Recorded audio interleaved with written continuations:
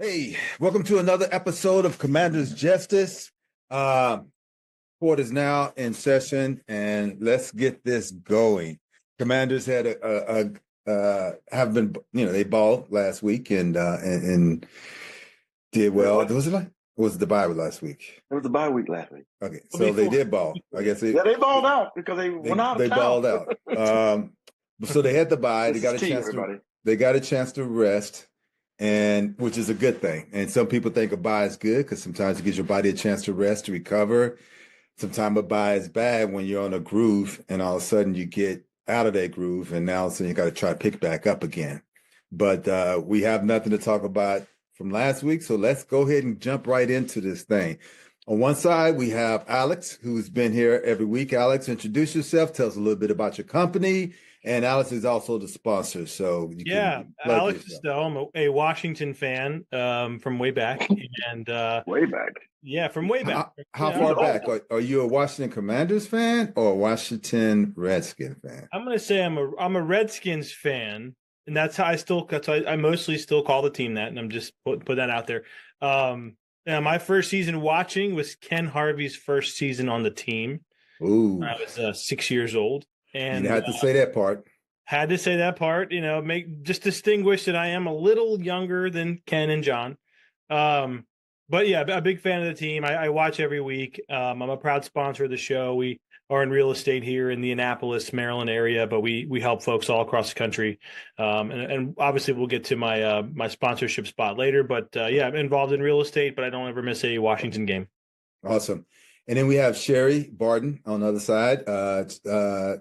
New Orleans Saints fan, and she's also married to a Redskin fan. So, we got that in-house. But she hasn't changed. She hasn't switched over. Sherry, you want to introduce yourself and tell us a little bit about yourself? And I got it. Well, we'll let her tell what she'll tell about herself. All right.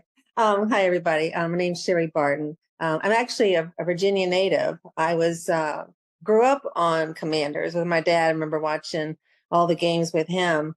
Had a successful career with the federal government for 36 years, been retired for 7.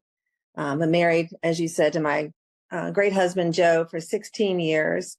In the 7 years that we've been retired, we've been kind of focusing on investment properties and retired doing that. And that actually is having us go back and forth from New Orleans to Virginia. We're actually down this weekend, going to watch the Commanders and the Saints game at the Dome. So looking forward to that. Okay. Awesome. So we're going to start this off. And Sherry, you admitted a little bit earlier that you weren't 100% sure that the Saints might win this game because of the quarterback, right? Carr is with concussions. They don't know if he's going to be able to play. If he is playing, do you think the Saints have a chance to win? Tell you, the quarterback position is one of those hard positions this year for the Saints. It's been kind of a roller coaster ride. Given what we have, our 2 backup quarterbacks, and then I guess everyone heard this morning they signed Danucci to the team as well. So I think going forward, Carr is probably our best bet. I'm a little concerned about, with his left hand being wrapped, how functional is that hand going to be in terms of taking snaps and so forth. But given what we have to deal, the hand we've been dealt, I think he's probably our best bet. But you're not. You're saying that I'm reading between the lines. Do you think your team will win this game? I do. Yeah, I'm positive that they're going to pull it out. The Commanders, they've lost games that they were supposed to win in the past. So I'm kind of relying on maybe that being a trick for the Saints. We're at home. The Commanders coming off a bye, like you said earlier, it could go either way. They could, be a little not in sync after being, out for that week. So, it's okay. And like I said, we had a lot of injuries, a lot of key positions. We've got injuries, Taysom Hill being out. I mean, that's a key injury to the team. But I think, the defense, if they're able to, control Jaden Daniels, I think we've got a good chance of pulling this one off. That's a great segue. So, Alex, the team's coming off of a bye. Yep. They previously they kind of stunk it up with the Cowboys, and then they did well against Tennessee. But Tennessee also played like a losing team. I mean, they gave up a lot of plays, dropped a lot of balls, all that stuff. So, do you think that the Commanders, if they're a legit playoff team, based off of them being really good early on, playing so-so teams, and then playing some good teams, but now what they performed against the Cowboys, and then come up with the bye? Do you think they're a legit playoff bound team, or is it kind of a fluke? I do. I think Washington's going to be in the playoffs. The schedule for us closing is favorable.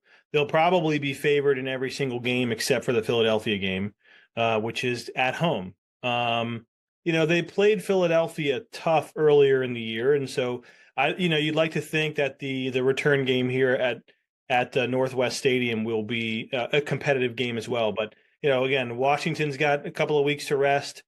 The Saints, look, don't sleep on the Saints. They've won 3 of their last 4 games.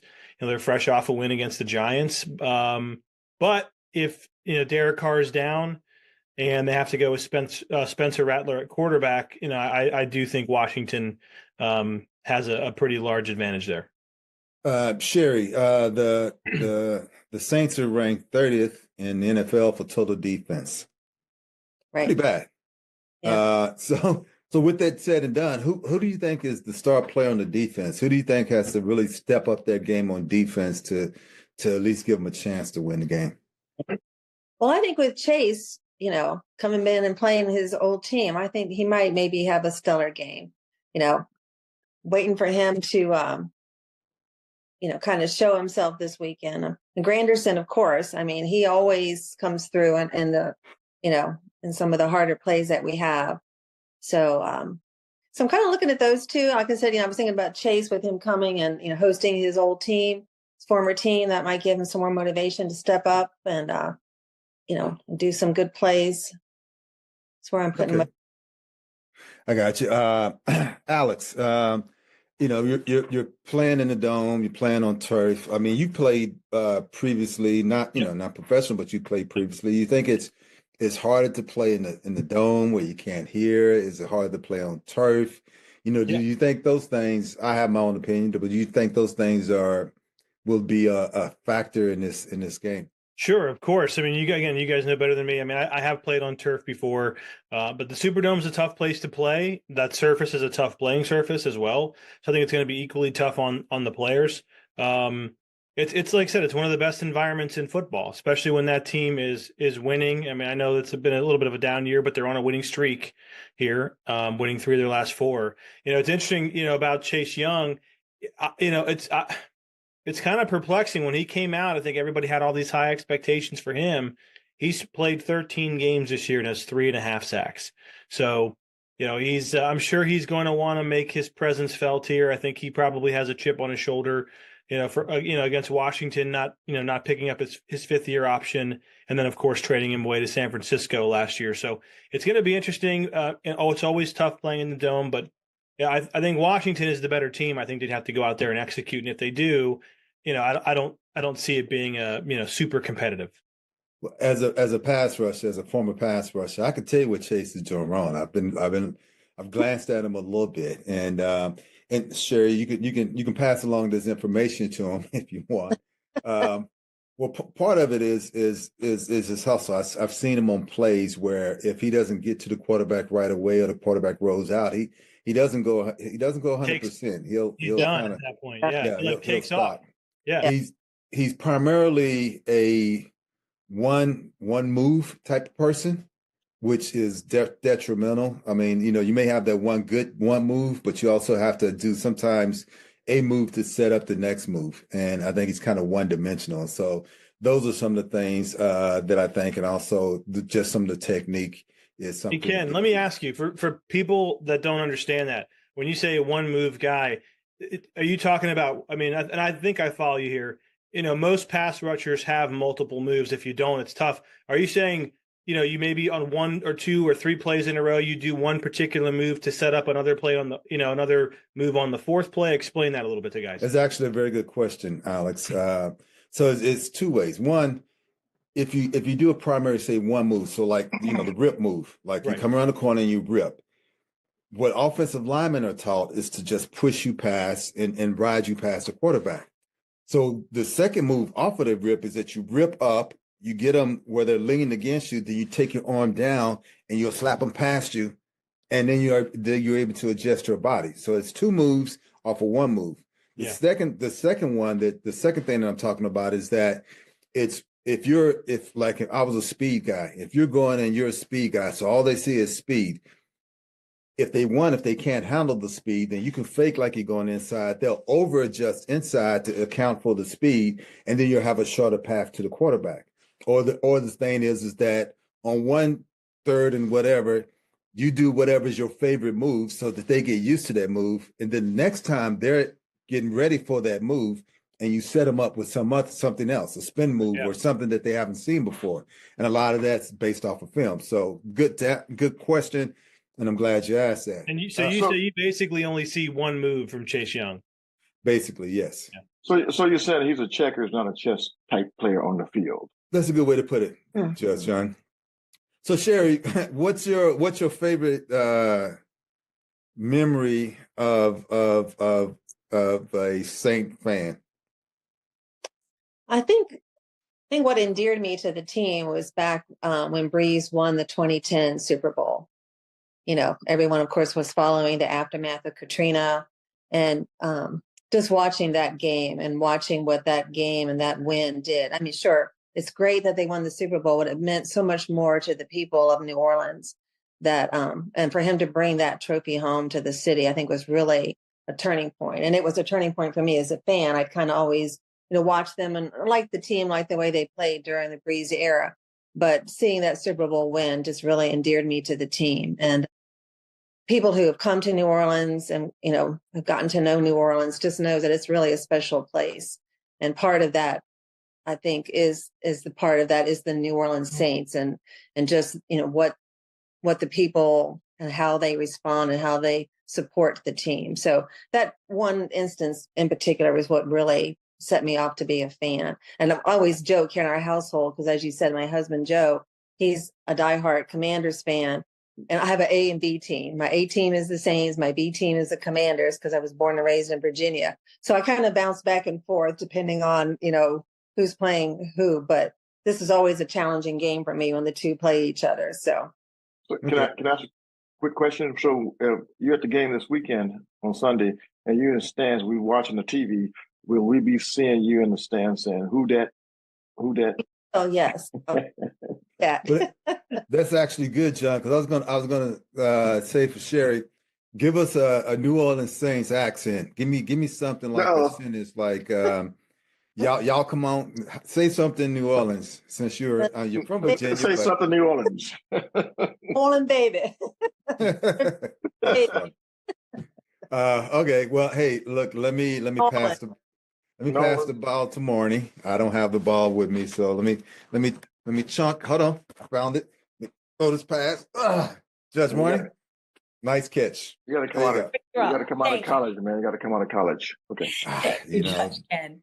A lot of haters. All right. So Sherry, so we know a little bit now that you really became a loyal fan in 2010. But what brought you to even kind of start liking the Saints? Like, what was that about? When did that happen?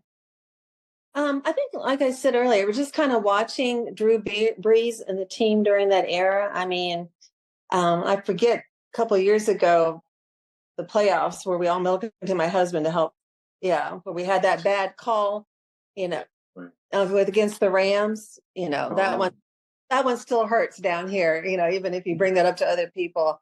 But I think just the camaraderie of the team itself, and like other teams, I mean, I see a lot of what they do down here for the community. So it's not just on the field, it's off the field that I really watch the team and how they embrace the community and support the community here. But just always been a fan since the Drew Brees era. Now that he's gone, the team is in a rebuild status. And, through the good and the bad, when you're a diehard fan, you just have to stick it out, hope for the best. So So, all right. So what do you love about New Orleans? What makes you such a big fan of the actual city and the community? Is there something food-wise that you love, or a place that, aside from the stadium, that you like to go? Right. Well, as I mentioned, we actually have a home down here, a vacation home. So we split our time from in Virginia and here. And to me, that says a lot. I mean, we just, when we picked a place that we wanted to retire, we're like, well, let's pick a place where people would want to come. And we always have people saying, when are you guys going down next time? Let us know. We're going to come down and visit. I mean, it's just, people need to realize that New Orleans is just more than Bourbon Street and the French Quarter. I mean, there's so much culture and food and hospitality down here in the South. And it really is, I think, focused here in New Orleans. I mean, the food is fantastic. I mean, I can only stay here for a couple of weeks at a time because I blow my diet every time I come down, between the beignets. What's your favorite? Okay, so what do you like then? What are your favorites? Between the gumbo, the beignets, the seafood. I mean, we always have fresh crabs in our refrigerator. You can get a dozen crabs down here, the extra large, for like $35, which is like, 150 in DC area. Yeah, it's a fraction of what we're paying. Yes, yeah. Yeah. Well, that's what you take to the tailgate too, right? Right. Yeah. And you'd be surprised. A lot of New Orleans crabs end up in DC restaurants. So you bring it back. Sometimes when we drive, we have a car. Judge Morning, I want a real quick question. Yes. So Sherry, I want you to be honest with me on this. This has a lot to do with your case and whether I think you're an honest person or not. Well. Drew Brees, you became a fan when Drew Brees was a quarterback. Was it because of his play, or was it kind of like a little crush on Drew Brees? Here we go, guys. Here we go. Okay. Definitely his play. Okay. Because your husband's probably in the back corner like, yeah, it better be his play. He already knows what the answer to that one is. All right. So do you think, so you believe that the New Orleans Saints are going to be able to beat the Washington Commanders why do you think? Why do you think that? Like, what's going to happen? What are they going to have to do to beat the Commanders? I mean, I know it's going to be a tough game, but I think there's a combination of a few things that are going to help the Saints. One, they're going to be in the Dome. So as they said, that's always hard for the visiting teams. I mean, Alvin Kamara is at the top of his game this season. I mean, he's been, playing harder than ever. So I relying a lot on him to continue through with that. I think the defense is going to step up. I mean, I think they, because all's not lost. I mean, I think the team is still playing for pride. I mean, I think they're still really motivated to play. They're just coming off a good win last week. So, they have that to go off of. They focus a lot on the long ball play. So I think that will work to their advantage. If they can contain Jaden and the defense can step up, I think the Saints have a really good chance of pulling this one off. Okay. All right, Alex. So the Super Bowl is being played in New Orleans this year. Do you think that Dan Quinn is telling the guys like, hey, we want to be back here in February, or this is our warm up for February? Do you think that that's even in their mindset for this week? Probably not for this week, but probably for their season. I'm sure, everybody that plays professional sports and, is competitive, and their goal is to, be in the last game and have a chance at the Super Bowl. And I know when he was hired, he said, we're not going to be rebuilding. We're going to always just be recalibrating. The team has performed better than almost anybody, including myself, would have thought, given, a first-year head coach, not his first time as a head coach, but first year here with a whole new staff and a rookie quarterback. And they've played really well. I think their offense can keep them in any game. It's just, can the defense do enough? For example, this weekend we're playing, a Saints team that's third worst in the league in terms of yards given up on defense. I think they're giving up over 380 yards a game. So I expect Washington to move the ball this week. And, again, not thinking about the Super Bowl, but I do think that they're aware that their goals for the end of the year are to play one more time in the Superdome. Whether that's, going to happen or not remains to be seen, but I'm sure that's part of their, season goal. Excellent. All right. Well, do you think that they feel like this is going to be not necessarily no games are gimmies, but how do you think that their mindset, they're thinking like, we could probably go into New Orleans and win this game and then keep continuing throughout the rest of the season? I think they're in their own minds, they are viewing this as any other game. They're going to have to show up and play well and execute to win. We've had many games this year where we haven't played so well and managed to win, and we've had some games where we haven't played so well and lost. They've lost 3 out of their last 4, so they really shouldn't be overconfident. No game to them should be viewed as a gimme, and I'm sure inside that locker room, they're not thinking that way. I think they're like, we have to play our best, and if we play our best, that should be good. But they've got to show up. And like I said, 3 of the last 4 weeks, 3 of the last 4 games, they haven't done that. That is true. Okay, well, thank you, Sherry and Alex. And now I'm going to pass the ball to Judge John if he's ready. Oh, I'm ready. I'm all ready. See that? One hand, Ken. One hand with a real NFL ball. Some of us have skills and some of us don't. You're good at what you're good at. Yeah. Hello, Sherry. I'm going to get to you in a minute, but Alex Estelle, tell us about your company and what did you do for people? And I see there's some synergy on this podcast today with someone. Well, before I get into that, I want to remind people that we are on Spotify, and we would like for you to like and subscribe and write a review, or give us a 5-star review on Spotify. It helps us out. And then obviously every episode we record will be automatically downloaded to your, tablet, your smartphone, your PC. So please like and subscribe. But yeah, so what I do is I'm in real estate here in the Annapolis, Maryland area. We do help people all over the country buy, sell, and invest in real estate. Investing in real estate is one of our specialties, and we are very well known in the DMV region as one of the few agents that actually specializes in investing in real estate. So we're always helping folks do that, whether it's here or, anywhere in the country.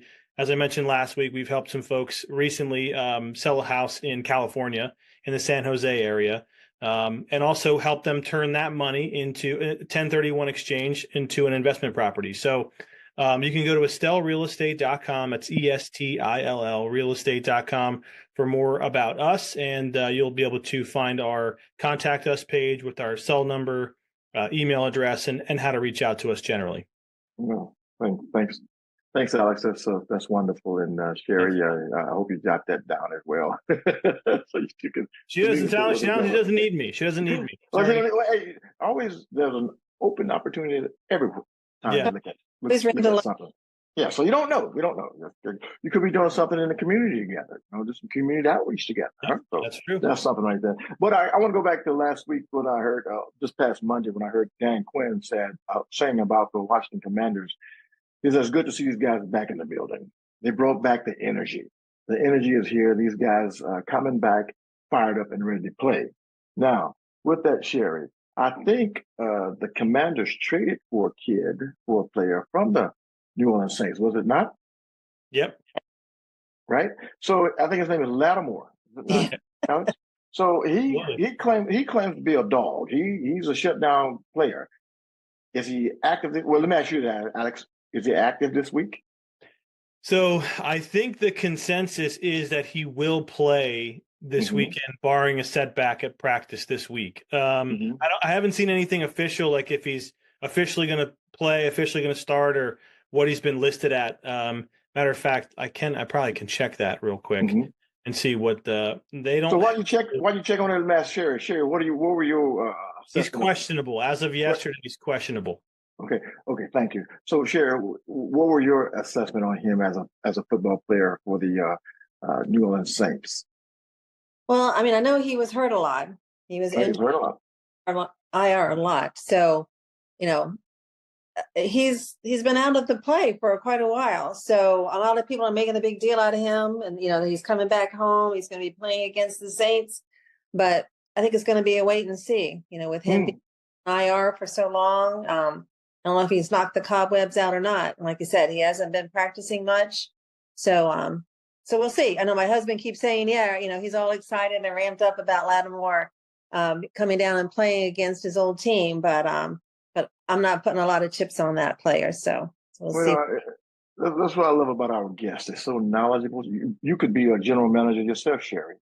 I'm listening to you, but he is on the opposing team, so you got a little bias over the Saints. So we'll take it at that. So Alex, Commanders, they off of a bye week.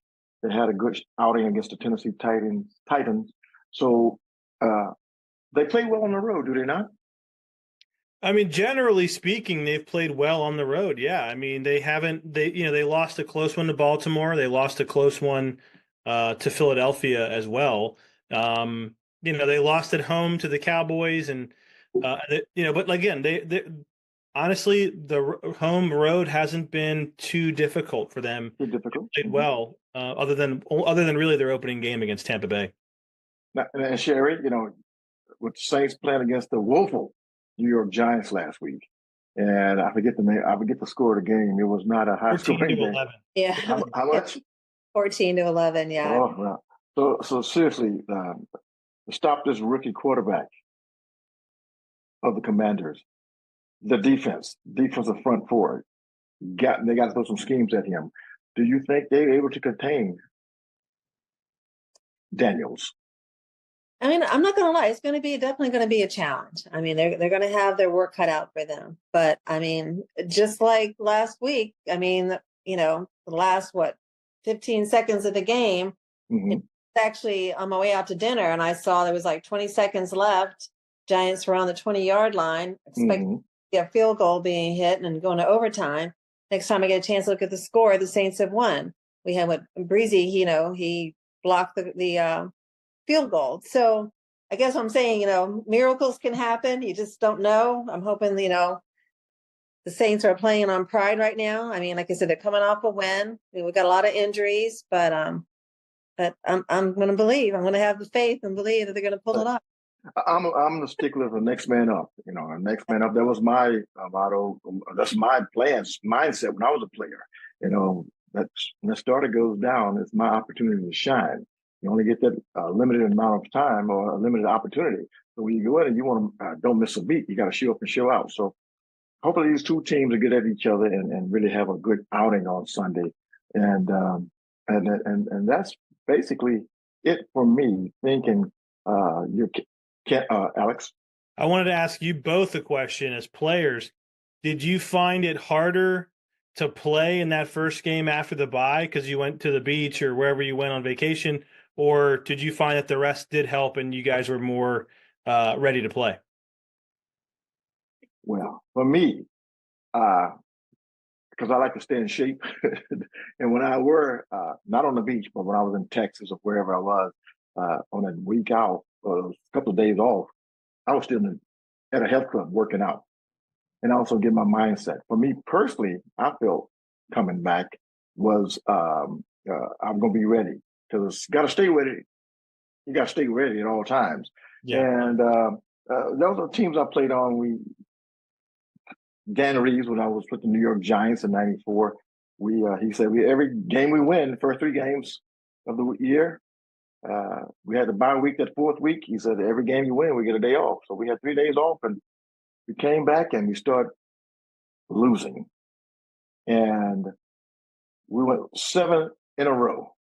Losing close games, and Dan said, "Well, we'll never do that again." and then we happened to come back and start winning the last 6. Missed the playoffs by the skin of our teeth. But that same year, we were able to beat the Washington Redskins twice.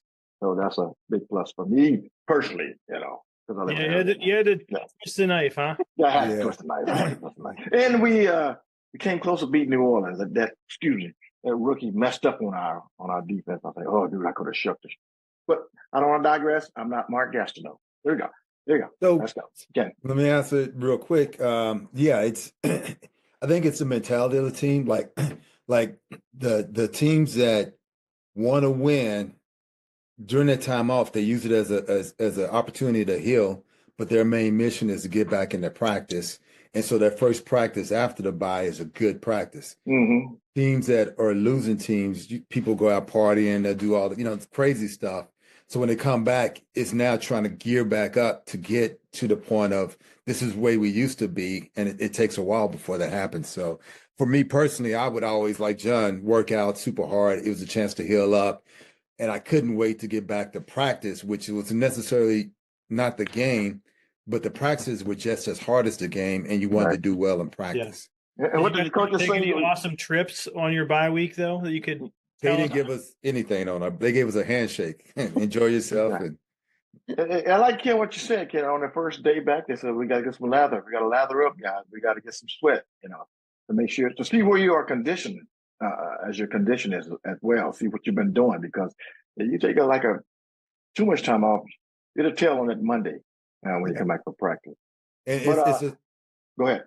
But I was going to say, it's a lot harder. Even like if you're trying to lose weight or whatever, it's a lot harder if you're in shape and then you have to get back in shape. Your body adjusts a lot quicker. If you go from 0 to all of a sudden have to go to 100, it's a hard pull. And so it's better most of the guys always kept working out. Even though you had free time off, you would keep working out. And that was part of the thing.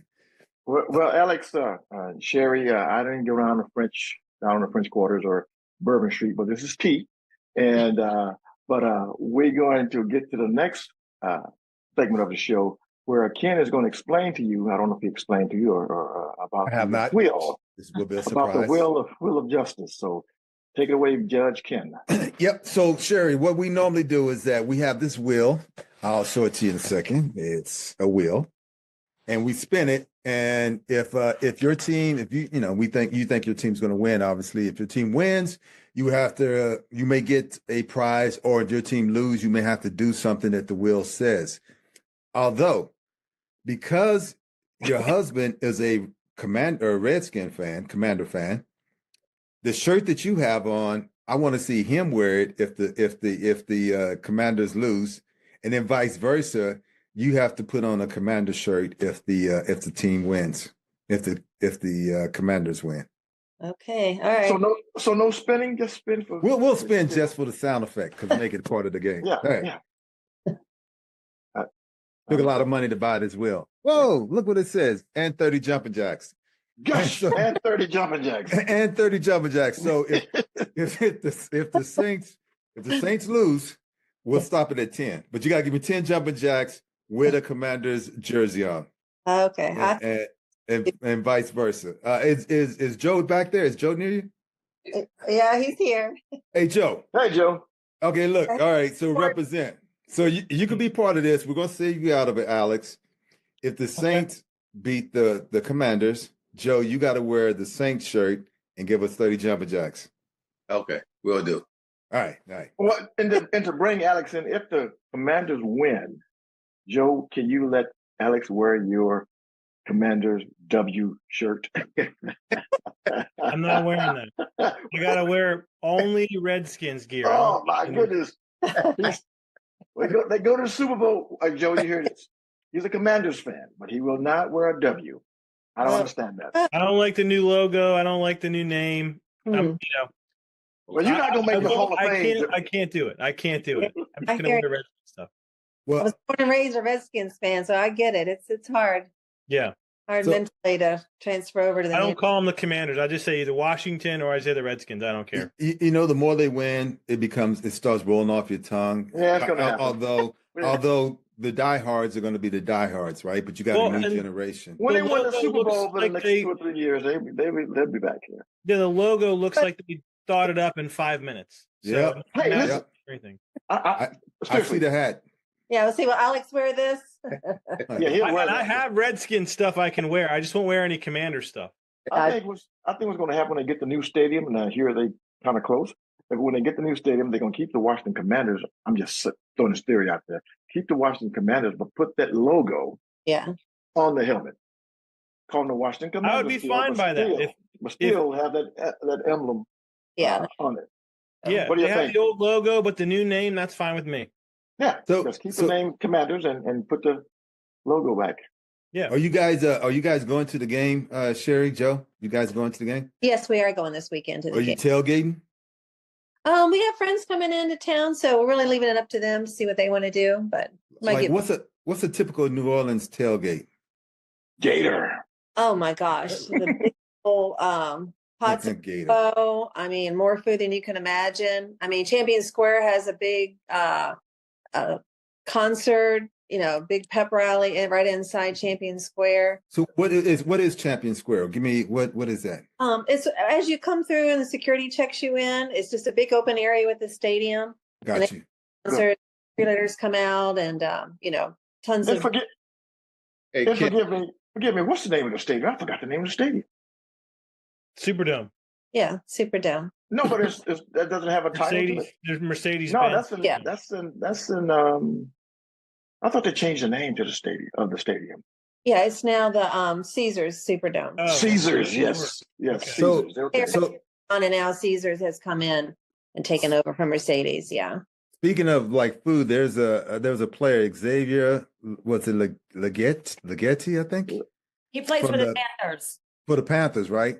Huh? So he did an interview and he was talking about eating raccoon, and he was like and he has that country accent. He's like, I ain't gonna eat some raccoon. Yeah, a lot of the Cajuns down here do eat raccoon. Yeah. Oh yeah. Would you ever? Spoke to him. He's since passed on, but he said it wouldn't be unusual for there to be raccoon on the table when he was. Would you eat raccoon, Sherry? No, I would not. Joe, would you eat raccoon? No, indeed. Ken has. Alex, would you eat raccoon? Not a chance. What is the weirdest food that either of you have eaten? Alex first. What is on the spectrum? What is the weirdest thing that you think you've eaten? Well, quickly, I have this thing about food where like it can be good, but if I know it's something weird, I don't want to eat it. Like calamari. I like calamari, but I know it's squid, so I don't eat it. So my brother-in-law is a chef at a Michelin star restaurant in Washington. He one time sent out, we were at dinner there, a plate of ravioli. And so, we just ate it. We thought it was ravioli, but he had stuffed it with rabbit. Mm-hmm. And so I didn't know that. I mean, it was good, but then again, I'm like, you mother effer. I'm like, you put rabbit in this and didn't tell me ahead of time. So I'm not into that stuff. So I guess rabbit would be I got tricked into eating that once. Sherry, what's the weirdest food you've eaten? I think octopus was probably the weirdest. Calamari. Yeah. Okay. Joe, what's the weirdest thing? I know you've eaten everything. What's the weirdest thing you've eaten? Golly. Mom is from the South, man. I eat pigtails, but that's probably the weird. Pigtails. Yeah. Is there meat on pigtails? Yes, she put it in it was a soup or something, So really. Have you ever heard Shannon Sharp talk about what his favorite foods are? It's like oxtail, and I got we eat oxtail all the time. Don't act like it's shocking. That's like, nah, man, I can't. For him, it's shocking, Ken. You don't like oxtail. Yeah, my family's all from Charleston, so like they all eat like stuff like that. But I'm like, nah, man, you got to have it done right. Oxtails. Marnie, what's the weirdest food you've eaten? I think abalone. Abalone. That's in Texas, isn't it? Abilene. Oh, you said abalone. I don't even know what that is. What is that? Smell, right? I think it's like a Japanese or Chinese thing. And I was in Vancouver, Canada, at a very traditional Chinese restaurant with a bunch of people that are Chinese, and they kept ordering stuff. And I was like, I don't want to eat it, but I didn't want to be rude. So I had a few bites of it. And that shark fin soup also that night. Nice. Got to try. John, what's your weirdest food? I was in a different country, and I had chilled monkey brains. Oh. I don't. No, just monkey brains. That's from that movie. What is that? Faces of Death. Yeah. No, that wasn't the movie. No, there was another movie. Yeah. With Harrison Ford. Indiana Jones. Indiana Jones. He said they had the chilled monkey. No, I was at a friend's house, and he made some sausage. He said, try this. I said, what is this? He said, man, just try it. He didn't cut it up and like, man, this is pretty good. I looked at one of my classmates. I said, what the hell is I'm eating? He said, you eating gator. I said, what? He said, you eating gator. He said, you're one of the most primal predators out there. I'm like, Alex, had he told me it was gator, I wouldn't eat it. I mean, I don't eat mental thing. I can't eat. That's a mental thing. Which is weird. I love steak and stuff. I guess that's just more like normal. I think there weren't enough kids in your family because in our household, if it was there, we ate it or we didn't eat. It was we have had deer, we've had bear, we've had You're snake, from the old school. gator. School. Hey, well, I'm from East Texas, close to Louisiana. A place called Carthage, Texas, close to Shreveport, Louisiana, on the border. And those people in East Texas, the country area, they would eat from raccoon, possum to armadillo, all that, goat. And some friend of mine here in Pennsylvania said he eat mountain lion hind parts. I'm like, what the heck? I mean, if it's there, eat it. Hey, let me do this real quick because I got a hard stop. Alex, give me a prediction score. Oh yeah, I forgot. Yeah. Well, I think Washington's going to move the ball for most of the game. New Orleans defense really hasn't been a factor much of the year. I think Washington's going to win the game 31-18. 31-18. Sherry, give me a prediction score. 27-23. Who dat nation? Uh-oh. You gotta say it with some gusto though. Give me some Who dat nation. Who dat? There you go. Who dat? You Joe, got your umbrella? Yes, Joe, you in the background. Give me a score prediction. Oh man, I think it's gonna be a blowout, just like we did when RG came down here, man. It's we gonna beat them by like at least 21 points. All right. She said, "Be careful, man. I don't want to cause any marriage problems." So I should have brought you on. Let me move you out this picture. Marnie, give me a prediction. I think 32-24. 32. John, where you at? But somehow, yeah. I like both of them make their cases, but I still think the Washington Commanders, Washington Commanders will win this game 28-14. They're going down to the Who Dat Nation with the umbrellas and taking them away, and they're going to say, put the bags over your head, like who, those ain'ts, not saints, the ain'ts. I'm going to go 45. Sorry, Sherry. 45-15 Commanders. Damn, Ken. Destruction. Almost a century? In this game, and if you come off a bye and you're playing a team that you should beat and you want to start making a name for yourself in the playoffs, you should be dominating this game. It should be no mercy. You beat them as much as you can, as bad as you can to set the tone for anybody else, to let everybody else know that. So you're trying to say he's setting them up for the Philadelphia Eagles. That's what you're saying, huh? Well, we got to get this important game. It's an important game. We got to get this. We can't drop this. They're looking over that gum. Yeah, we can't drop this game because we got Philly the next week. We really got to get this game. Got to do what you got to do, man. All right. Well, hey, thank you guys for being on the show. Appreciate your time. Sorry, I had a guest, and he was in. I may have messed up and gave him our original time. Hopefully, that's not the case. But I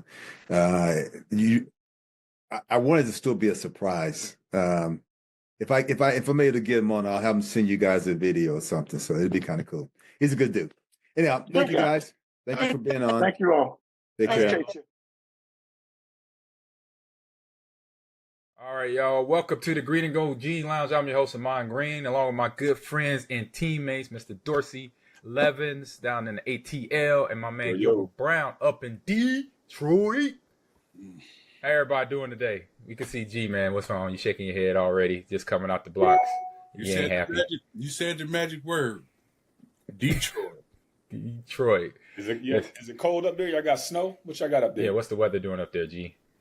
It's dry today. Got a little sun today. Okay. I'm just talking about last Thursday. That's what I'm talking about. Oh, yeah? They didn't give you the business, the fans there? Your janky, bad luck ass went to the game. You'd have stayed at home. We might have had a chance. No, if we'd have ran the ball first like we supposed to have, we'd have had a chance. They ran the ball. I'm going to tell y'all this. They ran the ball all right. Yeah. No, they didn't. We should have started off doing that. We started off throwing the ball instead of doing our strength running the ball. So we going to get right into it then. Yeah, we might as well, man. I'm going to tell y'all this right now. Detroit is a tough place to play. I'm going to tell you that. I've seen it. I mean, you know, like when we used to go there, I'd be like, man, you know how if you Nebraska, Oklahoma, and we about to play Kansas, you know, y'all just stretching and laughing and joking before the game start. Well, that's how it was, man. But I went in there. I don't know how Jordan Love got them calls off like he did. That's how I felt. Dorsey, you remember how we went up in Kansas City. The year we won the Super Bowl? Yeah.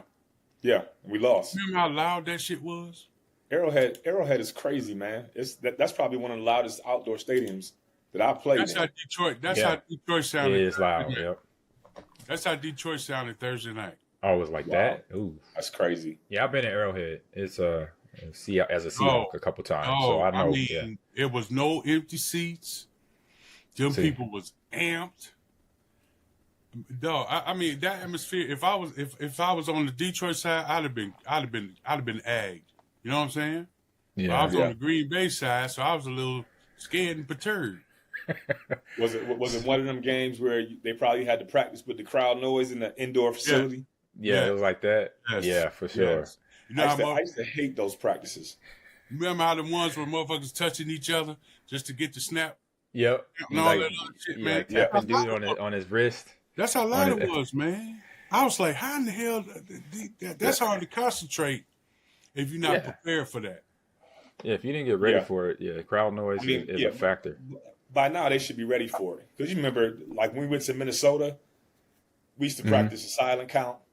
Yep. You know, we used to play the noise through the speakers. That was way too damn loud. Your damn headache by the end of practice. Getting you ready. But they should be ready for that. Yeah, they should know that by now.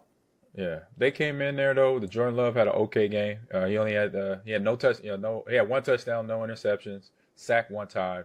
So overall, okay game for him. Run game was there. We had total 99 yards, total 18 for 66 for Josh with 3 tutties though. So he was in there when it came for it to count in the red zone. He was able to cash in because, as G, from a defensive standpoint, when you got a team in the red zone, if you don't score, defense is a win. But when the offense comes in and does that, where Josh Jacobs does what he did, and then Jordan Love having a touchdown throw too, that's making some noise. And the Packers offense, went blow for blow with the Detroit Lions. And I think the fans being loud, they know that the town all roads go through Detroit to get to the NFC Championship game, to get to the Super Bowl, basically. So that's why that crowd was amped up, in my opinion, for sure. I told everybody, I said, man, if y'all don't block 99, Darius Smith. Who the first sack? 99. Yep. Later in the game, 99. The issue, one of the issues on offense was we only had 45 snaps on offense. That's not a whole lot. No, that's not a lot of players. Not a whole lot, Yeah. Detroit, man, that they moved that ball, man. Jared Goff don't make a whole lot of mistakes. No. You're going to find an open guy. You know what I mean? We couldn't stop him. And the pass, I was like, man, he just chewing, he ripping us apart. It's like almost every drive they just drove down the field methodically, and I'm like, I don't think we're gonna be able to stop them. Yeah, chewing up clock. Yeah, well, you chewing up clock. You got Montgomery, you got Gibbs. That they didn't have nowhere near 100 yards. Gibbs had 51. Montgomery had 51. Gibbs had 43. So, but when I say, and Dorsey, this, when you're a running back, but you're still effective. You think about that, and this is the type of game where it's like, you know what, I may not get 100 or I may not get a touchdown, but let me be effective. Let me be on the minds of the defenders. Like, man, come fourth quarter, like, dang, they still fresh. They still got those fresh legs over there. So, Dorsey, you know what I'm talking about there. Yes, sir. Yeah. They also got to understand that defensive line. I mean, they played okay. You know what I'm saying? It wasn't like I was saying like Detroit was gonna just smash mouth them. You know what I mean? No. It was a battle. It was a battle all game, man. And going into halftime at 17-7, if they'd have laid down, it'd have been over with. It could have got ugly then, but they did. They came back out, got it 14-17, and it was a game. And here's my point. Dan Campbell, he a crazy son of a bitch. Right, they call him Dan Gamble. Yeah, he is. Yeah, Dan Gamble. Oh, I said, oh, he gonna punt this dog. He said, nope. It's you up by 3 on Packer 30. Yep, 39. Yeah. And you gonna go for it on 4th and 2 or 4th and 3? Yeah. Mm-hmm. He was like, he didn't want to give Green Bay the ball back, but I'm like, dude, there's only like 43 seconds left in the game. Like, what do you? But he's as a player though, I think you got to kind of like that. You know what I'm saying? I do. AG, you know. Yes. Just a mindset, like, you know, if we need a yard, I know you can go get it. Yeah. And you know the offensive line is going to block, and that's got to carry some weight in the locker room. Exactly. And for defense, it's like your defense coordinator say, "Hey, stay out there. We about to get the ball. You know, we about to stop the offense." So when the defensive coordinator does that for y'all, how's that feel? That's awesome. But just because that stop on their side of the ball, on their side of the line, a 50-yard line, man, is a morale booster. 100%. For real. You know what I'm saying? So, I mean, that game. No, I was gonna say, to your point, Gilbert. Them were some gutsy ass calls. You got to have some big ones to call them plays. Yeah, especially there. But dog, that was a hell of a game. I don't give the back and forth on it, you know, and that was a Thursday night game right there. Yeah, definitely. It sounded like Gilbert actually watched the game. Oh man, he was at the game, wasn't he? Right? He be at the games in Green Bay and don't watch the game. Facts.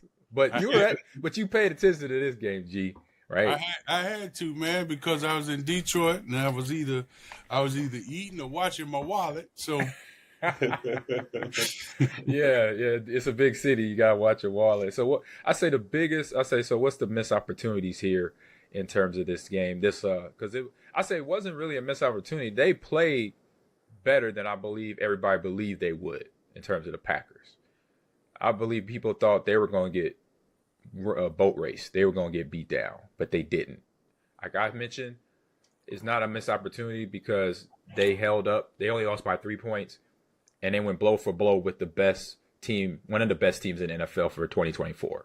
So I think the opportunity was seized. It's just obviously the win. They didn't come away with the win, so that's going to help them. I think that's going to give them some motivation for the rest of the season. How about what's the thoughts on you guys on that right there? I think we've been playing them real tight, real close from the first game to the second game. If we see them in the playoffs, I believe we'll pop them. Mm-hmm. I believe we'll pop them just because of the dynamics of the game. But then again, you also got to say this: Detroit is going to be a tough place to play in the playoffs because now they got home field. So I'll say there's one missed opportunity right there, getting that home field advantage right there. What about you, Doris? Wait, before this dummy talk, Detroit still got Minnesota left. Yep, I'll pull it up real quick. And so they still got some stumbling blocks to go through. It ain't easy. It ain't easy road. You know. And they got okay. One or two more today. So Buffalo too, don't they? They played us, and now they got Buffalo. Ooh. They go to Chicago. They go to San Francisco. And San Francisco woke up. Yeah. And then they finish with those Vikings in Detroit. So they can finish up 2-2. Potentially. Yeah, but the way they playing right now, man. And here's the thing about us, man. As far as from a confidence standpoint, the games we lost twice to Detroit, the Eagles, who are 11-2, and the Vikings, who are what? Are they 11-2 as well? Yeah. So all the teams we lost to are the best teams in the NFC. But going forward, those are the teams you're going to face in the playoffs. Yep. So the close games, that's good. But I think a real big game is going to be in Minnesota in the last week in December. For Detroit, yeah. No, for us, the Packers. Oh, no, we got the Bears. That was the... No, I'm down the road. We play in Minnesota. Gotcha. Yeah, you're right. Not the last game, but yeah, in a couple weeks, I think it is. Yeah, that's we got Seattle this weekend on the road, and I think it's after this Seattle game. I think that's the game. I think that's the Minnesota game. Okay, and Seattle ain't gonna be no walk in the park either. Hell no. You know how loud it get down there. It gets loud in Questfield, and they wait a minute. So in 3 weeks, so they got Seahawks, Saints, and then Vikings, and then the Bears. So where's Vikings, the Saints game at? Saints game is in Lambeau, so that's the only good thing about that game.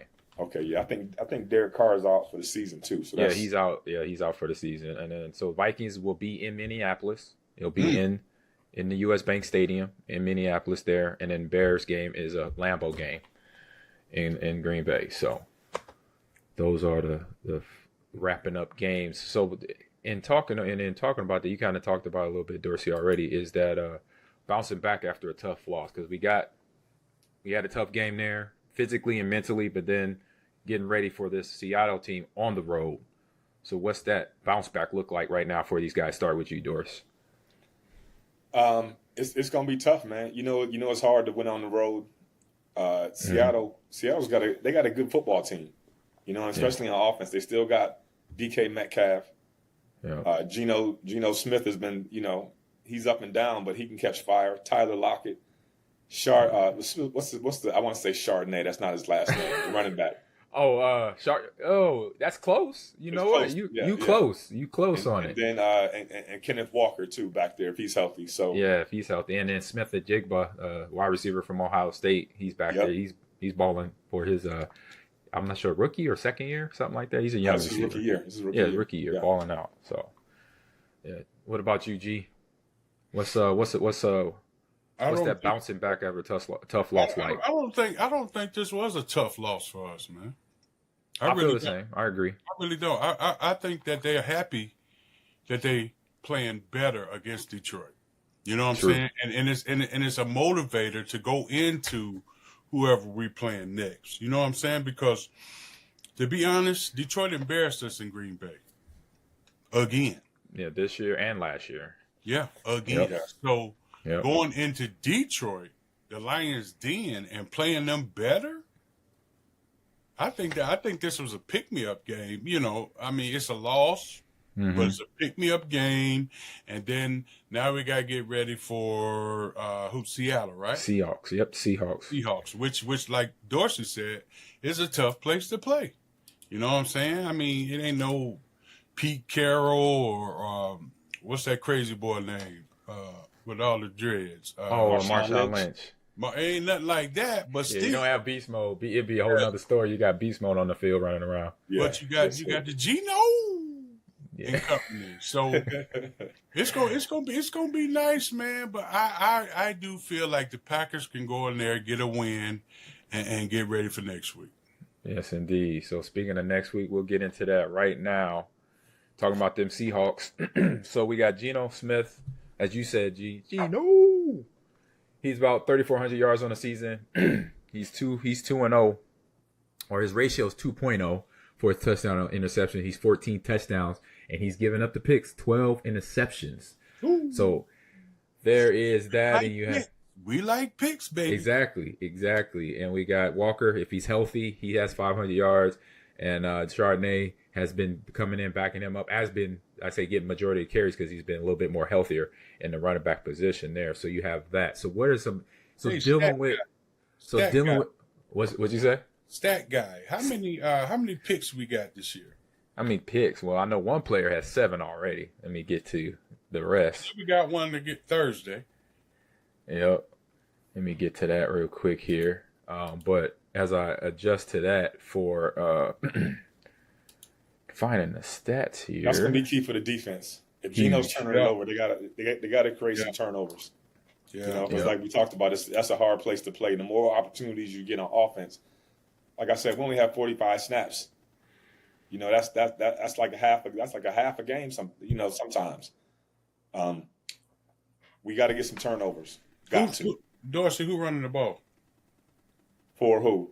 Seattle. Yeah, that's what I was talking about. Chardonnay and Kenneth Walker. He healthy. Yeah. And I used to pay attention to Seattle because I loved me some Bobby Wagner, but after he left, he could hit. Did they got a defense out there? They got a defense. I mean, I'm looking at interceptions for us right now, and right now we got 12 on the year, so McKinney, he got more than half the interceptions for the He season. got 7 of them, right? So he got 7 of the 12. So that just tell you how well of a season he's having. He's tied up with the DB from Detroit right now. What's the deal with Zaire?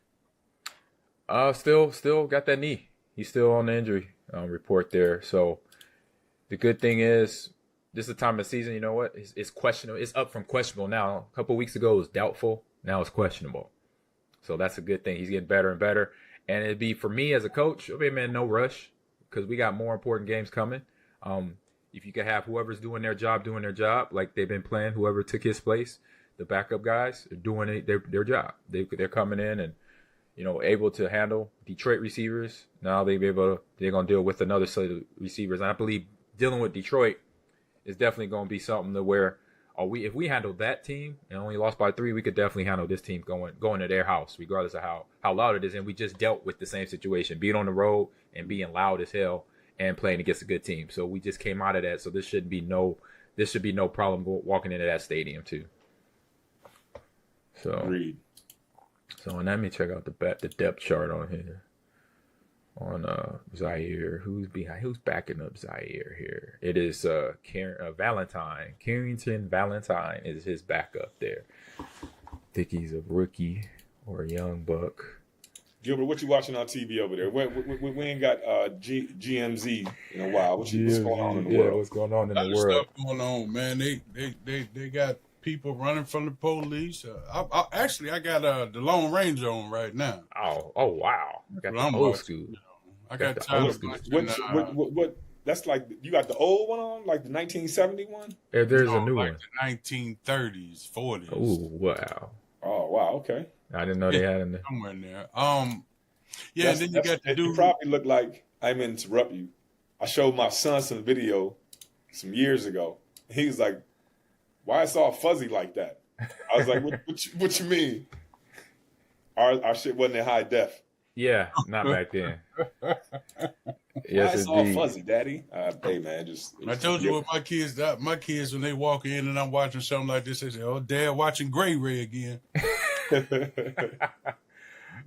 So look into the chat. They said, "Oh, Gilbert's camera looking fresh today." There you go, G.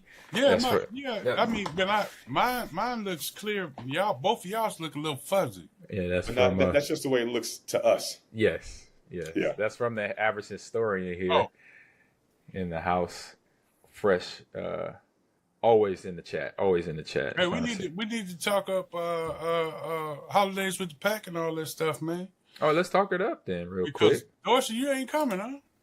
No, I didn't get an invite this year. I must have been naughty. No, you said you didn't want to come. You got something else going on. Ooh, I ain't got nothing going on. Oh. Okay, well, I'll tell him. So you want to? What you got going on? What you talking about? You want to talk about it, or you want me to take it? Go ahead. You are the information guy. The information guy. Well, the information is it was the holidays with the pack.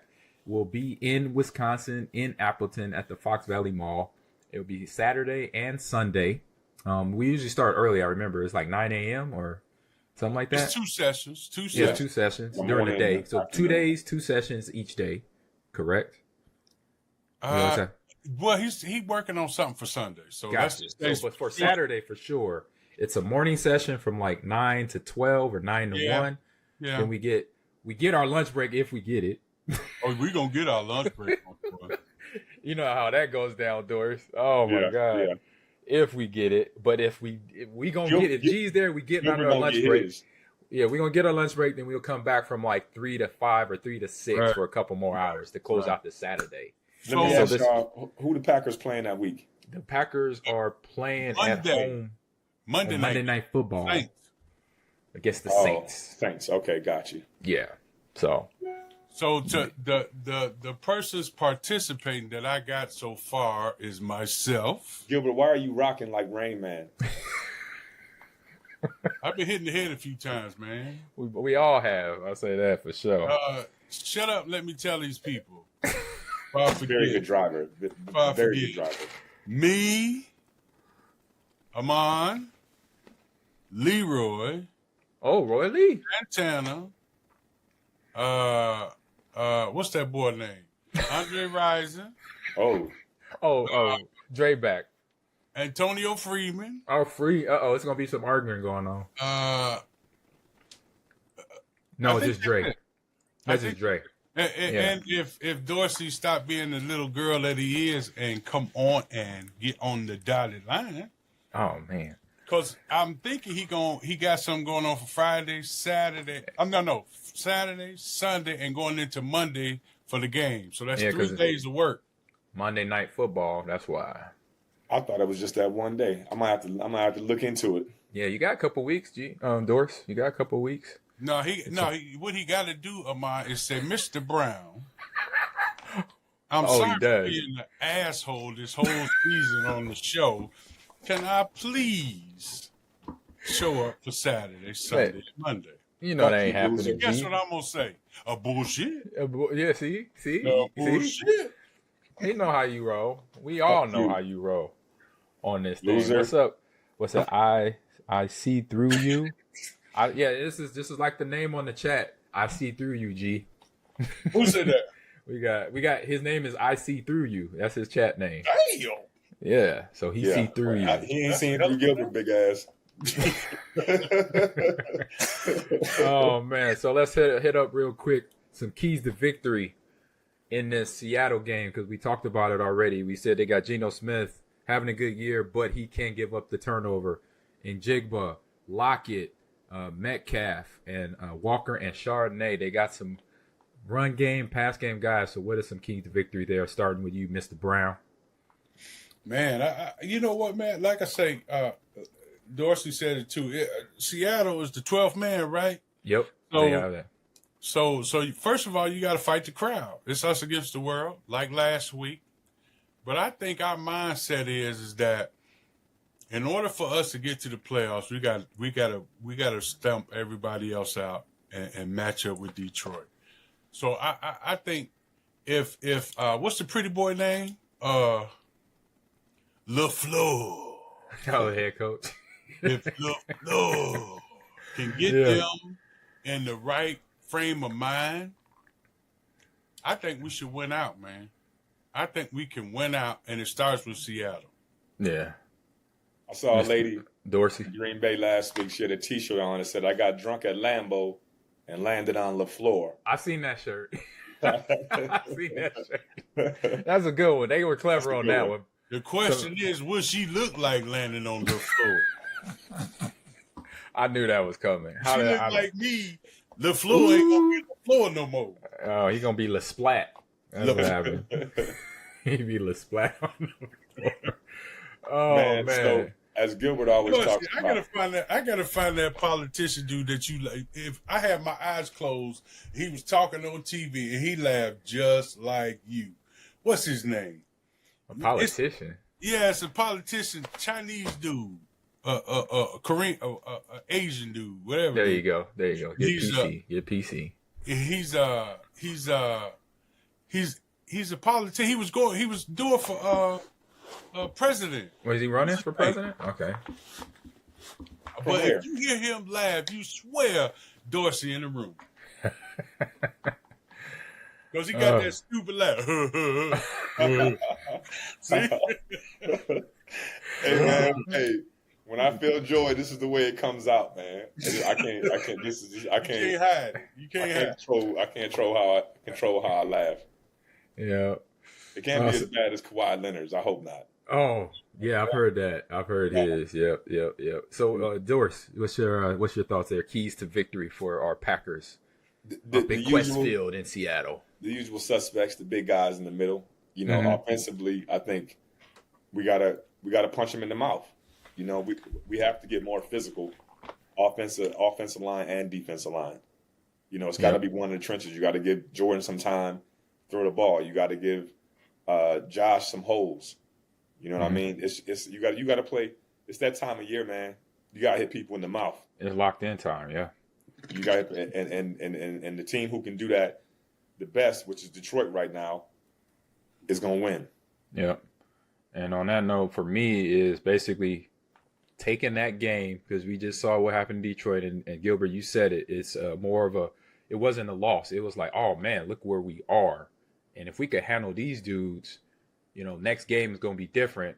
But for these other teams coming up, like we already said, handle all these teams, starting with Seattle and then dealing with New Orleans when they come to Lambeau, giving them the business, and then going to Minnesota and Chicago. But it starts with Seattle. So I like them having a lot more confidence coming out of the Detroit game. So one, being on the road, you got to phase out the crowd by playing good. Because you sometimes, if you start playing well, that crowd will start booing the home team.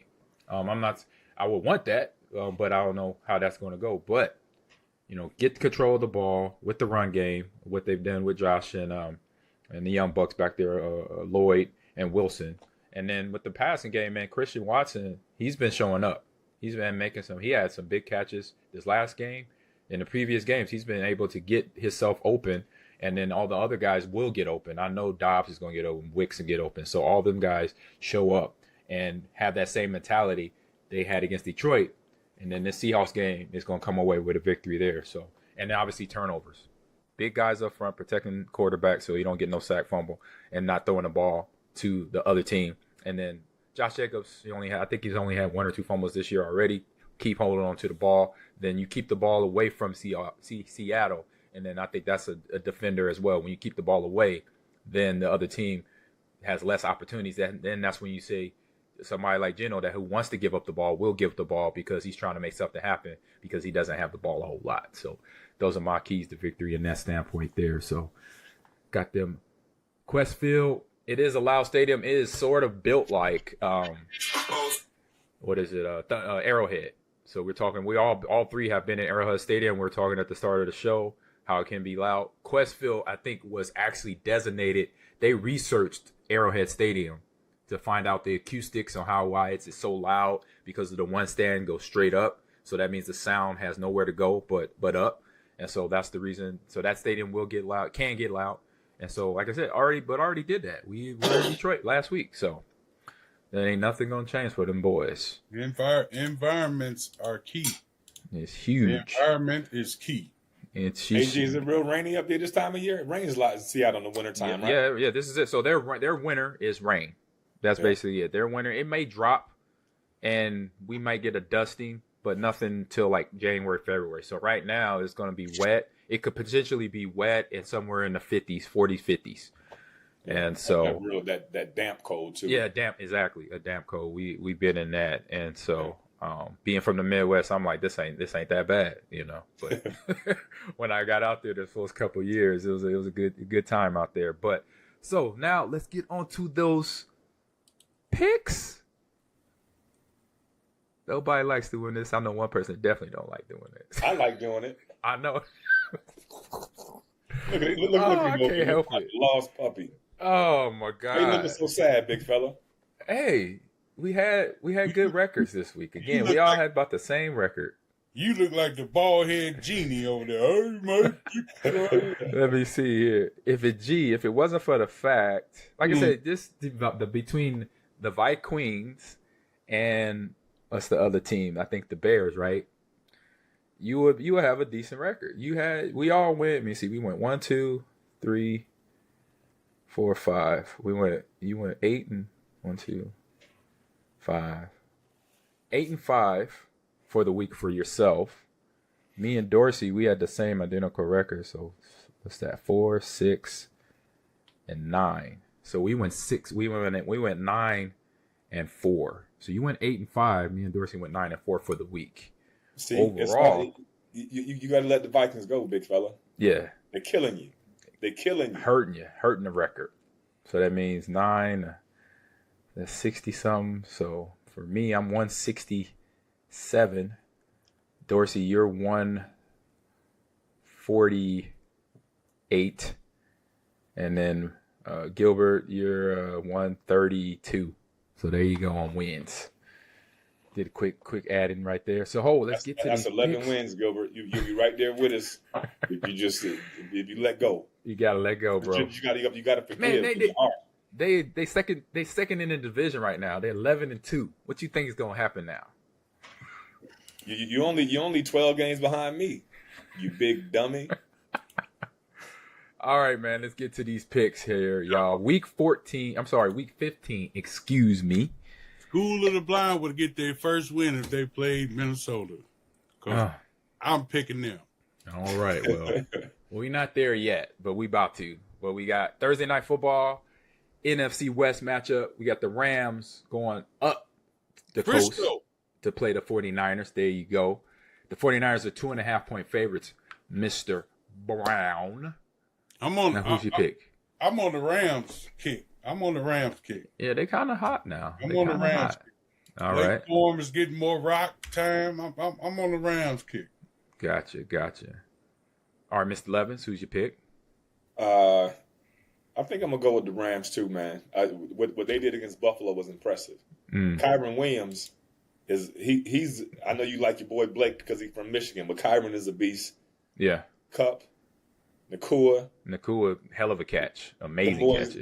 And Stafford, you know, he putting it right where it needs to be. So that's dropping dimes. Yes, sir. indeed. So yeah, I'm gonna go with the Rams. Oh man, this is a tough one for me. I can't believe you agree with me, Dorsey Levin. Mother, it ain't often. Oh my goodness. San Francisco beat up on who they beat somebody 30. They killed somebody this weekend. They beat up on. Let me check. They beat up on those Bears. The Bears. Oh, that don't count. They beat up on the Bears.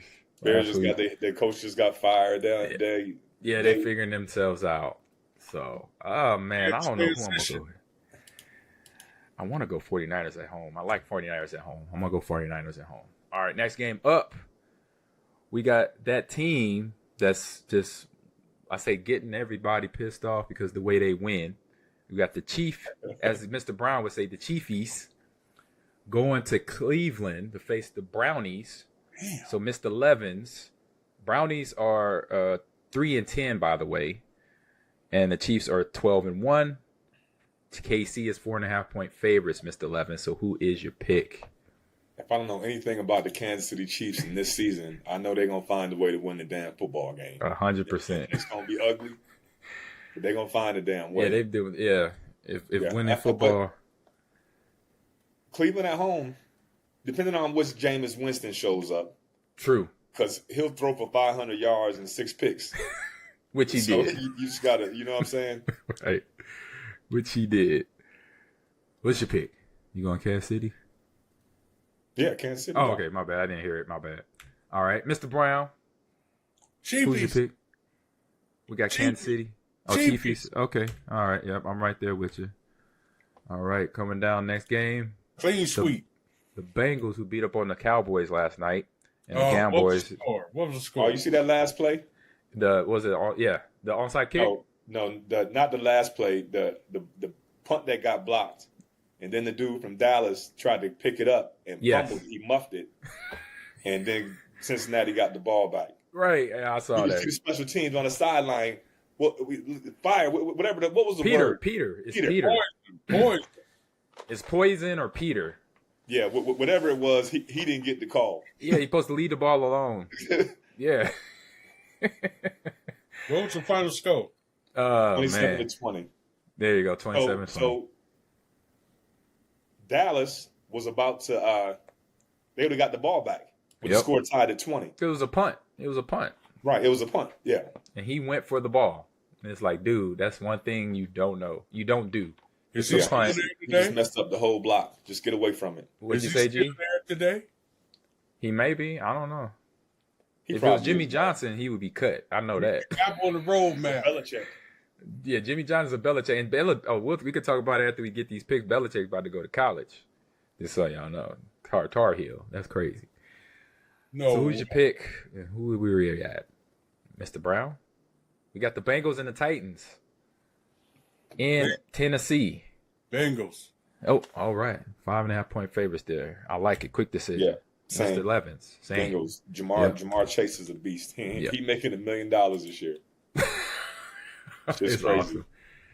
He gets open. I'll say that. He gets open. And he catches everything to him. He will catch 14 catches last night. 177 yards, 2 touchdowns. That's awesome. You talking about a guy who wants the ball. When you throw the ball, he's gonna catch it. He's that dude right now. So, yeah. All right, next game on the list, we got the Commanders going down to Nolans to play those Aints. Washington is 7-point favorites, Mr. 11. So, who is your pick? I'm about to say the Redskins, the Commanders. All righty, Mr. Brown. Is that Washington? Is that the W? You throwing up the W? Okay. Yeah, I'm going with the Saints too. Derek Carr is hurt, and the Saints is just one of those teams this season they can't get right. If we have a can't get right award, they're the nominee, one of the main nominees right now between them and the Cowboys and the Browns. So there you go. Hey Gilbert, your W look like one of them little football. You used to play with the little paper football. Oh, the field goal. Field goal. That's why I looked at it what he was doing. I was like, okay, Washington. There you go. See, I just figured it out. I just figured it out. Game. That's I got the pigskin on it and everything. I love that. Gotta have that. All right, next game on the list. Play that all the time. Nice. That was our video games back then. Yeah. That was. Sorry, kids. All right, next game on the list. We got the Ravens at 8-5 going to the New York Giants 2-11. And the Ravens are 14-point favorites, Mr. Brown. Who is your pick? 14.5 to be exact. Who they playing? Ravens versus Giants in New York, in East Rutherford. Ravens, man. Yeah, I just gotta ask. Yeah, some of these we don't even need to talk about. Facts. Well, no, this game we gotta talk about. The next one on the list. Can't get rights all day. So we got the Cowboys going to North Carolina to play those Panthers. So I'm gonna take the Cowboys.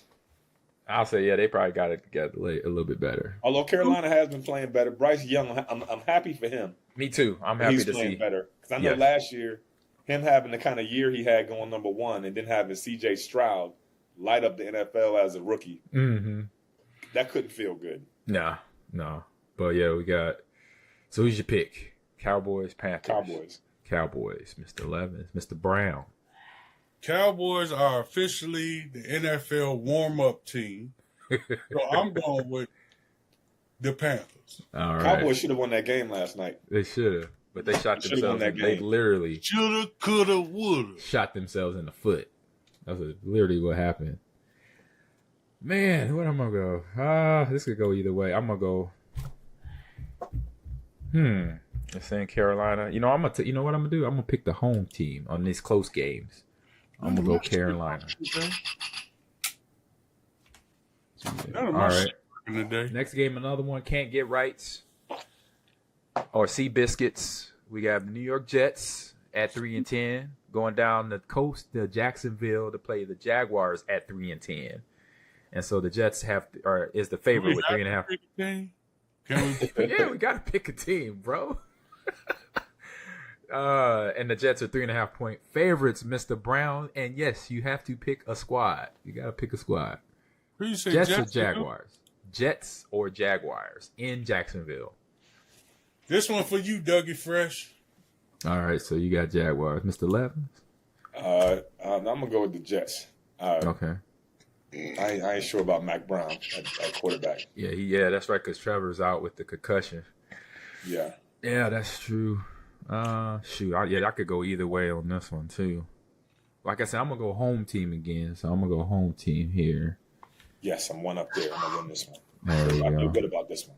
All right, here we go. Next game, this is gonna be a good game. Here we have a couple game winning streak, I believe. The Dolphins 6-7 coming to my town, H-Town, to play the Texans. Texans are 2.5-point favorites, Mr. 11. So who is your pick? This is a good one here. You got Dolphins and you got Jaguars, and Dolphins are playing well. I'm going to go with Miami. Okay. C.J. Stroud is killing one of my fantasy teams. Mr. Brown, who's your pick, sir? You got Dolphins and Texans in Houston. Texans? Yeah, it could go either way, man. Oh, man, it's a tough one. I was picking the home team. Come on, that's your former team. You gonna pick against your boys? No, I'm going to go with the whole team, so that means boom. No, I'm not. I'm going with the Texans. So there we go. Call Jose. See what he said. I'm gonna get a T-shirt, man. Hey, Jose, you need to come back. Yeah. Call Jose. All right, next game on the list here. We got an AFC matchup here. We got the Colts going to Denver to play those Broncos, and feisty Broncos with Bo Nix at quarterback. Broncos are 4.5-point favorites, Mr. Levin. So who is your pick? I'm gonna go with the Broncos. I like that. That's a good pick here, Mr. Brown. Broncos. Yep. You know what? I think I'm gonna go there too. They are playing good. Now we got the heavyweight fight of the week here. It's a 3. I'm surprised this is not a night game. It is a 3 o'clock, 3:30, actually 3:25 kickoff. We have them Buffalo Bills going to Detroit City to face those 12-1 Lions, and the Lions are 1.5-point favorites, Mr. Brown. So who is your pick here? Got to fight. It's about to be a straight up brawl. In Buffalo, let me ask Scotty. What do you think, Scotty? Detroit. I like that. He called up to the Enterprise. He hit the Enterprise on that one. Oh, that's funny. They got that almanac from Back to the Future, so they know. Oh, okay. Gotcha. All right. Thank you for that. I ain't got a thing big enough to bring Gilbert ass up there. They gonna. Oh no, don't get me started. Oh Lord. You know? That's your bloodline. Oh. You got jokes. There you go. We got a Bills fan in the chat. The Bills fan says he said, I'm a Bills fan. Those Lions. Oh no, he's going for the Lions. He said those Lions are going to run all over the Bills. Run D. Oh wow. That's the fan. The own fan. If Josh win this game against Detroit, he MVP. I'm gonna put it out there. First of all, Buffalo defense gonna need to show up. Yeah. they got 44 points dropped down on them. That's what I was saying about our game. I was like, if we just match point for point with them, we should win. Yeah. Because nobody played defense on either side of the ball. Yeah, in either game. Yep. Dorsey, did you say who you picked? Or are you thinking about it? It's in Detroit, right? Yep, it's in Detroit. I got to go with Detroit, man. I'm going Detroit too at the crib. That's where the edge go. And we have what you say, Gilbert? I say he better listen to Scotty. He's up in the stars. He knows. All right, another heavyweight matchup here. Playoff teams. We got the Steelers 10-3, which to be honest, I did not see the Steelers being 10-3 this time of the year. Be honest, not at all. But they're going to Philly, not far away. Face the Eagles, the Eagles. Dorsey's team there, 11-2 Eagles. The Philadelphia Eagles have the favorite with 4.5 points, Mr. Levin. So who is your pick? And I think I know where you're going. Who they playing again? Steelers in Philly. So nice. What's that about? 45-minute ride to from Pittsburgh to Philly or something? Further than that. Or hour, 2 hours? I don't know. I never went from Philly to Pittsburgh. Yeah. But Pittsburgh, George Pickens is out with a hamstring. No, that's my wide receiver too on my fantasy. Dang. Me too. The Eagles, they fighting within. You know what I'm saying? That's right. AJ Brown again. AJ Brown. Yeah. Jalen Hurts. You gotta throw me the ball. You gotta throw me the ball. Come on, man. They only had 100 yards passing last week. He had 102 passing as a quarterback. Yeah, I remember seeing that. You know what, man? I got to go with Pittsburgh. I like it. I like the pick. I like the confidence behind it too. Mr. Brown, who's your pick? Oh, he's going to Scotty again. I love it. Pittsburgh. Oh man. Remember these picks Scotty gave me now. Okay. I'm gonna remember that the last 3 picks. Since y'all both win Steelers, I'm gonna go Eagles. All right, wrapping this up. A few more left here. We got the Patriots going to Arizona. To play the Cardinals, 6 and 7. Arizona has a 5.5 point favorites, Mr. Brown. So who is your pick? Patriots and Cardinals. Yeah, Patriots can't in Arizona, and the Patriots are 3 and 10, 2 and 5 on the road. So they not good. Arizona. There you go. Mr. Levins. What he said. Yep. And then what y'all both said for my pick. All right, next one. Let's get on down here. Buccaneers going against Harbaugh Chargers out in LA, excuse me. LA. Inglewood. The Wood. We got Baker Mayfield versus Herbert back there. So you got the Chargers are 3-point favorites, Mr. Brown. So who is your pick? Chargers. No doubt. Like that. Mr. Levins? Same thing. Chargers. Right. Watch out for Baker Mayfield though. He catch fire anytime. That's true. Ooh, what are their record on the road? They're 4-2 on the road.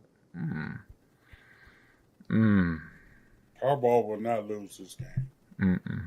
Yeah, he needs to win. They 8-5 too. Wow, they have a hell of a season. You know what? I'm sticking with the home team there.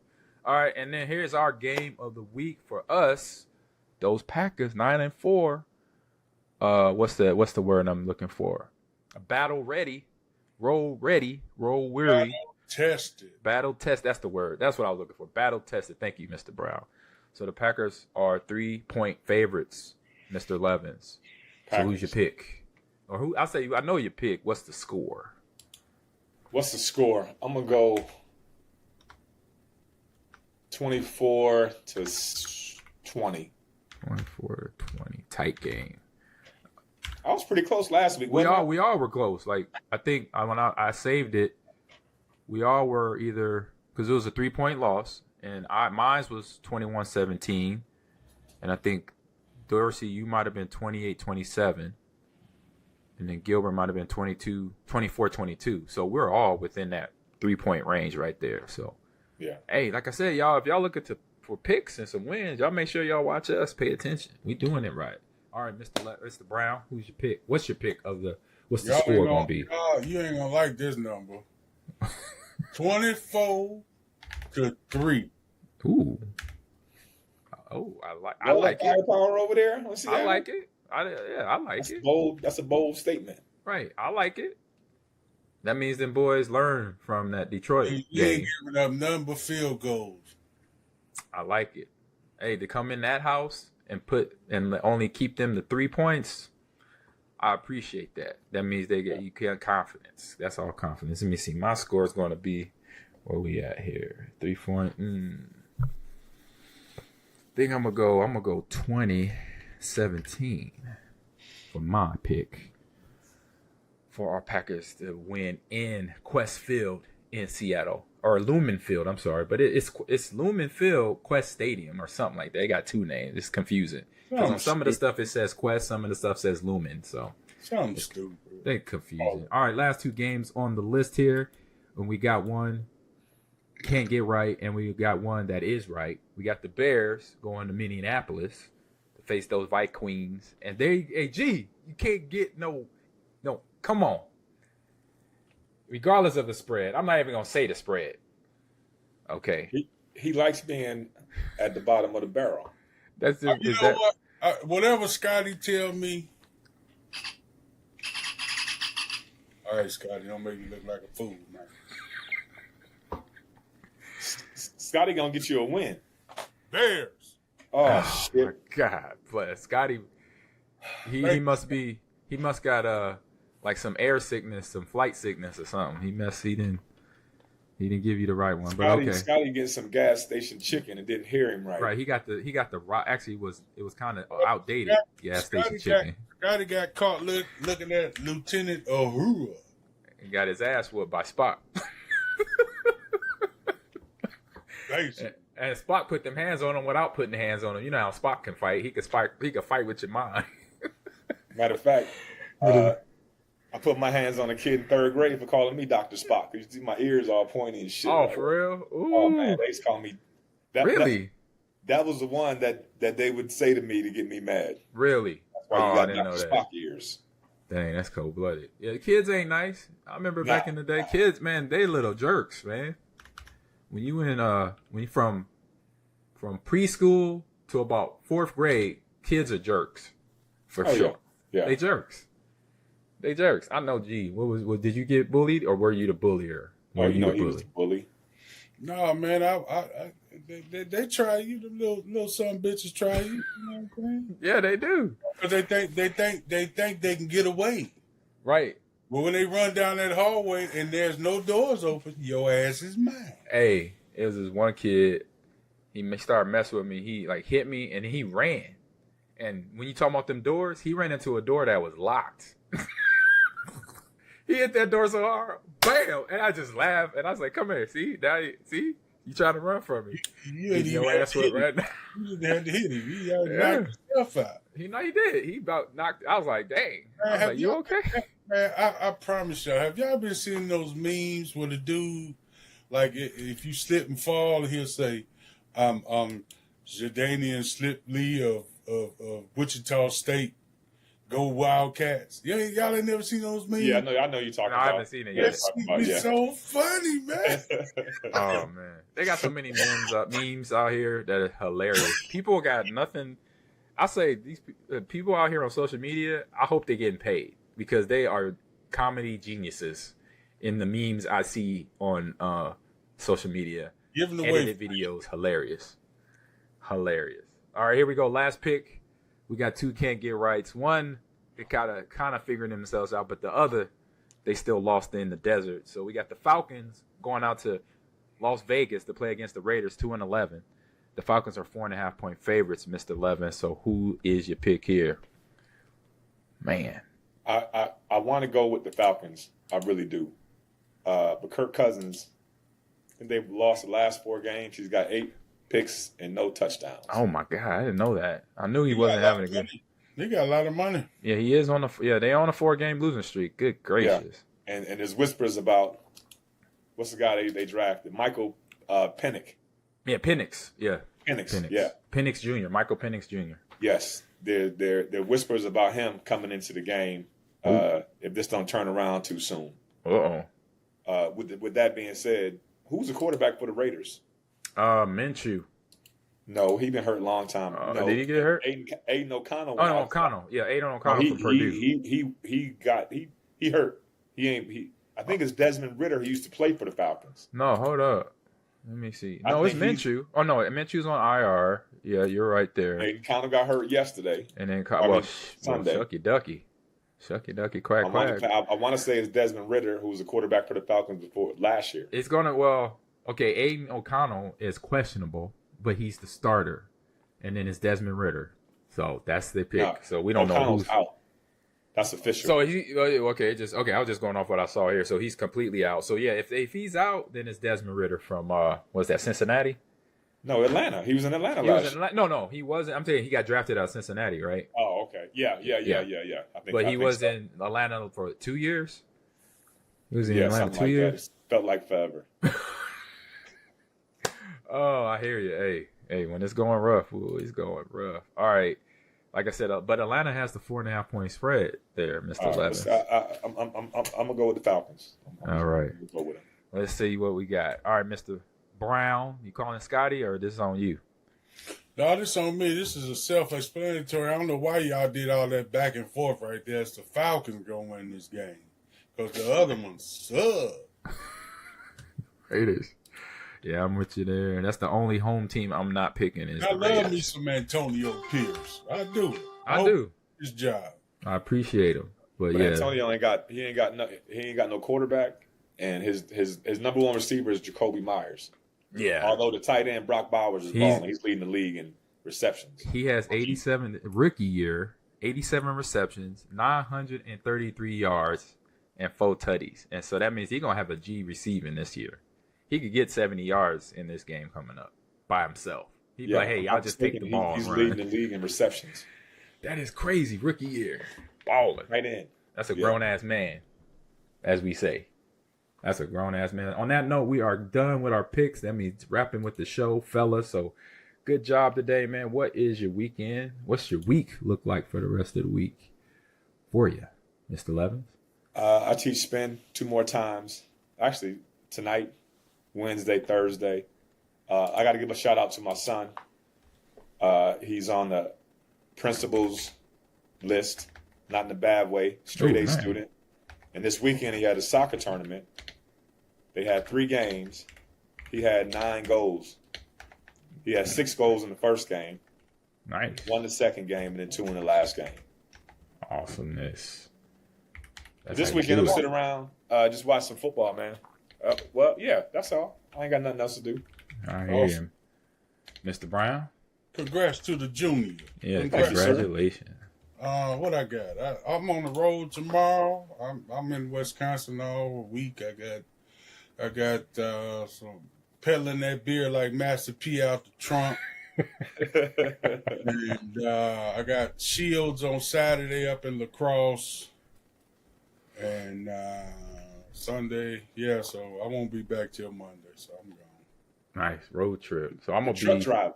Yeah, that's what he is for sure. He be putting in long hours in too. Watching movies on the road. Yep, getting it in. So I didn't say that, but I got Netflix pumping. There you go. Yeah, so I'll be up in. I'm going up to Seattle to watch our boys play in person. I looked at it and I was like, you know what? I haven't been to Seattle as a fan yet, so always only there for as a player. So let me check this out. So I called. You going to the game? Yep, got some tickets. Called you sitting outside again? I probably so. I don't know. I don't know how Seattle do it for their alumni. You sat outside in Green Bay. You a brave dude. I wouldn't. Hey, I got a jacket. Yeah, you know I got jackets. I still got a whole box full of winter coats. I'm good. That's not what he's talking about. What? He talking about you ain't gonna, if you sit out in the stands, you ain't gonna enjoy the game. Why not? Them people gonna be killing you. They ain't gonna recognize me. I'll be shocked. Maybe one or two, man, but not a whole lot. The whole section gonna be like, he over there. I ain't there. Yeah, the things you love. Will you take a picture? That's what Gilbert be like, hey man, don't be saying nothing. Do you speak to Uncle Charlie on the phone? Who? Uncle Charlie? I don't know Uncle Charlie. Talk to him, man. Just say something. 75 selfies. Oh Lord. It only take one person to recognize you. The good thing about me is they confuse me for everybody but Dorsey. Antonio, Ryan Grant. I just keep walking. I don't know who y'all talking to. Yeah. I hope y'all find who y'all looking for though. Yeah, right. Because you're a true fan, you already know who we are. You know, you recognize faces. So there you go. So that's it. Yep. So I'll be back then on Monday after that trip up there to the Great Northwest. So safe travels, man, and have a safe weekend. Enjoy the college. There's no more college bowl games yet, but they'll be coming in another week. Boy, so, they did Alabama dirt. They just threw. Hey, you had too many wins. I mean, too many losses. How about that running back for Arizona State? God, Scatterboo. Oh my Scatterboo. God. He's a little tank. He's like another Corum. He's like Corum, Dorsey. He's built like Corum. He's short. Okay. He's stocky. He's short, stocky, thick. Like, woof. Hey, G. Yo. Alabama lost to an unranked Oklahoma team 24-3, and they lost at Vanderbilt, who's also 6-6. Alabama asked right where they supposed to be. At home. Well, they go in a bowl game, but they're not going to the college football playoff. Yeah. So, how long? First time in how long? Yeah.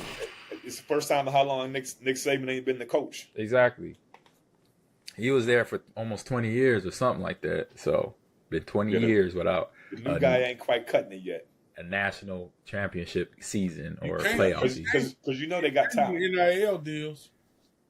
Yeah, they got talent for days. So yeah, but Nick Saban is not going to lose to. What's Oklahoma 6-6 too? Something like that. They got their butt kicked this year in the SEC. People found out about the SEC real quick. Oklahoma was one of them. Matter of fact, Nick Saban joked about not losing a game like at Vandy. Like nobody loses at Vandy. He said that before the game. And they played it on the big screen after the game. Right. It's just one of those things you just know as a player or coach. Like certain teams in your conference, you like for us at Nebraska, like we don't lose to Iowa State. Yeah, but you don't say it out loud though. True, but he said it out loud. Nick Saban, but that's Nick Saban. That's that Nick Saban life. He like, you don't lose at Vanderbilt. Like, you said. I get you, Doris. You say you only say it in the locker room. Nah, Nick Saban, he passed that. Yeah, he like on those. He's on that Michael Jordan level where he's like, we don't lose to the Knicks in the Garden. Right, exactly. We don't lose to the Knicks in the Garden. We don't lose to the Clippers in LA. What you talking about? Oh, man. All right, y'all. Have a good weekend. That is the show. Chat, I want to appreciate you jumping in here. Meckler Monster, Papa Hirsch, the average historian, Yodel Strudel up in the house today. He's the one. Meckler Monster, the one that says even though he's a Bears fan, he's a Bulls fan, and he said he's rooting for them for the Detroit Lions. And then he also says Bills want to turn North Carolina into a full UNC into a full minor league program. What? Oh my goodness, I don't know what he's talking about there. But appreciate you. Your boy Belichick possibly going down there. We'll talk about that if you take the job. Yeah, we'll talk about that next week if he takes it. But everybody that's in the chat, Sif Lordley and the average historian, appreciate you jumping in. We'll be back here next week, 10:30.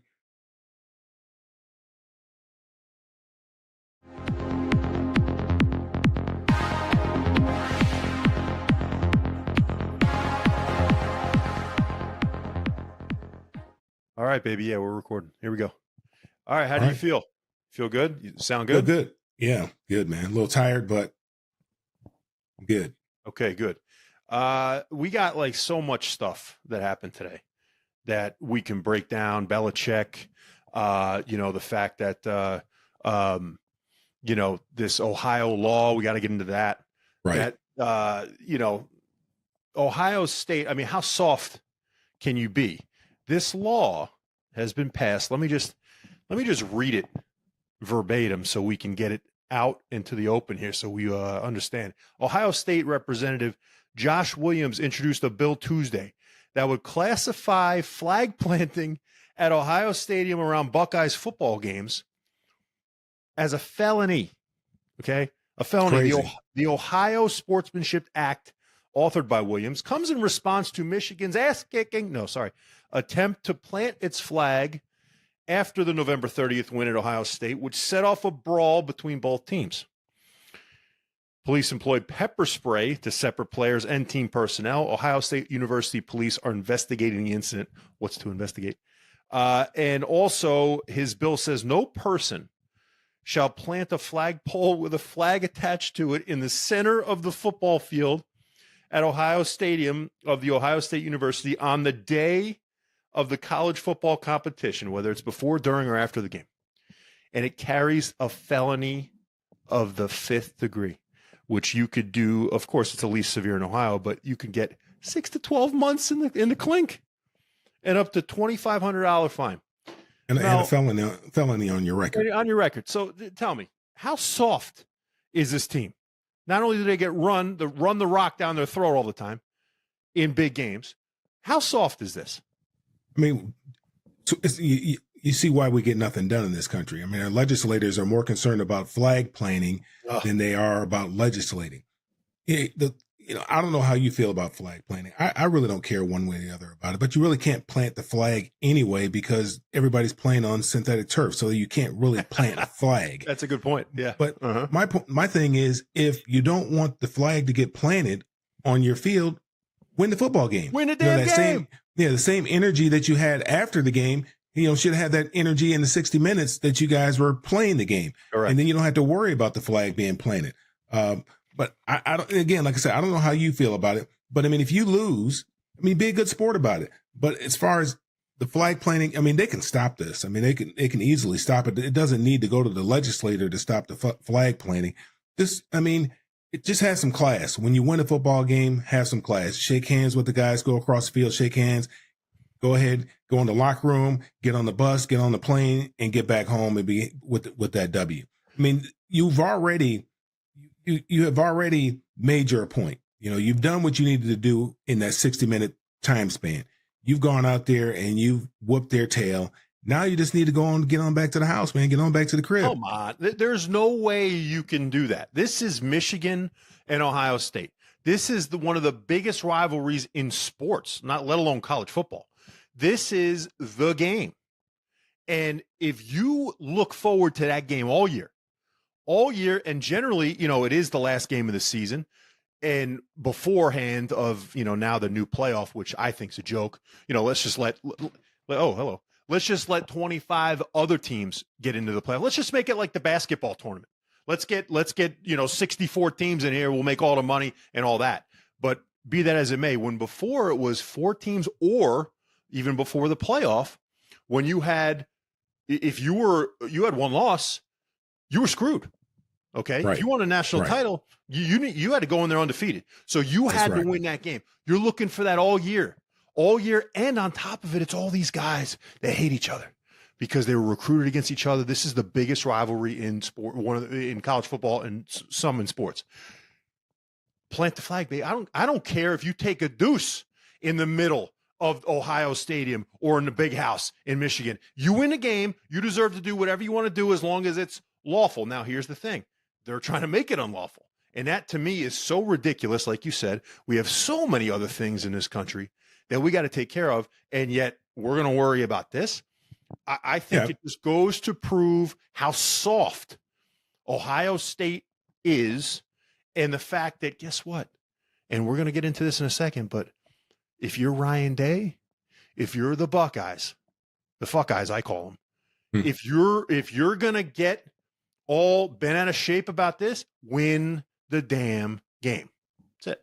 They had 60 minutes to win the game. They didn't win the game. The game didn't turn out the way they wanted to. Now, look, I'm fine with the guys. If they want to plant the flag, that's fine. But if you want to do away with it, you can. I mean, it's easy to, for many, many years, that didn't happen, right? I know when I played, we didn't plant flags. Now, they had Florida State would do with the spear, they always did that. There's always some. At their home games, they would always do that. And there may have been a couple other incidents where, people did something on the 50-yard line or something like that.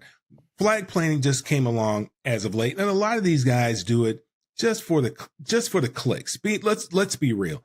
A lot of these guys are trying to make a name for themselves in this age of name, image, and likeness. What better way to make a name for themselves than to go out there and plant the flag on the 50-yard line? But they can do away with it. I mean, show a little class. Just go on, shake hands, and get to the house. Get on the bus, get on the plane, and get back to the house. Well, I don't know. I don't know how many guys, on the Ohio State roster were like Micah Parsons for the Cowboys on Monday night. Maybe most of them leave early. Maybe you don't even get the chance to shake their hand because they're too pussy enough to walk off the field, because they have to walk off the field because they're so butthurt that they lost the game. They can't be a man and accept that they lost the game and stay on a field and shake hands. I to be honest, Mel, I don't know how many kids nowadays would do that. I don't know if they got the balls enough. I don't know if they're strong enough mentally to take an L and accept it and say, I got to get better. Yeah. The next year, I know, I'm going to kill these guys because I'm going to train my balls off the whole season. And next time we get there, no, it hasn't happened. Ohio State, agree with me or not, I want to hear it. Has Ohio State had better talent than Michigan in the past 3 or 4 years? Without question. How don't they win any games against Michigan? How is it possible? Rivalry games are tough. I've gone against, I played in them myself against USC, and I think we had better talent every time that we played them. And I think I was 2-2 in my 4 years at UCLA. And they played spoiler to us a couple of times. The one time, a whole lot of stuff had to happen my sophomore year. A whole lot of things had to happen. All we had to do was win the game. And we're going to the Rose Bowl. We ended up losing the game. About 3 other things had to happen, but we still end up going to the Rose Bowl because those 3 things that were unlikely to happen actually happened. So we still had an opportunity. So we backed into the Rose Bowl that year. Now, Mel, is that the same as was that your last game of the season? That was our last game of the season. Yeah. Yes. Yeah. SC typically is our last game of the season. Now, this year they weren't for whatever reason. They try to say Notre Dame is their rivalry. No, that's our rivalry. And I think UCLA played San Jose State for their last game. I don't know why they do that. They always have everybody has rivalry week, and UCLA and USC are playing somebody else. Well, USC played Notre Dame this year. UCLA was playing San Jose State or something like that. I mean, I don't remember the last time in the current era when both teams were good at once. I really don't. Yeah, it's been a long time. It's been a long time. Josh Rosen had UCLA pretty good teams, but at the time USC was in the tank. USC when they were dominant with Pete Carroll and all those dudes, Liner, and for that run, UCLA sucked. So yes. it's very again, that's another rivalry that I wish would come back because that is a phenomenal rivalry. But I don't know what's going on with those two teams and the recruiting. I don't understand. Recruiting. I mean, they're not. Whatever reason, they have not been able to recruit Southern California very well. They talked about it with Lincoln Riley. He doesn't recruit Southern California very well. Pete Carroll did a great job of recruiting Southern California. Look at a lot of these quarterbacks that have been going to the league. I mean, Bryce Young, he came from California. C.J. Stroud came from California. He went out to Ohio State. Mm-hmm. I'm saying, how are we letting these guys out of California? The kid at Tennessee right now, he's from California. Yep. His brother had committed to UCLA and then decommitted because there was some uncertainty surrounding the offensive coordinator. And the Tagovailoa brothers, right? Tua and Taulia, right? Tua, they came from Hawaii. I'm just saying that, closer to California than Alabama and Maryland.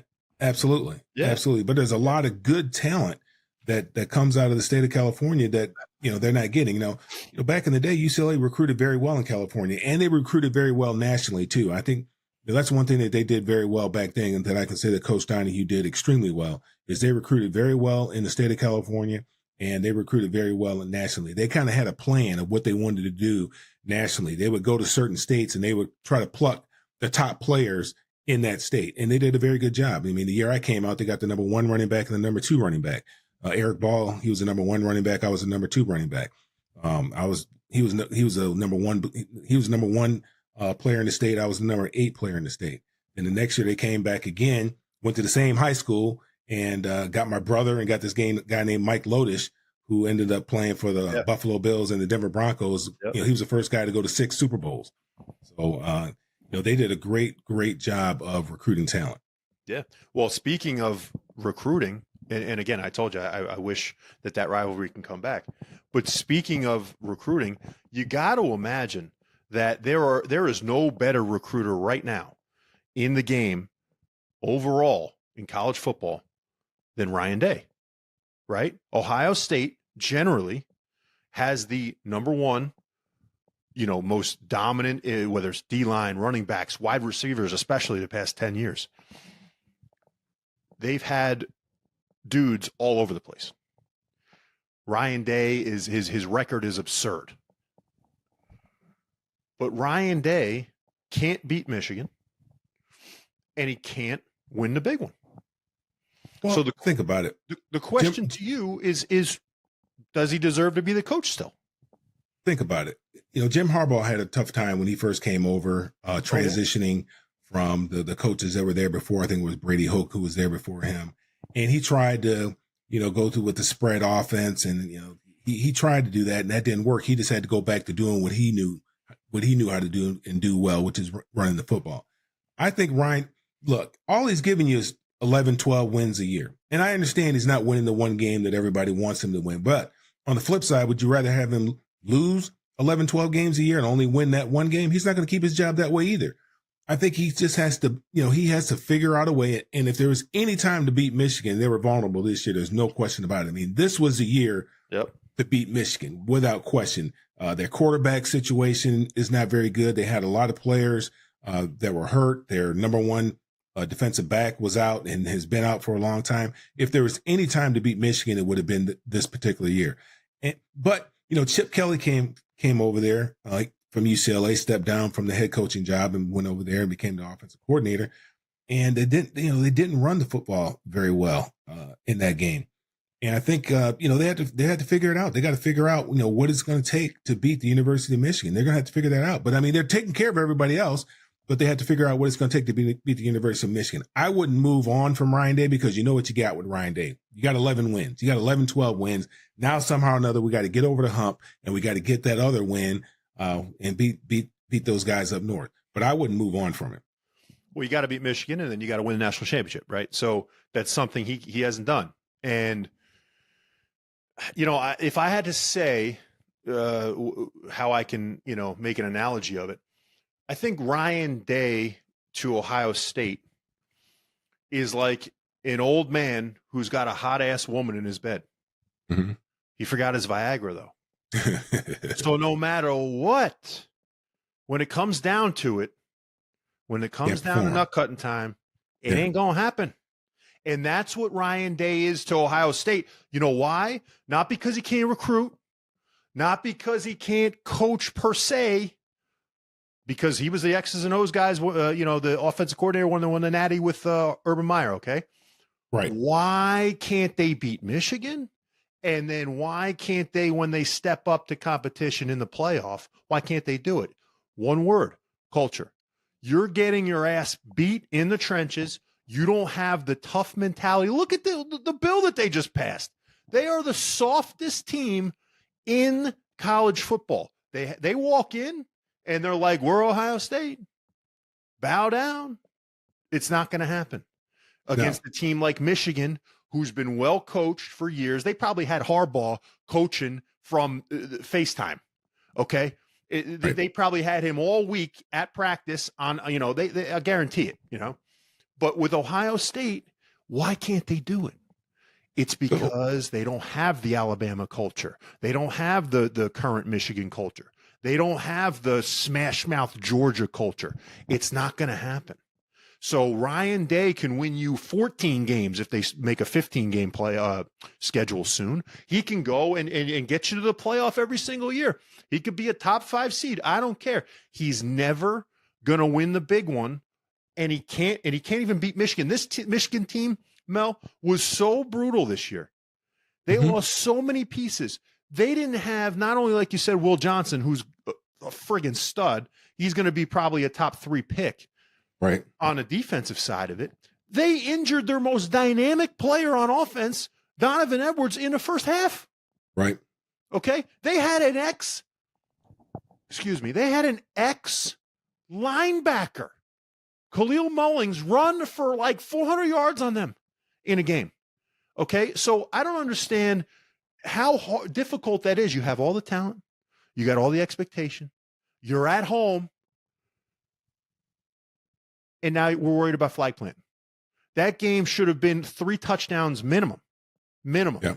And that was the spread, right? That is not what is the problem. The problem is the culture. He can go win 11 games. Everyone would, seriously, you just said it. Everyone would pick. Give me 11 games every year. I'll take 11-1 every year. You crazy? We get the chance to go to the playoff, blah, blah, blah. Their expectations are higher than every other college football team, maybe sans, Alabama, and now Georgia, and maybe back in the day with Clemson. They got to win the championship, and they got to beat Michigan. Now, the question comes, where I'll change my mind, is that if he goes to the playoff this year, and they run the table, and he goes and he finally wins the natty, you erase all of that. Yeah, that's like in baseball. They talk about in baseball all the time. It's the reverse. You can have the best season in the world, which Aaron Judge did for the Yankees. What did Aaron Judge do in the World Series? This, nothing. And they lost. So that's going to be your legacy. But on the flip side, you could have been some guy whose season sucked, and then you're the playoff hero. Right. And everybody forgets about the season. This is Ryan Day's opportunity. I don't believe it's going to happen. And if he goes, like, let's just say, I think he saves his ass if he gets to the championship game. If he gets to the championship game, I think he's going to stay. But if I'm Ohio State, I don't give a shit what the buyout is. If he does not get you to the championship game, and in my opinion, I think he's got to win the thing. But I think if he doesn't at least get you there, buy him out for whatever it costs, because they're only going to keep doing the same thing, getting you all excited, and then nothing. Well, look, that's not Ohio State. I think there would be a lot of people that would line up to get Ryan Day to be their head coach. Oh, he'll have a job the next day. The coaches, they preach the culture. They set up the culture, but the players are the ones to enforce it. So, Ryan, he knows what kind of football team he wants to be, but the players are the ones that have to enforce that. The players in the locker room are the ones that have to police what's going on in the locker room, the culture, and make sure that the culture that the coach has, stated that this is how we're going to be, make sure that they are performing that same way. It's up to the players to do that. And now, so many players are more concerned about their numbers, their NIL, their money. Some kids might already be in the transfer portal. I don't know. They don't know where their heads are, but it's up to the players to enforce that culture that the coach has talked about from spring training through summer, through fall practices. The players have to hold one another accountable to make sure that what the coach's expectations are is being displayed out there in the football field. Yeah, well, I mean, then my argument to that would be then Michigan's out even recruiting you then, because because again, we can go apples to apples here because they play Michigan every year, last game of the season. We know what it's all about, and he hasn't, like I said, the past 2 seasons, I'd say their talent was pretty even, right? This wasn't even close, and they still got beat. Okay. So you remember when the Pistons played the Lakers in the championship, right? When the Lakers had all the Hall of Famers, you got to bring that up. They had Shaq, they had Gary Payton, they had Kobe, they had Malone, right? Yeah. And man. Thank you. And the Pistons did the gentleman's sweep, right? With a bunch of nobodies, because they had a certain culture there, right? They had a certain culture there. They played as a team. Just because you have a group of great players together doesn't mean that you're going to get a great performance. Oh, I agree. So what Ryan Day has to do is he has to recruit to his culture. He may be just out there recruiting 5 stars, but they don't necessarily fit what it is that he's trying to do. So they have to try to figure out what it is that they're trying to do and make sure that they're recruiting the type of players that are capable of doing what it is that he wants to do. Yeah, well, I'll throw this out there. So I think there's a long shot. It's a long shot, but I think there's a chance. Let's just say the Dallas Cowboys get rid of Mike McCarthy. Or, let's just say Mike McCarthy says, yeah, I appreciate the lame duck here, but I'm going to take my talent somewhere else, right? Let's just say the Cowboys are in a search for a new head coach next year. And let's just say that it's not Deion Sanders, okay? I think a guy that would be right up there that Jerry Jones would want would be Lincoln Riley from USC. So if Lincoln Riley goes to the Cowboys, now that leaves the USC job wide open. Ryan Day would have that job the next day. As soon as Ohio State gets rid of him, he goes and inserts himself in USC. And he'd be perfect for USC because who the hell is softer than Ohio State? USC. So it'd be a perfect match. But I think, again, they're fed up. A lot of hypotheticals there. I understand, but you there's a lot of expectation in Columbus. And, they're like almost like the Yankees of college football. They have a ton of fans all over the place, a big brand, and they have huge expectation. And if you're saying that this guy doesn't win the Natty and again, doesn't even maybe get there, how can they keep him around? This was the year. They had the most talented team in college, Maybe not. Maybe not. Georgia recruits very well down here. They always had one or two recruiting class again in the country. They recruit not very, very well. Yeah, Kirby recruits to his culture, and then he coaches it, and he coaches those guys hard. And I think Ryan Day coaches his guys hard too. But every school has aspirations of being a national champion, right? Realistically, there's only a few schools that can become a national champion. Maybe every now and then there's this one outlier. There's a Cinderella story, and this one school, for whatever reason, is able to, catch. Something happens, and they're able to win the national championship. That was Michigan last year, in my opinion. It was. Because I don't think they were. Michigan's a good football team. I don't think they were on the talent level, of an Alabama or to me, Oregon and Washington had so much more talent. They had a lot of guys. They had a lot of guys come back. That TCU, that was who they lost to right in the semifinal game. The year before was TCU. They got blown out. They were embarrassed. Yep. They had to live with that for an entire offseason. Oh yeah. And they came back. They brought a lot of guys back. So they were very upper class laden team that was on a mission. And when you have guys that are on a mission, it's amazing the things that you can accomplish. Their mission simply was to win the national championship. That was their mission. And that's what they set out to do. And that's what they ended up doing. So I don't think Michigan was a good football team. They may not have been the prettiest football team. They may not have been what everybody else is doing, but Michigan was a very, very good physical, downhill, hitch in the mouth football team. I agree. But if you're talking about, you had Bama, you had Georgia, you had Texas, you had Oregon, you had Washington, and I'd say that's probably it as far as the legitimate contenders. I always think Penn State is as fugazi as they get, but that's 5 or 6 teams that to me had more of a shot than Michigan did. And they did it again because of the team, because of the culture they had, because of the guys that Harbaugh recruited, and he recruited them into the culture he has. Ryan Day is recruiting guys into the Ryan Day culture, and that's what's going on. It's not that he's recruiting guys and they're not following. It's they're following Ryan Day. It's Ryan Day's got the problem. It's he can't go in and win a game in the snow. He can't go in and win a game in the cold against the team who's going to run it down the throats. He can't go in and win a game in big stakes against an SEC opponent in the playoff. He can't do it. So again, he's got to prove it. But I don't think so.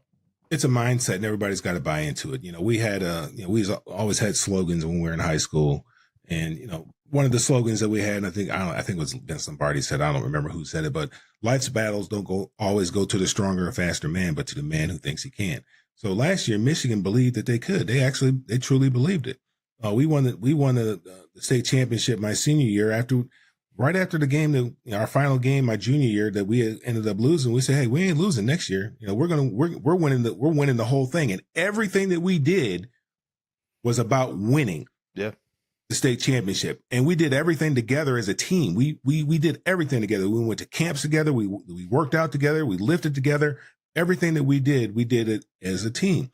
And so Michigan, they had that kind of camaraderie where they did everything together. Their whole focus was not getting embarrassed like we did last year to right what we feel is a wrong and to go out there and win the national championship. It's the same kind of mindset that Ohio State has to have. They have to have that type of mindset. Now, if you have a bunch of phony folks out there, my question people is why who look the part, people that just look the part, they look good getting off the bus, but once they put those pads on, they kind of have a little coward in them, then it's going to be very, very difficult for you to go out there and do that.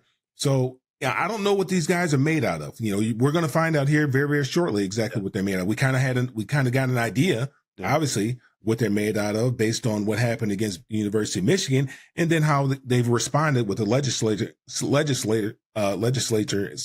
and so forth, trying to pass this bill. So you got, like you said, they might be a little soft. So they're going to have Tennessee. Okay. So Tennessee, they're 7.5-point favorites. Okay.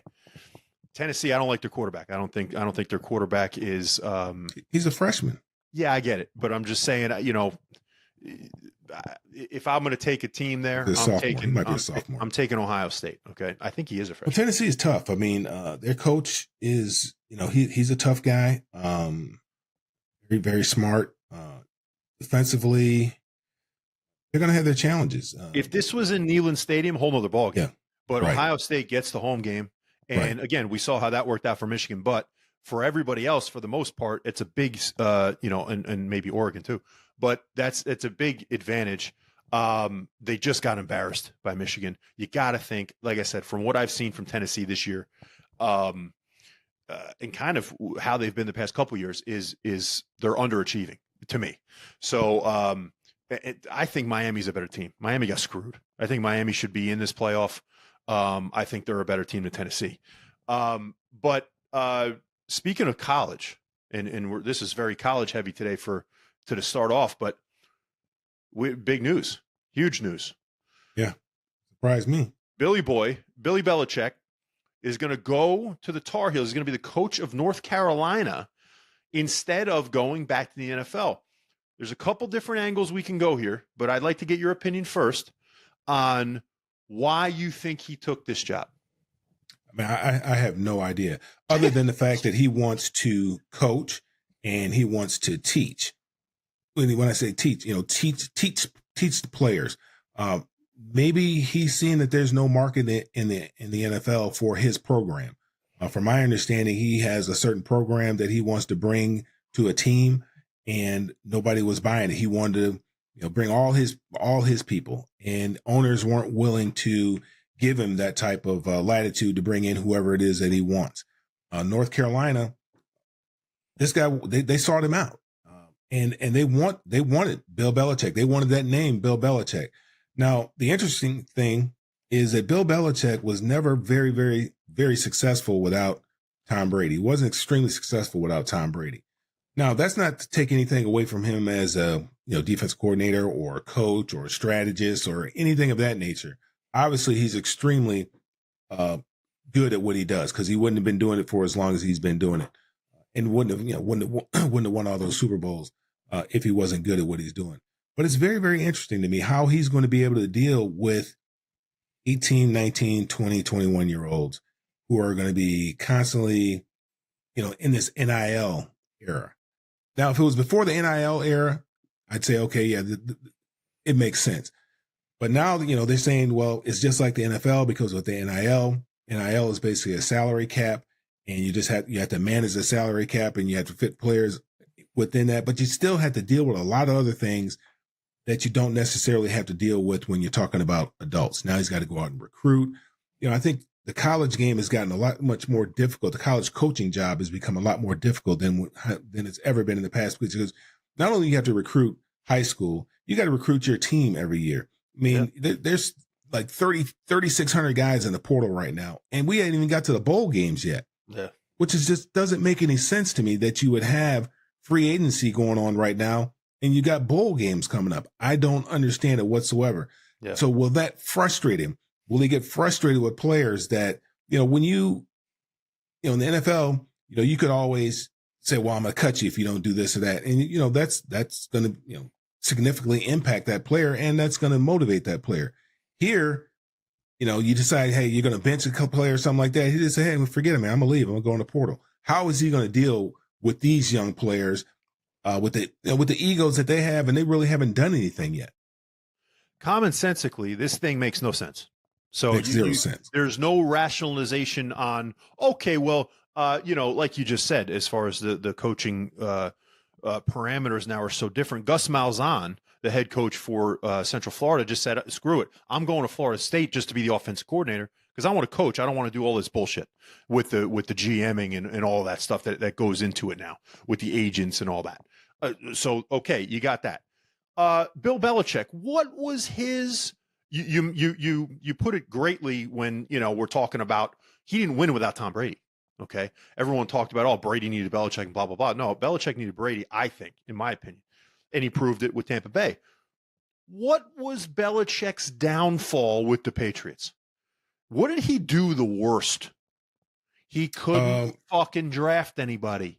Right. His drafts were brutal. Now, mostly in the top half of the draft. Now, he'll bring in an Edelman. He'll bring in a Danny Amendola. He'll bring in some, Danny Woodhead. Dudes that are in, you get them in the 5th, 6th, 7th round or undrafted, and they become studs in the league. He did that a long time. He got offensive linemen that you never heard of, and boom, now they're getting $60 million 4 years in.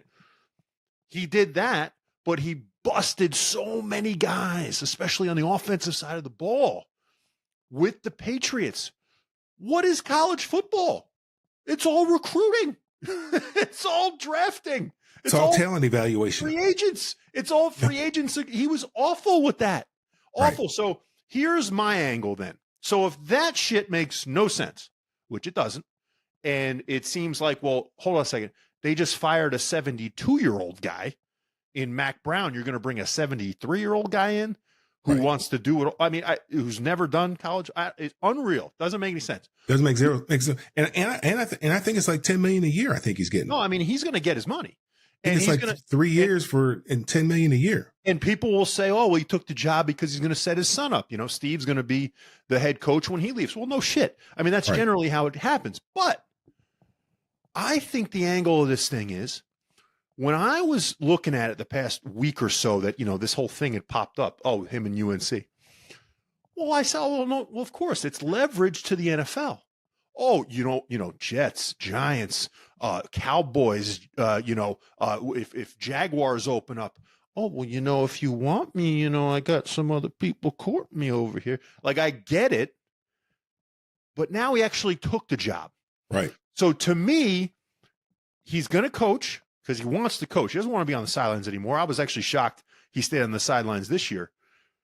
But he's going to go coach. He will not see even close to the end of that North Carolina contract. Yeah, I think he's going to be in the NFL before we know it. I don't understand it. I mean, he spent his life in the NFL.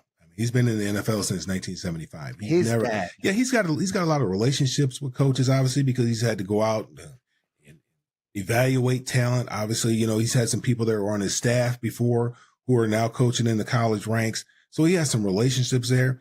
But Nick Saban got out of it, and that's like one of his best buddies. I mean, why? I don't understand why he wouldn't lean on him. And then you're not even going to a blue blood program. You're going to UNC. Ugh. I mean, they might be, Colin Cowherd says they're a top 20 program. I don't believe they're a top 20 program. No. Their UNC they're right there with UCLA right now. They're worse than UCLA. I really think the only tie-in is that his father used to coach there back in the 50s. Right. And so, okay, fine. Here's the thing. I think this is what happened. Because I said he's a shoo-in for one of the two NFC East jobs. He's either going to be a Cowboy or he's going to be a Giant for two separate reasons. One, Jerry Jones was going to take his chance on Bill Parcells II. Okay, he's going to bring in the guy who was a great head coach and he was a great GM. He's going to do it now because he's so desperate in winning. Somebody probably told him Mike McCarthy's coming back, so he's not going to get that job. And then with the Giants, which is his dream job, if you've watched the documentary with Bill Belichick and they had him go back to Giants Stadium and they were in the basement and all the film rooms and the weight rooms, he was crying, Mel, fucking crying when he was talking about the Giants. That's his dream job. Somebody told him Brian Dable's going to keep his job. So where was he going to go? You know what I'm saying? He's not going to Jacksonville. He's not going to, if say Tampa Bay opens up with Todd Bowles retiring. He's not going there. He wants to go to the Giants or the Cowboys. And those jobs aren't open. So what's he going to do? Sit out again? Of course not. He's not going to sit out again. So he took the job. He's going to set his son up, and he's going to be in the NFL before we know it because he's not going to see the end of this contract. There's no way. There's just no way he's going to retire. What is he, like 12 or 14 wins short of the record? Come on. Yeah, but okay, so that's for his ego. If he really wanted an NFL job, I think one could have came around for him, but it probably just wouldn't be set up the way that he wanted. I think this is going to tarnish his legacy, to be honest with you, because I don't think this is going to end well. This is just how I see it. Mm-hmm. I don't think it's going to end well for him. He's eventually going to step down for whatever reason. I don't think they're going to end up, handing the reins to his son because I really believe this is probably going to be a dumpster fire. To be honest with you, it's just not. It's not going to end well. He steps down, but do you think he goes back to the NFL, or do you think he's done? I think he's done. Oh wow. Wow. I mean, look. He's 70 He's 72 years old. Right, 72 years old right now. His contract here, I think, is a 3-year deal. That's telling you something right there. He knows he's not going to be around long. He's chasing around a 24-year-old. That don't look good. That's certainly, I'm sure, that requires a lot of energy and stamina as well. He's with a 24-year-old broad? Yeah. His girlfriend's 24 years old. Yeah. Absolutely. So, he might be going to college for other reasons. I don't know. he might be scouting more than scouting a little different talent down there. Good job, Billy boy. Yeah. So I don't think it's going to end well, and that really saddened me. So I hope that I'm wrong. I really do. They're not going to win a national championship. He said he's going to run it. He's going to build it like it's going to be an NFL program. It's just not going to be an NFL team. No. He couldn't even do it in the NFL in the past, the past couple of years without as far as weight training and nutrition, practice. Remember that kind of stuff. Remember who tried to do that in the pros? He took it from college, and how did that work out for Chip Nick Saban? That didn't work. Chip Kelly and Nick Saban did it in 2005. Chip Kelly did it with the Eagles. Right. Didn't work. It doesn't did it with the Eagles, did it with San Francisco. Yeah. San Francisco ran him out of there after 1 year. 1 year. So it doesn't work. This president, for whatever reason, he saw this as an opportunity. He should have just kept the guy he had there. I mean, he's been in college football before. Yeah. He loved being there at North Carolina. He should have just kept the guy that he had there. Should have kept Mac Brown. I like Mac Brown. I think he does. North Carolina, I mean, they're middle of the pack ACC team. Every year, they can compete. They're probably 8-win team, maybe 9.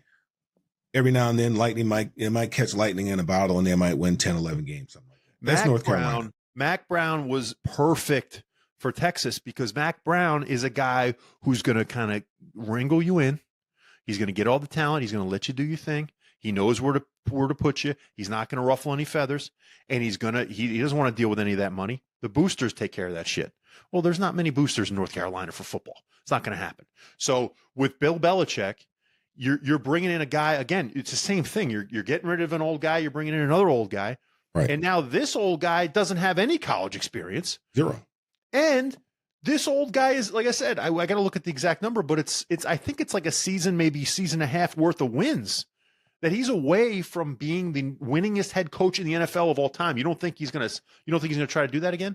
So, again, especially if you're going, you got a 24-year-old broad, you don't think your ego is something. So yeah. He's coming back. It just depends on when and where. And I still think it's the Giants I still think it's the Cowboys because again, he would have taken those jobs, in my opinion, this offseason if they were open. I think he learned that they weren't going to be open. So I got to go, So, but very interesting news. Again, on the surface, makes no sense. But it still again, that's what I'm saying. It makes no sense. If those are the jobs that you want, if ultimately you want to get back to the NFL, why are you going to do this to a university? Why are you going to do this? Because you're going to leave them. You're going to go there year and a half, whatever it is. And then you're just going to leave a dumpster fire there for them to have to clean up. It's again, I think there's just some of that, like, take care of my son, let him take over, I'll get this thing right. And then I got to go. Again, who the hell gets a 3-year deal? I don't care how old you are. No college football coach is getting a 3-year deal. Nobody. So, and I don't even think he's going to stay there for 3. But that's a telltale sign, like you said, is they're getting 5, 6, 10. No, right. He got 3.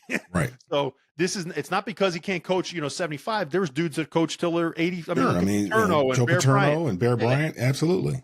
So you can't say age. So he's still not, he doesn't want to finish his career at North Carolina. So it's coming. It's just the job he wanted wasn't there. He'd be the Falcons coach right now if they told him you can take over the whole operation. Right. Arthur Blank wasn't willing to do that. So, right. So that's why he was, doing the friggin' Manning cast every Monday night. Right. So, but I don't want to get into my Cowboys and the Bengals too much because they did what they had to do. They lost the game. I appreciate it. We got to get that draft pick. Bengals, I'll tell you what, I don't, they're wasting the offensive talent that they have with this piss poor defense. I have no clue how that came about. Lou Anarumo generally could coach, anybody, and now this defense can't stop anybody. But the game on Thursday night, are you excited for anything that San Fran and the Rams is going to give us on Thursday? Well, yeah, I mean, this is a good game. Obviously, you got two teams that are, well, one team that's, trying to stay relevant, and then you have the Rams who are, trying to win that division. It's going to be a difficult game for San Francisco because they don't have what they need. They don't have what makes that team go.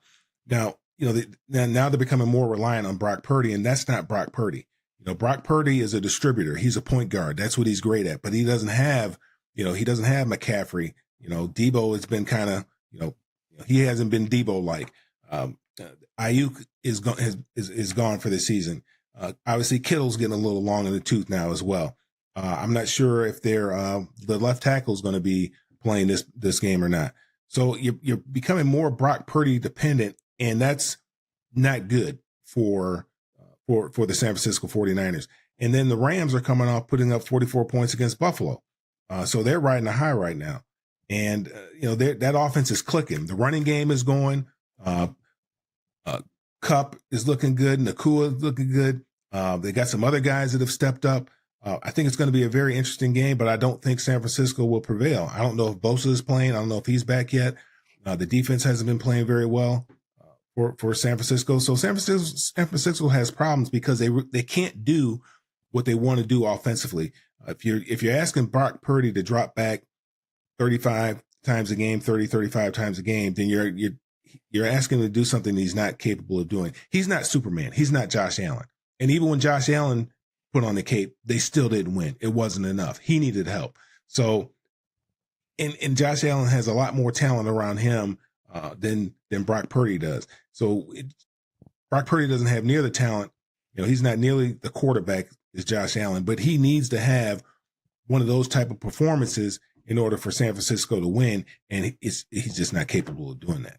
I think last week they got their first victory without Trent Williams at left tackle.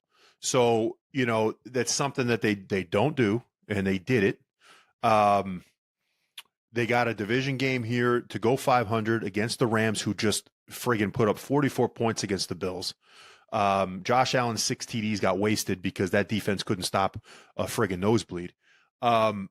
If you're talking about Brock Purdy, one thing I would disagree with you is that I think Brock Purdy has way more talent in San Francisco than Josh Allen does in Buffalo. And I think you're going to end up paying a guy like Brock Purdy more money than Josh Allen's making in Buffalo. No. Brock Purdy is a guy who, to me, is, like you said, a perfect example of a point guard Dak distributor. He's Dak Prescott in San Francisco. Honestly, I mean, that's where I was going. You're going to end up paying him Dak Prescott money to be Josh Allen. And that's what the Cowboys did with Prescott. Okay. Right. You can't go pay Derek Carr $60 million and expect him to be Mahomes. No. Okay. That's not, the money doesn't match, the talent, the expectation. It's like, It's just, you got paid next. Here you go. Here's the money you get paid. Yeah. And that money's gotten ridiculous. It's been taken away from the running back. I don't even want to get into all that, and they're paying that.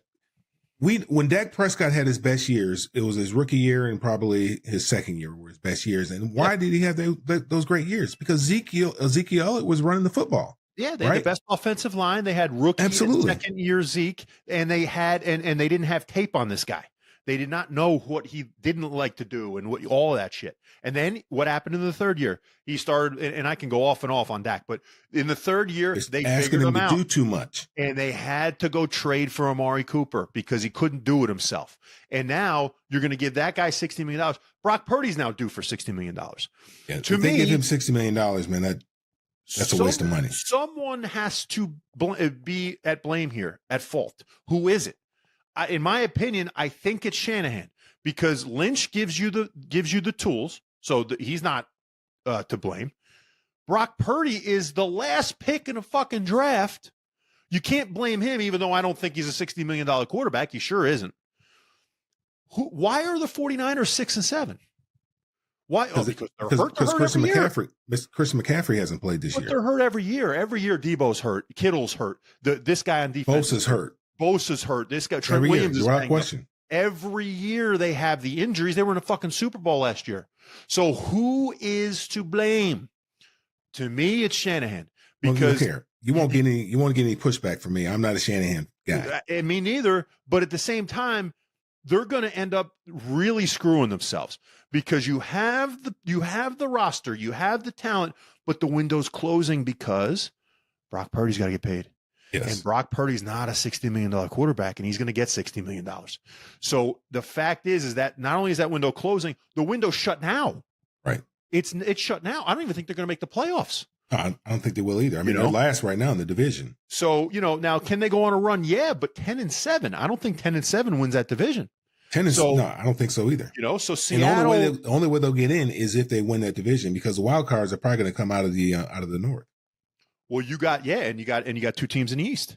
You're going to have Washington and Philly. So you got Washington and Philly. You're going to have at least two. You probably have three teams in the North. So that's five. Right. And then you got the division winners in the South and the West. So you're right. I mean, the division's probably got to get in there. And I think it's going to take 11 wins unless there's some type of tank job at the end. But, I think the Niners, there's no way that you can tell me that they're not going to fall off a cliff when they don't make the playoffs in their last year of the championship window. And then next year, they'll probably have to ship out Debo and Kittle, and you're going to have to pay Purdy. Well, then what are you going to do now? You got a distributor with not as many pieces and a head coach that can't coach under clutch. They're screwed to me. Well, that's when you have to draft well. You have to scout. You have to scout well. And you have to develop. Hopefully you got some guys that got the kid that they drafted. They got shot up in the Pearsall, during the summer. Yeah, they got him. You got to get him ready. Obviously, he's got to get ready. We don't know when Ayuk will be back. But Ayuk got it. He got his money, right? Or he's playing on the franchise. He got his money right before he got hurt. So he got his money. I don't know. Like we can go deep into this, but not right now. But what I will say is that if you had to ask me my opinion, I think you got to if you're going to keep Shanahan, you got to get rid of Purdy. Here's why. Because you're going to have to pay Purdy. And again, just like Dallas did, now you realize, oh shit, we're screwed. This guy's not a $60 million quarterback. Don't know why he did it. I hope that comes out in a book 10 years from now, because at some point it has to, because it doesn't make any sense. But the fact that Purdy would get paid, that means you have to get rid of guys. And you have to believe that then he's going to make the draft picks or the young kids better. I don't think he's gonna. Okay. So if you're going to keep Shanahan, fine. Now, if you're going to pay Purdy and say he's the man, well, then you might want to get another coach, because it ain't going to get any better than this. Right. But my issue is someone would always come back to me and say, just like when I wanted to get rid of Dak and when I say some of these quarterbacks, like the Jets, like they got to get rid of Rodgers and start over. Well, if we don't have a top 5 pick, well, then, what are we going to do? What do you want to take quarterback at 15? Look at all of the quarterbacks around the league. Look at all of them. Right. Mahomes was number 10. Of course you talk about Brady, 6th round. Purdy was in the 7th, the last pick. Dak Prescott, I know it's Dak, but still he's a starting quarterback, 4th round. Right. I can go on and on. Right. When I say that, it's like, fellas, I'm talking about your own team, the guy who you took in the 7th round as your quarterback, So it doesn't make sense to pay a guy you drafted in the 7th round who's a distributor. If he was Mahomes or if he was the next friggin' Peyton Manning or somebody like that, then pay him 60. But he's not worth 60. So you got to do it again. You got to go do it again. Yeah, well, somehow or another, they had to figure out a way not to pay him 60. I mean, they just can't do it. He won't. You can't do it. I mean, let's put it this way. If he takes the hometown Jordan Love deal, right? Jordan Love took 50 from Green Bay because I think truly he knows that he ain't that good. So he doesn't deserve 60. So he's like, let me get my money, and then here we go. But Purdy is going to want the max because he's got San Fran by the balls, because he's their perfect guy. And the PA is going to want him to get the max too. I understand that, but he doesn't deserve the max. Of course not.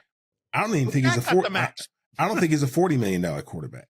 No, he's a guy who would have, like you said, with $40 million. Daniel Jones got $40 million. Right. Okay. Now he's better than Daniel Jones because Daniel Jones, there's not many people that are worse than him.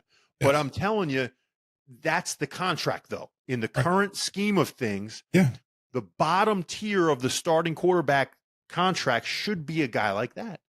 The top tier should be for guys like Burrow, Allen, Mahomes, the dudes, Jaden Daniels, when he gets paid, the dudes that actually can do Lamar Jackson, the dudes that can do a lot of stuff and make your team Superman. Right. There's only a handful of those dudes, and Brock Purdy's and Dak Prescott, they're not even close to that. They should have a Baker Mayfield contract. Baker Mayfield's like $30 worth million. To me, $30 million. I know, and that's fine. That's good money. It's great money. It is comparatively, but with Purdy, he's going to want the top. He's going to be okay. What did Dak just get paid? What did Burrow get paid right before Trevor Lawrence? For goodness sake, I want that. and that's where he's going to go. And again, if I'm San Fran, what do you do? Say no? See, here's the thing. Shanahan, it's his ego, and that's what the problem I have with Shanahan is his ego gets in the way. So he really believes it's his system. It's not the players. He believes it's his system. It is not the players. So he believes that he can plug and play. They gave up 3 draft picks to move up to get Trey Lance, and that was a disaster. Mm-hmm. They think they can win. They thought that they win. The Shanahans believed that they could win with anybody toting the football. Right? Things changed when they got a Christian McCaffrey, and they still lost. But hey, they got there. Makes it a lot easier for you when you have a guy like him. And they made deep playoff runs. Makes it a lot easier for him. He thinks he can win with any quarterback. Yeah. You know, hey, look what I did with this guy, Brock Purdy. Look, forget about the fact that he was the last player picked. I watched him play a lot at Iowa State. Yeah. Because I had a buddy of mine that I played against. His son played running back at Iowa State. Now he plays with the Jets. Yeah, he plays with the Jets. So I played against his dad. And they were roommates. Oh, yeah. I played against his dad. So I watched a lot of those games. And he's played a lot of football. That's what I've always said. Yeah. Everybody wants to make a big deal out of him being Mr. Irrelevant. You know, let's make a big deal out of Tom Brady being, pick number 199, right? Yeah. Eventually, you find out that, hey, this guy can play. And so they found out that he can play. So let's just forget about that. But Shanahan believes that it's about him, not his players. He really believes it's him. He's the reason why the Atlanta lost that Super Bowl. Absolutely. That year. Absolutely. Because all they had to do is run the football and run the clock out. Yeah. But no, he wants to try to throw the football because of his ego. That's his problem. It's his ego. And that's why I don't like Shanahan. He's the Ryan Day of the NFL. He doesn't have that gene. It's, think about his dad. Okay. Mm-hmm. His dad wouldn't have, in my opinion, won a Super Bowl if Brett Favre could keep his head out of his ass and was a study, hog like a Brady or a Peyton Manning. They would have lost to Green Bay in the first Super Bowl. And then if they didn't get lucky to get Atlanta, when Gary Anderson missed that field goal for Minnesota, Minnesota would have obliterated Denver. They wouldn't have won a Super Bowl. Right. So you got, that give Kyle Shanahan a try. His dad won 2 Super Bowls. No, his dad had the choke artist gene just like he does until Elway's last 2 years. And they got pretty damn lucky in both of those years. So you got Shanahan's going to need to get lucky somehow. How's he going to get lucky with a $60 million quarterback? Yeah, it's going to be. They had John Elway and they had a great running game. They had a great running game. But you got to think, you still had the Packers who were the NFC. It was Favre. Like nobody could touch Favre. And they actually had a pretty good defense that year. And then, again, they played Atlanta, not Minnesota. That was Minnesota. That was the Cinderella that year. I think they were 15-1 in 98. Right. I mean, come on. They would have obliterated Denver in the Super Bowl. So, you're talking about little bounces, little luck here and there, whatever. He hasn't gotten them. In the 2 Super Bowls against Kansas City, there was a couple bad moves in both of those Super Bowls that he blew himself. Oh, no question about it. Like calls with Jimmy G and the pussy field goal in overtime. No question about it. You don't do that. So, that stuff's going to haunt that's his ego. That's his ego. I agree. And in my opinion, if I'm San Fran, you have to pick because both of them hasn't worked. Why didn't it work this year? This was last time to do Lynch it. is not going to fire him, right? Because I'm saying. He's over Lynch. Regardless of what Lynch's title is, he tells Lynch what he wants to get done. He should go. He won't. So then you're going to keep everybody. Everybody loves Kyle Shanahan. They think he's just a whiz kid. They love him. He's such an asshole. Like he comes across as such an egomaniac and like just negative. And he's always like looks pissed off. He's never happy. Like I can't stand him, but he's not going anywhere. So why would you pay Brock Purdy $60 million? You just ran this experiment this year and you're not even going to make the playoffs. So to me, something's got to give. You can't, again, just like Ohio State. You bring Ryan Day back, they're going to do the same thing next year. They may beat Michigan if they get lucky. They're not going to win a championship. It just doesn't happen. But they're going to feel good for 11 weeks. I get it. And San Fran's felt good. They're going to feel a lot better than I'm going to feel for 11 weeks. I'm pretty sure.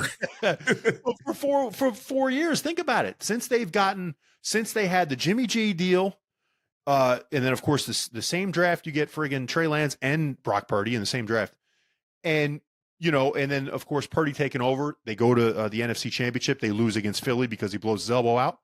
Yep. I mean, you're going to run it all back, with less players because now the cap's not going to work because you're going to pay Purdy. It doesn't make any sense. So somebody's got to go. And again, if you're not going to get rid of Shanahan, I don't think nobody's leaving. I think somehow or another they're going to get Brock Purdy to take a team-friendly deal. This is just me talking. I don't know, man. I think somehow he's not smallest quarterback. He's the smallest quarterback in the league besides Bryce Young. He's not. Well, I think he's not going to last. Murray is kind of small too. Sure, but Kyler Murray's got more bulk, and Kyler Murray is one of the fleetest of foot. You can't. We're saying the same thing here, but I just don't see how they're not going to pay him. But they can't pay him $60 million though. No, I don't see him moving off of Shanahan. And I don't know how he doesn't take it. I don't know how he can't. He's going to want his agent's going to want the max, and it's going to be interesting. But if they pay him anything, even if they pay him 50, Debo's gone. Yep. You're gonna is McCaffrey done? We don't know, and probably Kittle's gone. So good luck with that restart. Yep. But yeah, so we'll see. I like even with all that. I don't think the Rams are going to repeat what they did against Buffalo. I don't see them doing it 2 weeks in a row. And I see the 49ers being a little bit more desperate, in this game to get to 500. Yeah. And if I had to pick, I'm going to take the Niners. Okay. So, but man, this was fun. Yeah, had a good time, man. We went for an hour. Yes, sir. And we basically just went off the cuff. So that's beautiful. We got like a lot of big topics that we want to get into, the resurgence of the running back, right? How badly Dak Prescott sucks. What are the Jets going to do, this year after that debacle, and much, much more. So, yeah. But I think for tonight, I think I'm cooked. I'm about as cooked as I am too. Ryan Day is. I am too. All right, my man. Yeah. So we are out of here. We'll get this thing edited up, and hopefully it'll get it out pretty soon. Right. All right, baby. All right, we'll get at you next time. And welcome back to another great, exciting show of The Expressway. I'm Charles Show Me the Way, here with the BT Express, Billy Taylor, and we apologize for missing all out last week. I know you guys have missed us. We are back and better than ever. We've got a lot to talk about. Unfortunately, nothing good for our Giants and Jets. BT, what is going on with our two New York teams? I think the Jets fans, I've been hanging out with them a little bit for the last 2 weeks, and they say, like, look, we're used to being bad consistently, but you guys, oh my goodness, what is going on with my Giants? I saw people wearing paper bags over their head after the last game, and you told me you were at the game. Did you see those paper bags on people's heads? Yes, I did. And the thing that kind of bothered me is, a veteran punter from the Giants, Sean Landetta, him and I talk all the time. He sends me a video during the course of the Giants game of a plane flying over the stadium talking about, it's been a terrible year. Now, the thing that they had for me, it might have been my rookie year or second year. The Giants had the same thing.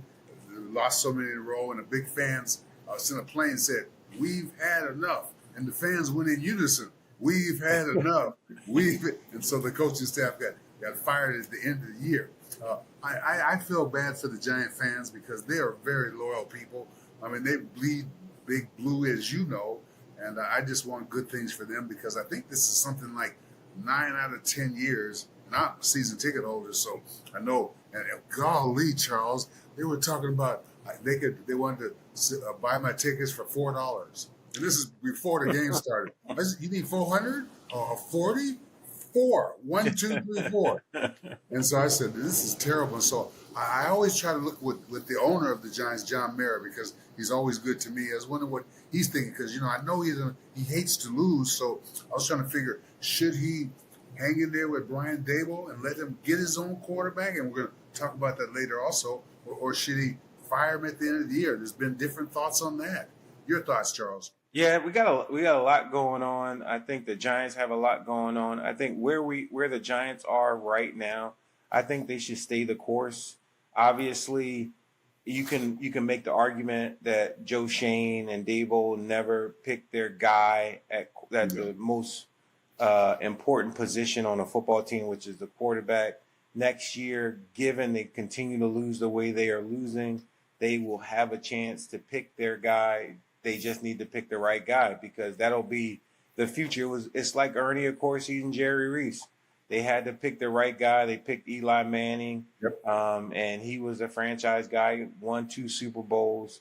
And so I'm excited. But we have a great show we're going to actually talk about here over the next few weeks. We're going to put Giants' future in focus. We're going to highlight some of the key positions that the Giants may be looking at in the draft. We're working through all the great college athletes. Travis Hunter just won Player of the Year in college football last night.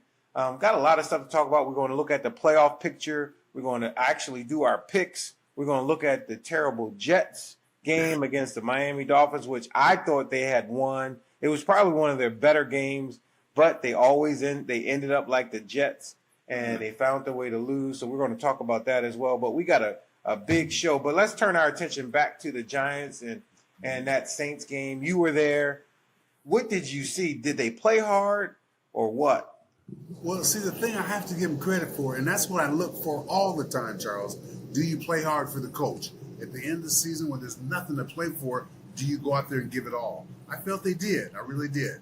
And I felt everybody gave their effort. It just was one of the more, is boring a good word? I don't know if that's a good word. One of the more non-exciting games that I've seen in a long time. There was very little excitement at all. There was zero offensively. And the bad thing is I left probably maybe 5 minutes into the fourth quarter, and then the Giants drive down and get a touchdown by Malik Neighbors, and then the guy misses the extra point. They could have gone in overtime, but maybe that's good or bad. Because a lot of people ask me all the time, I'm sure they ask you, should the Giants tank? I don't believe in tanking. As a football player, you cannot tank. Otherwise, you might get hurt. So I think maybe it's up to the coaches to decide, but Drew Lock has not shown me anything. Tommy gets a chance to, play this week, and I don't know what that means, because I've never seen in Giants Stadium for them to be favored to lose by over 2 touchdowns against the Ravens this week. So I just kind of feel bad, but the thing about it, I have to give Brian Daboll credit because they're giving effort for him. And the players, Malik Neighbors and company, are still playing hard, and I still have hope. We have to really evaluate it this time now with these last few games. You got to evaluate who's going to be on your team and who's not. I totally agree with you. When you look at what they're trying to do, I love the fact that they're running the ball more. They're leaning on the running game, especially since they don't have one of the really great quarterbacks in the league that's going to want to throw the ball 30 to 40 times a game. So rely on that offensive line, even though it's beat up, but rely on the offensive line, control the time of possession, and make the game shorter, right? And if you can do that, keep the other offense off the field, and you're controlling the ball, no matter what type of team you have, you're giving yourself a chance to win. And I think that's what I can say about Brian Daboll, is that he's trying to give his team a chance to win each and every game. Well, see, that's your job as a head coach, is make sure your guys are well prepared, know what they're doing, and then they give big effort during the course of the game. And I felt on defense it's kind of tough because it's hard to tackle people when you don't want to tackle. And that's what I was looking at too. And people were talking about, well, maybe the Giants need a shutdown corner. And I still like all the defensive backs they have. I know Drew Phillips went on injured reserve for the Giants, but I still like their defensive backs. And hopefully, they talk about a player in the NFL, when he goes from his first year to his second year as a skill position player, he should be better. Hopefully that'll make it better next year for everybody. But I don't want to think there's too many things, but they do need a right tackle. I know that for sure. The left tackle with Arthur Thomas, I think he's going to be there. And the center Smiths, I think he's going to be there. But they need a right tackle. If you can solidify that, and it's easy to say, but it doesn't happen all the time. They got some things they got to work on. And then someone said to me, well, if they get a top 2 pick, maybe they should trade down and get 4 or 5 picks. I don't believe in that. Now's the time for Brian Daboll to step up and get the quarterback that he feels that he can mold into his particular offense. And I think that's exactly the way to go, because if you have a quarterback that you have confidence in, I think that you can put up with other stuff or make up for other stuff that goes wrong. And so that's what I'm hoping for. Yeah, I totally agree. When you look at how he's playing this year and how the league is playing, right? Look at how many times they rushed the ball. They actually ran the ball more than they threw the ball. Yep. And when you look at other teams, you look at the Eagles. We can talk about them later when we go around the NFL. AJ Brown is upset that he's not getting thrown to. And Jalen Hurts and AJ Brown is like a soap opera. It's like, as the world turns, who's going to make up first, because he's not getting targeted enough, when Saquon Barkley is like the star of that whole entire offense. But that's indicative of the entire NFL. You look at the good teams in the league, they're going back to the run game, and it's predicated on defenses are not built to stop the run. And given you have these big offensive lines and these opportunities to knock these guys over the ball because they're smaller, why wouldn't you run the ball? And I think we talked about the extinction of the fullback. They may be coming back, BT. They may be coming back. Charles, I know that I know they are coming back. I talk to everybody and they say, if you're going to win in this league, especially with the weather in different parts of the world, you got to have a running game. And the thing about it, and as crazy as it is, it might be a blessing for Barkley to go to the Eagles because of that great offensive line that he has. And so I think that now, and they were talking about some of the running backs that are coming out of college that can turn teams around. And so that's from that on right there. I know that the D value of the running back is going to go up because the running backs that are playing now are playing. I mean, Green Bay has got this guy that was with the Raiders, leading rusher in the NFL, and he's propelling Green Bay to be in the playoffs. I even watched the Rams last night, their little running back. I just know if you want to get to the top, you got to have a top running game. And even Kansas City, they've got the guy from Rutgers. They're playing better. He came back from an injury, and they're playing better. So I've had faith in the running backs. I knew it would come because they're too good of an athlete. Think about what we did. All the little things. We deserve, as a running back, to be up there with at least the top wide receivers in pay. I totally agree with you. I think we do need to touch on the defense just a little bit because I think that's another area of the team that I'm a little concerned about. I think I'm probably less concerned about the defensive backs, but I am worried about some of their play, their physicality, their cover skills are there, but for some reason they kind of tailed off towards the end of the year. But that's not my most concerning position. I think D-line, getting someone big next to Dexter Lawrence is critical. Getting another athletic linebacker to help Dexter Lawrence control the running game. I think those are the two critical positions the Giants need on defense next year, whether free agency or through the draft. Those two positions are two of need. Well, the thing I give Brian Daboll credit for is that he addressed last year the needs that the Giants had. Sometimes they say best athlete available, but he addressed specifically the needs that they had. They definitely need a defensive tackle, somebody to take pressure off of Dexter Lawrence because he was double-teamed too many times and really had to go out of his way to do different things. Micaiah McFadden, the linebacker, want to know what you think about him because, okay, if you're watching the game and you don't know what's happening, you see him playing hard. And I don't know if he's really any good or he's just giving good effort. So is he somebody the Giants can build around? I think he's a solid player. I think he's a good special teams player. I think he does fill in gaps. I just don't know if he's an elite player that you can get better with. I think he's good enough to maintain and play solid defense. Yep. But you're always looking to get better. You want that dynamic player that will be there to make plays. I think I was talking to Jesse Armstead this past week. We don't have that dog that can run around, fly around, can catch people in the backfield, catch people from behind. We don't have that speed, and I think that's what we need. We need the athleticism and speed back there at the linebacker position, like a Jesse Armstead that can make those dynamic plays. I totally agree with that because you need someone who can compensate for other people. And the great thing about defense is that, and even when I play with LT, maybe somebody else would get beat, or maybe whatever, but then LT would come along and make the play. And I think you need players like that because the offense is too good. They're paying people too much money to beat you on defense. So I just hope the Giants can do that. But there's not a whole bunch of them out there. But what I'm seeing now is more athletic defensive linemen. And it's making it hard for the offensive line to block because they're going against some of the great athletes in the game, some of the people who could be power forwards in the NBA. And so I think that's something that people have to make an adjustment to.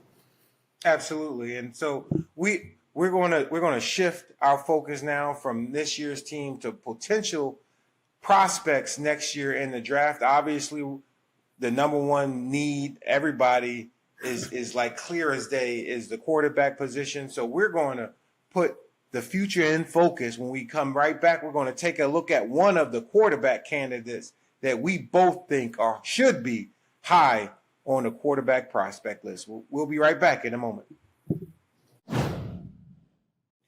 And we're back with the Expressway. I'm Charles Show Me the Way here with the BT Express, Billy Taylor.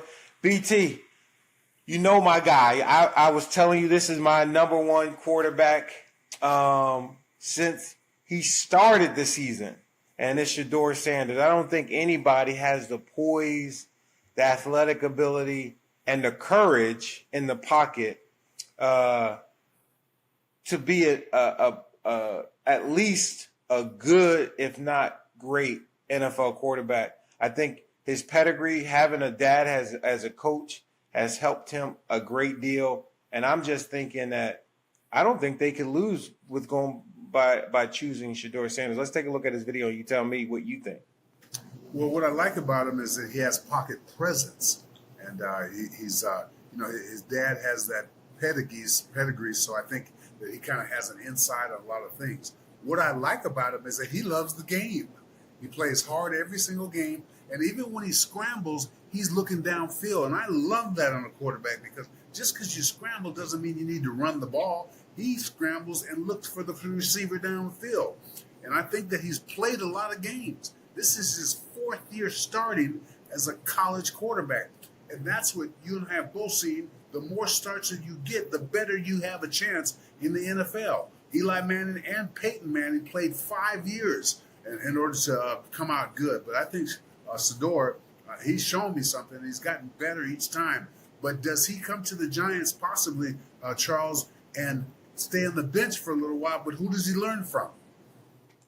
Yeah, I wonder. Well, I wonder who that is, right? Because you don't, unless could it be Drew Lock, right? Who could it be? Is I guess the main question for that. I looked at Drew Lock just the other day, the last few games, and I'm trying to figure he's not a starting quarterback in the NFL. What can he teach a young guy?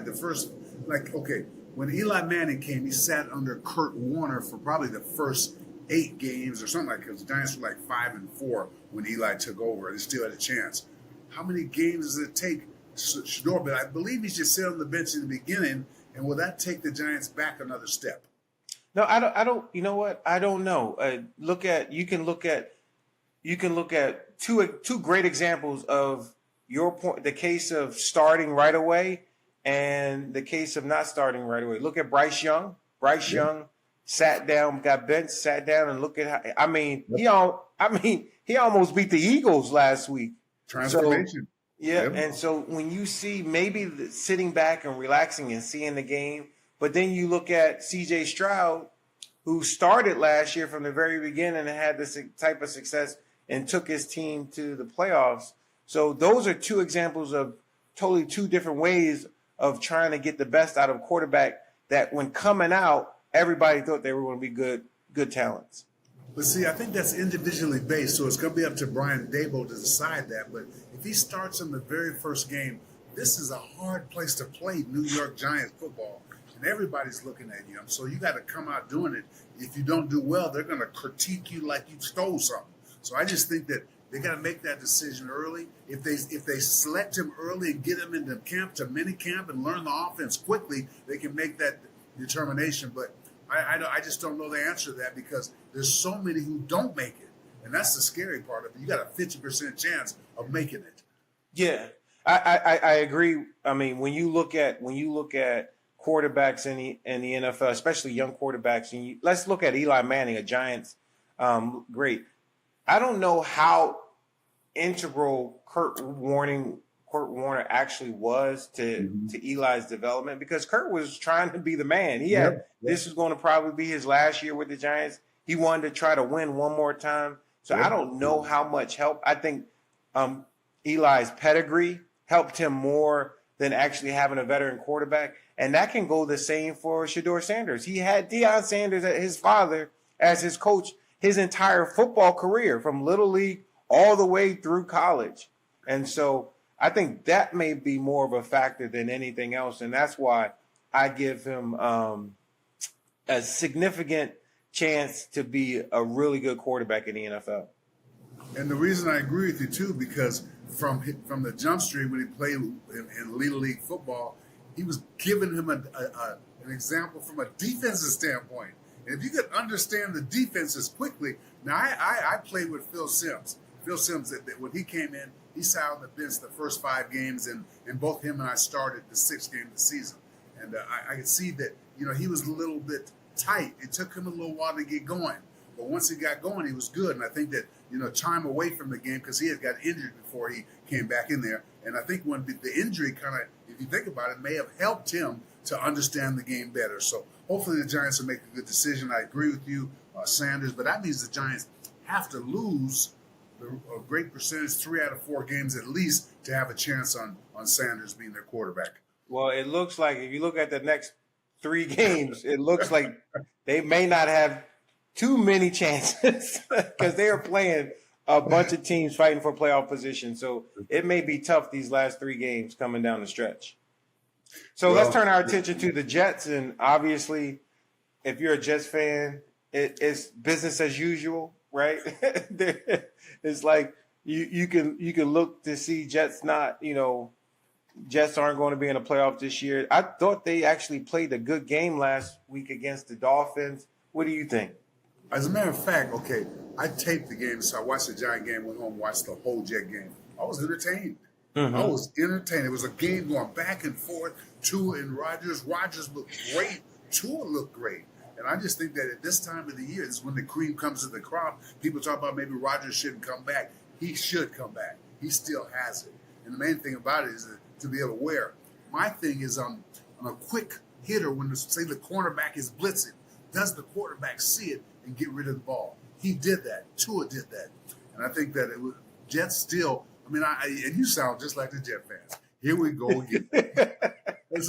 I want them to win, and I want Rodgers to do a good job. So hopefully this will help them to propel to do better. They play this week in Florida against Jacksonville this time. Can they make it a better situation for them? But they have to still be trying hard for, the coach is probably not going to be there. And people talk about the Jet coaching job as one of the jobs people don't want. That's scary. But think about this though. I think to your point about finding a quarterback, if you do bring Aaron Rodgers back, that's probably the perfect position for a young quarterback to be in. So you don't have to get a top tier quarterback, but if you find a quarterback in the first round that has the skills but just need a little bit more time, you might put him in a perfect position where to learn from one of the greatest quarterbacks the NFL has ever seen in Aaron Rodgers, and how to prepare for a game and be a professional in the locker room. I think you don't have a better person to do it from. And so I would agree in that respect. if I'm the Jets and I bring Aaron Rodgers back, I wouldn't mind taking a chance on a flyer. And if they pick 6, 7, or 8, a quarterback that may not be ready, at least it gives them a chance to learn from one of the best. But if you bring in a new general manager, a new head coach, do you want to get rid of the old stuff and get rid of Rodgers and bring somebody in like Brian Daboll's bringing somebody in new that he didn't have anything to do with? I mean, what do you do in that situation? Because, you got a veteran quarterback who's 42 years old, 41, and then you want him to, be a part of the team. But I don't think Rodgers did a good job on Jordan in Green Bay, kind of like mentoring him, because he looked like he wanted to mentor somebody to take his job. That's a tough situation, but I think the quarterback should do it. He should try to mentor the person who's going to take his job. That's hard to do. Somebody's going to take Charles Wade's job. Charles, you're going to train him to take your job. No, you're right. I mean, you're right, and that was the issue with the Jordan Love situation in Green Bay. He wasn't very happy when they drafted Jordan Love, but I think he's at a stage in his career where look at what he did with the Wilson kid 2 years ago. Exactly. He took him underneath his wing and wanted to help him become the best quarterback he could potentially be. So I think he's ready to do that again. I know we don't have a lot of time. We got a few more minutes, but let's look at the playoff picture. Things are changing rapidly.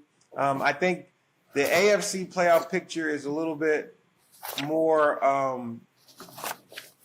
complicated than the NFC, because you got a lot of teams in the AFC all bunched up. We saw the game the Rams. When you look at the NFC picture, you see the Rams. They're still in the hunt. Yep. And the 49ers, who would have thought, the team playing for a chance to go to the Super Bowl last year and now being at the bottom of the pack and may miss the playoffs this year. Well, it's going to be interesting because I look at the Commanders still have a chance. The Seattle Seahawks with Geno still have a chance along with the Rams. The Cardinals are still in it virtually, and the Lions and the Packers are going to be there too with the Vikings. So it's going to be interesting in that NFC East. Who's going to step up to get to the NFC Championship? Only problem we talked about is that, you talked about before when we started that the Eagles may have some inside problems. And I do think that it's bigger than it's less, not as big as people think about it. But the thing that I saw is that Jalen Hurts, the quarterback, was missing the top receiver. And I think one of the reasons because he couldn't release the ball in that situation when he's wide open. My thought process, Charles, if you have a top receiver like they do with the Eagles, if he's in man coverage, throw it to him every single time. And I totally agree with you. But Saquon is running that show with the Eagles. If they try to change to appease AJ Brown, they are making a huge mistake, and it'll be a disaster like it was last year. How they collapsed because of all the internal locker room drama that was going on last year. They should continue to ride Saquon. They're 11-2 because of Saquon. When you look at what they've done over the past, 11 games, because they started off slow, they are crushing teams. And I think that if they change, you're going to see a humongous collapse and opens the door wide open for Detroit to make it to the Super Bowl. But Charles, from a running back standpoint, if they start bringing extra men in the box, 8 men in the box, you have to throw the ball. I mean, they're forcing you to throw the ball. So if you take what the defense gives, and Jalen Hurts does that, they'll have success. It's just like if they back off because of AJ and their company, that means Saquon gets some nice places to run. So I think the defense dictates what you do. Now, can you tell me how come the NFC South is always the worst conference in the NFC? They got 3 teams. All 3 teams are fighting. Even Carolina, if they would have won last week, would have been in hunt to win the division. You got Tampa Bay and the Falcons fighting for a playoff spot, the 4th playoff spot. They are the worst team as a division leader in the NFC. What do you think about that division, and who do you think will come out of the NFC South? Well, my problem is the Falcons quarterback Cousins is not good. He's throwing the interceptions like it's dessert. The Panthers are coming up and getting better. The Saints, I don't like them. I watched them last week against the Giants. The Bucs are the only team that has really a chance in there. I'm not a Mayweather Mayweather fan, Baker Mayfield, but he's gotten better, and I got to give credit when it's due. So I think the Bucs will take that. Yeah, and when you look at it, look at the Vikings. Look at the NFC North, and you got the Vikings and the Lions. Both teams 12-1, 11-2, fighting. One will actually may get a bye, and the other will have to play in the wild card. That's crazy, being 11-2, 12-1. I'm giving former New York Giant tight end Dan Campbell the insight on that, because if they play and have home field advantage throughout the playoffs, that means to get to the Super Bowl goes through Detroit. I think the Packers are showing me something. I'm impressed with Sam Donaldson of the Vikings. He might be one of the top offseason pickups for quarterbacks in the offseason. So I think it's going to be between the Vikings and the Lions to see who represents the NFC. And who do you think grabs the last spot? You got the Commanders, who started off great. I think Jaden Daniels is coming back to earth. He's starting to look like a rookie a little bit. Maybe the length of the season is getting to him, but the Rams are coming on strong. And, Coach McVay may be go down in history as probably one of the greatest coaches to coach. He might be one of those Belichick type of coaches, what he's doing with the Rams lately. I agree with you. The Rams are playing well. For them to play like they did, they beat the Buffalo Bills 2 weeks ago, along with last night winning the game against the 49ers. So I'm going to give them some inside. But they didn't help because they're only 8-6, I think is that record. The record's 8-6. Yes. And I think you have to win maybe 10 to possibly get in. But they can win these last 3 games and have 11 wins. I like McVay. I've liked him for a long time. His granddaddy was with the Giants when I first came with them. So he's a lifer. I met him as a little kid. And for him to be in the position, he's only 40-something years old doing what he's done, showing me he's one of the great coaches in the NFL right now. Yeah, and real quick with the AFC, it's a lot tighter in the AFC. You got about 4 teams within 2 games. Actually, 5 teams within 2 games of one another. Obviously, Chiefs, Bills, Steelers are running away with their conferences. But then you got the Texans, Ravens, Chargers, Broncos, Colts, and Dolphins. When you look at Texans, I think they're going to lock up the AFC South. I don't think the Colts can beat them. They're 2 games behind them. But you got a very competitive wild card race with the Ravens, Chargers, Broncos, Colts, and Dolphins. Well, I thought the Bills, if they got the inside track, you'd have to go through Buffalo to win. I don't think they're going to be the home team because the Chiefs are still winning. The Broncos, you got to give them a chance to be in it.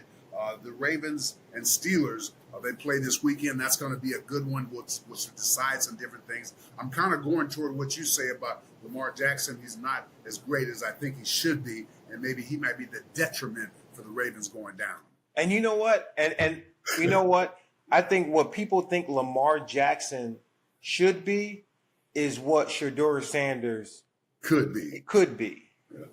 Well, it's going to be interesting because if Lamar Jackson would be disciplined, and someone said, how can you be disciplined when you're making $50 million a year, you're the most valuable player, you don't want to have a learning curve. I think you should always keep your mind open as a football player that you can get better. If Lamar Jackson makes some changes, maybe he can. But Shedeur Sanders of the Colorado Rockies, Colorado Buffaloes, he could be the guy who could be the next in place of Jackson. But I'm telling you, they both have the same body type. But you look at pure pocket presence and acumen, Shedeur Sanders right now is probably far and away better than Lamar Jackson could ever be. Well, he got drafted late in the first round. Jackson did to the Baltimore Ravens, and it took him a couple of years for people to kind of get confidence in him. He almost looks too confident now. Looks like he kind of knows what's going on. I think as a quarterback, you still have to have it wide open because he's got a great running back next to him. And so I think they have a chance because of that if they stick with that game plan coming down the stretch. And the weather, if it's got to go through Baltimore, it's already getting cold here in the East. That could be a good thing for them. I absolutely, and I totally agree with you. Now, we don't have much time, so we're going to run through our picks. I'm only 4 games behind. I had a great week 2 weeks ago. I'm glad I didn't have to pick last week because that was tough. That was a tough week. But we're going to take a look at Week 15. The Rams, we know they beat the 49ers. 49ers are tough. Everybody's hurt for the 49ers. Your boy McCaffrey is out for the season. He's killing the running back. But like I said, he's the poster child for not giving the running back money. And he is the highest paid running back in the NFL. Yeah, but see, you got to give him the benefit of the doubt. And now other running backs are stepping up. So I think that hopefully that one instant won't hurt everybody, because there's wide receivers, there's quarterbacks, Trevor Lawrence, that are out and making $50 million. So you got to look at that. But we'll see. But anyway, the first one I'm going with the Ravens and the Giants. I'm going with the Ravens. Really? Yes, I am. Favored by 15 at Giants Stadium. Yep, I'm going with the Ravens too. You got the Jets and the Jaguars. Let's see if Jets played a good game. Jaguars did win last week, but I'm still going with the Jets. I'm going with the Jets also. Cowboys, Panthers. I'm going with the Panthers. Bryce Young, they're looking good. I think, you know what? They may have the same trajectory as the Detroit Lions did 2 years ago when Dan Campbell came on the scene. All right, well, I'm going to go with what you said, but I'm going with the Cowboys. Oh, which okay. I hate to do, but you go with the Panthers. All right, Commanders, Saints. I don't see how the Saints can beat the Commanders after watching them play against the Giants and should have lost against the Giants. So I'm going with the Commanders. I'm going with the Commanders also. Bengals, Titans. Bengals played a good game last week. Just was tough. Titans are still in the hunt for the AFC South. I think I'm going to go with the Titans because I just think the Bengals have given up. I'm going with the Bengals because their offense looked outstanding. And I'm trying to figure how can they throw that many passes to Chase on the outside with nobody doing anything. Eagles should be looking at that. I'm going with the Bengals. You're going with the Titans. Chiefs, Browns, no question. Even though Jameis Winston is trying to resurrect his career, he got to cut down on the interceptions, though. But Charles, he's in like his 9th or 10th year playing. You think he's going to get it by now? Sam Darnold was in 14. Yeah, but he's only his 5th year. His 5th year. I know. This is Sam Darnold's 14th year, and look at him. No, this is Sam Darnold's only 6 years, something like that. I thought it was 14. No. He got drafted by the Jets, number 1, 5 years ago. Oh, okay. And he's finally he went to San Francisco with a great coach and resurrected his career. Okay. Jameson, I think, is ridiculous. Go ahead. You're going with the Chiefs. They're going to 13-1. Dolphins and Texans. This is a tough game. Dolphins play well. They're fighting for a playoffs position. Texans have to win. You know what? The Texans don't look like the same team that they were last year. I don't know if you see the same thing, but there's something different about that team this year than it was last year. The only thing that scares me is that they're playing in Texas. But I'm going to go with the Dolphins. And who are you going with? I'm going to go against you. I got to ride my boy C.J. Stroud. I'm going with the Texans. Okay, I'm going with the Colts, Dolphins. Broncos. This is going to be a good game because both teams are fighting for playoff spots. Colts have been coming on, but Sean Payton got the Broncos playing well, and so I'm gonna go with the Broncos. I'm gonna go with the Broncos also because this time of year when you go above that sea level, you get tired when you're the offensive when you're the other team coming into Denver. Patriots, Cardinals. I just feel bad for Mayo. They're playing with a rookie quarterback. I think they're playing in Arizona. I think the Cardinals all the way. I'm going to go with the Cardinals also only because of they're playing in Arizona. That's the only reason. This is probably one of the games of the week. You got the Bills and the Lions. Real good game. Bills coming off of a bad loss last week. But the Lions are a beast, and they're still fighting the Vikings, and the Vikings are playing the Bears, who they'll probably beat. So the Lions have to win. So I'm going with the Lions. I'm going to go with the Bills only because they lost last week, which hurt them going through Buffalo for the Super Bowl. And so the Bills got to back it up with something. So I'm going with the Bills. You're going with the Lions. Buccaneers, Chargers. This will be a good game. They're playing in San Diego. Buccaneers really have to win because you got that Falcons. The Falcons is right on their heels. I'm going to go with my man, Baker. I'm a Baker Mayfield guy. I'm going to go and Ty Bowles. Your boy Ty Bowles from the Jets is doing something. All your former Jet players are getting resurrected. Coaches and players are resurrecting their career. But I'm going with the Buccaneers. I'm going with the Chargers because I like their quarterback, Justin Herbert. I think he's one of the top 10 in the league. All right, so this is the game to watch, Steelers and the Eagles, because let me just tell you something. Given all the drama that's happened between A.J. Brown and Jalen Hurts this past weekend, the Steelers will probably be the team to either cause the Eagles to excel and continue moving towards that Super Bowl run, or this game will actually be the death of this team. So if they don't win, mark my words, it'll be the end of the Eagles season. And if they win, they have a chance to at least make it to the NFC Championship game and quite possibly the Super Bowl. Sure. I'm going to go with, because I want to see I'm from Philly. I used to be an Eagles fan, but I'm going to bet against them. I'm going with the Steelers.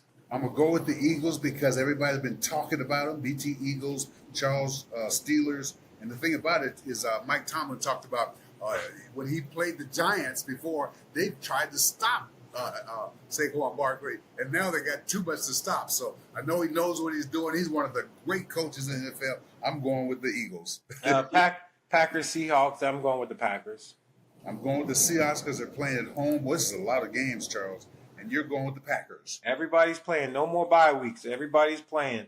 Yep. Bears versus the Vikings. I'm going with the Vikings. I just don't have any confidence in the Bears now that their coach is fired. And I don't think the quarterback has any trust in his quarterback's coach, who's now calling the plays. I'm going with the Vikings also. All right, BT.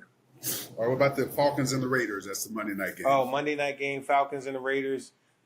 You know what? I'm going with my man AP.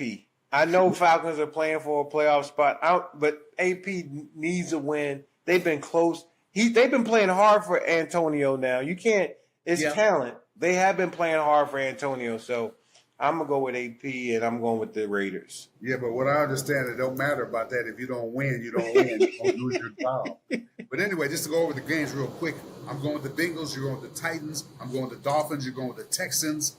I'm going with the Cowboys. You're going with the Panthers. I'm going with the Chargers. You're going with the Bucks. I'm going with the with the Bills. You're going with the Lions. I'm going with the Steelers. You're going with the Eagles. I'm going with the Seahawks. You're going with the Packers. And then I'm going with the Falcons. You're going with the Raiders. That's a lot of games. I can't even count that high. How many games we're going against. But outstanding job, Charles, man. Great job. And that's our show for today, ladies and gentlemen. I hope you enjoyed the Expressway with Billy Taylor and Charles Wade. And we're on each and every week. Check your local listings. We're on YouTube. So for Charles Wade, ladies and gentlemen, I'm Billy Taylor of BT Express with Show Me the Way. Everybody's kicking me to the curb. Yeah, well, you know what? 3 minutes later gets you in Holtz's world. How about our guy? All right, Marshall. Need some water. Marshall has a fever, so fucker better not get me sick. How you doing, Marshall? Great. Congratulations. Thank you. Yeah, that is absolutely wonderful, and recognizing, I'm so happy for you and your dad, and recognizing all the hard work that you did has now come to fruition. That's wonderful. Thank you, sir. Now, after saying that, now the hard part begins. Yeah. Now it's go time. Now, hey, listen, remember this, Marshall, and I'm just an old guy, don't know shit, but I've been 21, or however you're old. And Holtz would always say this: I've been 21, you've never been 57. Take it from the three old wise men here. Is what we learn? You make your, just like in a relationship, make yourself happy. But and then you can make other people happy. It's hard for me to cram a lot of wisdom in 50 years, and not that you even want to hear it, but make yourself the center of this. And I know this turns the whole team me thing upside down, but it really, maybe it does need to be turned upside down. And I'm not saying don't be a good teammate and don't be coachable, but in this today's world, everybody's looking out for themselves. And I'm not saying you have to be like that, but have a strong sense of that about who you are. Yes, but sir. most of all, when I was, I got into the next level, and I start, taking all this coaching, and next thing you know, I forgot how to play football. They call it a football game for a reason. It's a game. And you watch all these guys that play at a high level. They're playing. Joe Moore, we had an offensive line coach. He'd always say the guys that play the game with a smile on their face play it best. It's a game. Never lose sight of playing it like when you're 7 and 8 years old. That's the guys that are playing it the best. That's enough of my shit. That's true. That's good advice. Hey, Wes. Hey, Marshall. What's going on? How you doing, sir? Hey, I don't know how it goes on the broadcast, but I see like your right eye, Wes, and I see Marshall's shoulder. So I don't know. Oh, really? That's just for me. I've got you guys perfectly centered on my screen. All right. Well, on my screen, we're like in the center right now. All right, that's good. I'll take the odds. So, John, all right, Irish Nation, playoffs. Tony, that's your playoffs. Playoffs. Description. Playoffs. We're talking about playoffs. Practice. Oh my God, who was that New Orleans Saints coach, Mike? That fucker who cut me. He's a dickhead. Mora. Joe Moore. Mora. Fucker. Mora. Joe Mora. Yeah. Then he came to my father's funeral, right? And he's like, "Oh, if there's anything I could ever do for you," I'm like, "Yeah, motherfucker. How about not cut me, you fucking asshole?" That's what you could do for me. Yeah, how about put me back on the team? Yeah, you cut me to bring in a backup offensive lineman. I'm like, fucking great. Get the fuck out of here. All right, home game. Did we get the team we wanted? I think we did. I think of all the teams you could play, that's a top couple. Yeah. Indiana's. I don't. Number one rush defense in the nation. Play Alabama. Number one rush defense against the number 9 offense in the country? What's their name's offense? I don't know. I got the defensive stats, and I've got offensive stats from Indiana, but Notre Dame, as far as their offensive stats, I don't have those.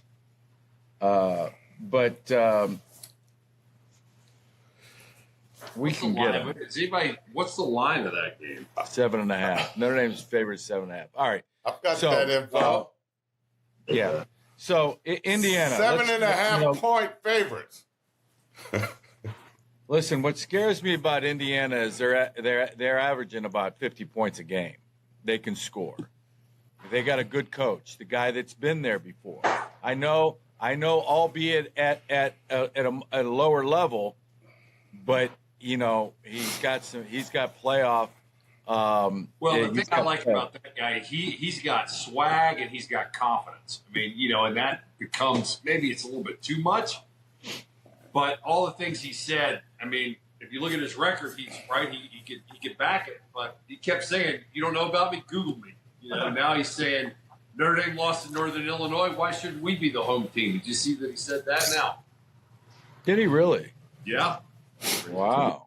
That's good to be confident. It's good to back your program, back yourself, sell yourself. That's what you have to be doing at all times, is selling yourself, right? And so he's making himself relevant. That Indiana team, they run the ball really well. They're putting up, what do you put, 44 points a game? Notre Dame's putting up 40 points a game. They're pretty evenly matched as far as their defense, their running yardage per game, offense versus offense. So I think it's going to be a good battle. Yeah, just to build on that, Mike, points per game, they're second in the nation at 43. So, they're averaging 43 points a game, which, Jim, man, looking at some of those scores, I thought it'd be higher. Third down. Here's what's impressive. Third down efficiency. Almost 50%. I mean, they are. They're getting the ball and they're holding on to it. That's 12th in the nation. And you know what them is they're executing. This team is executing. Their explosives. They're 60th in the country. These are plays. Over 20 yards. What's their strength of schedule?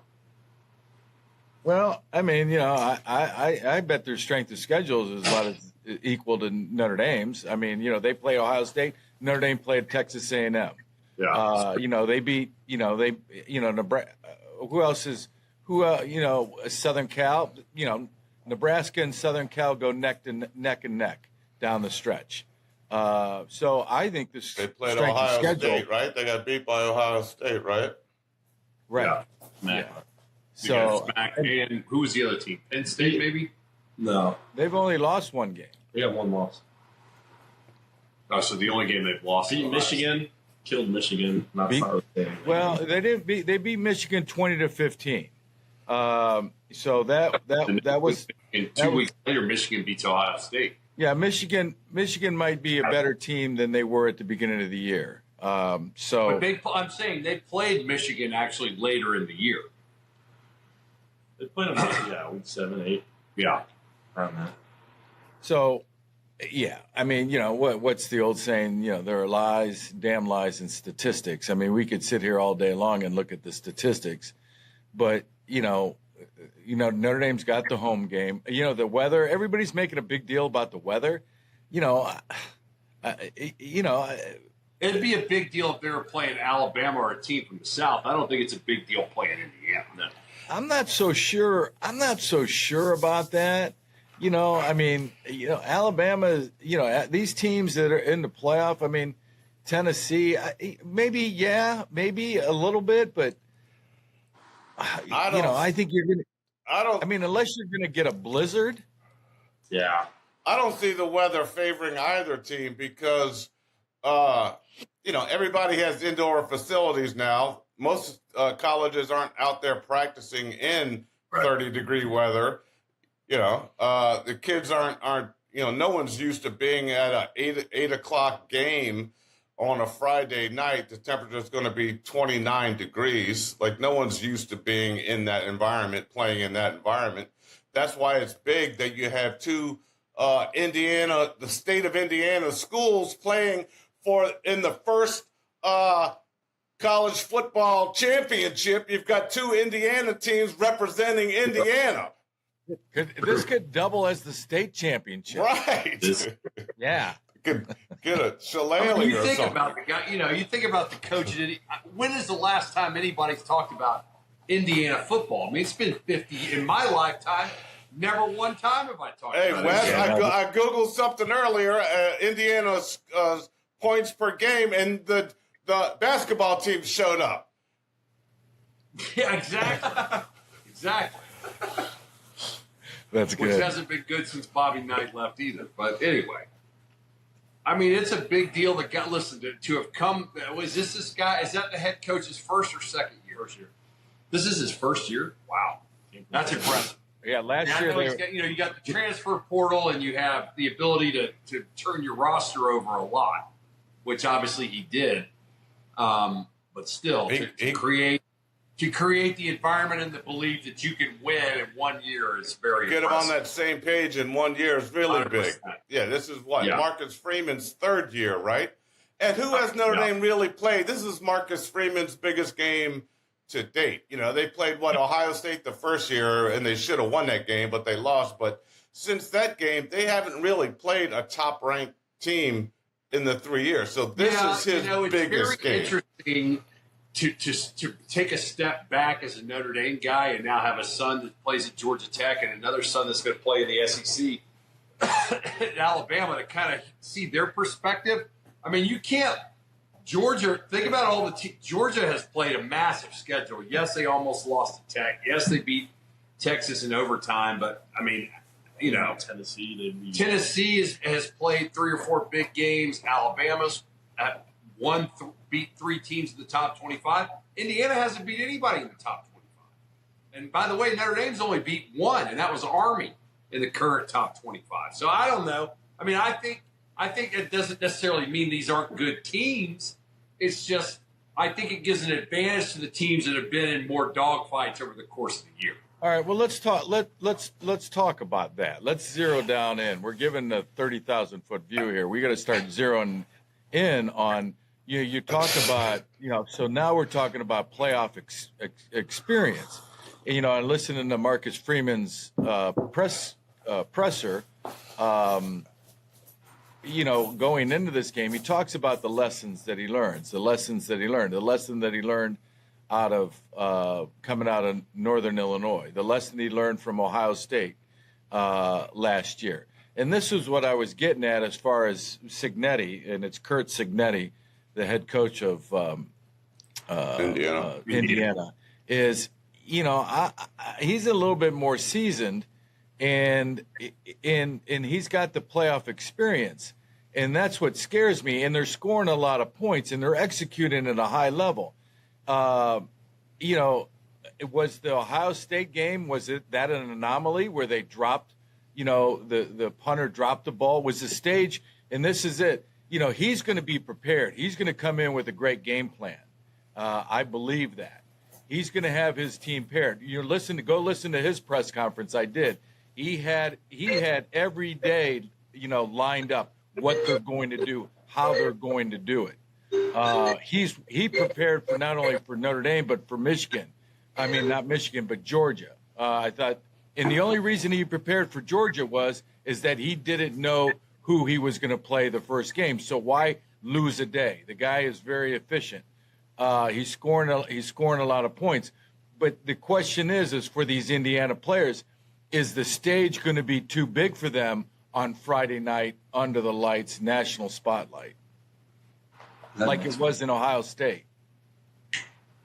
Well, listen, I think that'll be an even bigger game than the Ohio State game. I mean, it's like you said, it'll be the first 12-man playoff game at Notre Dame at night. They're talking about Notre Dame's talking about doing a blackout. I mean, it's definitely going to be a big stage. I think to get in, will Notre Dame be ready? To get in the game, it's $775 for the lowest price ticket. $975. Now it's $975. You can go to Penn State game for $103. What is it to watch it at the linebacker lounge across the street from the stadium, where zero? Yeah, where a couple of Wes, are you going to the game? I mean, I have tickets. I haven't decided. Yeah. Well, I know at least two of the three amigos are going to be at the linebacker lounge from 2:30 to 4:30 on Friday before the game. I'm going to drive over probably Friday morning. I may go over Thursday. I'm not so sure. Hey, Wes, ND has some couple $6,832 tickets that are available. But Ohio State has a ticket that's $8,972 to go to that game. Well, I will sell my two for $1,500 if anybody wants to give me a call. I'm kidding. All right. So, Marshall, all right, you talk about strength of schedule, right? Now, Ohio lost, 3 games this year? They beat they beat more top 25s than anybody else. But they lost to 3 garbage teams. Right or wrong? Who are you talking about? Who did Alabama lose to?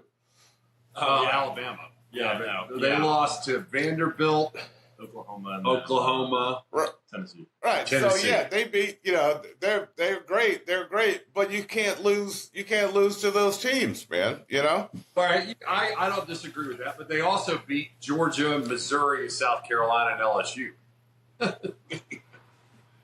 I mean, it's an argument. I see both sides of the argument. Is it about strength of schedule and who you beat, or is it about who did SMU beat?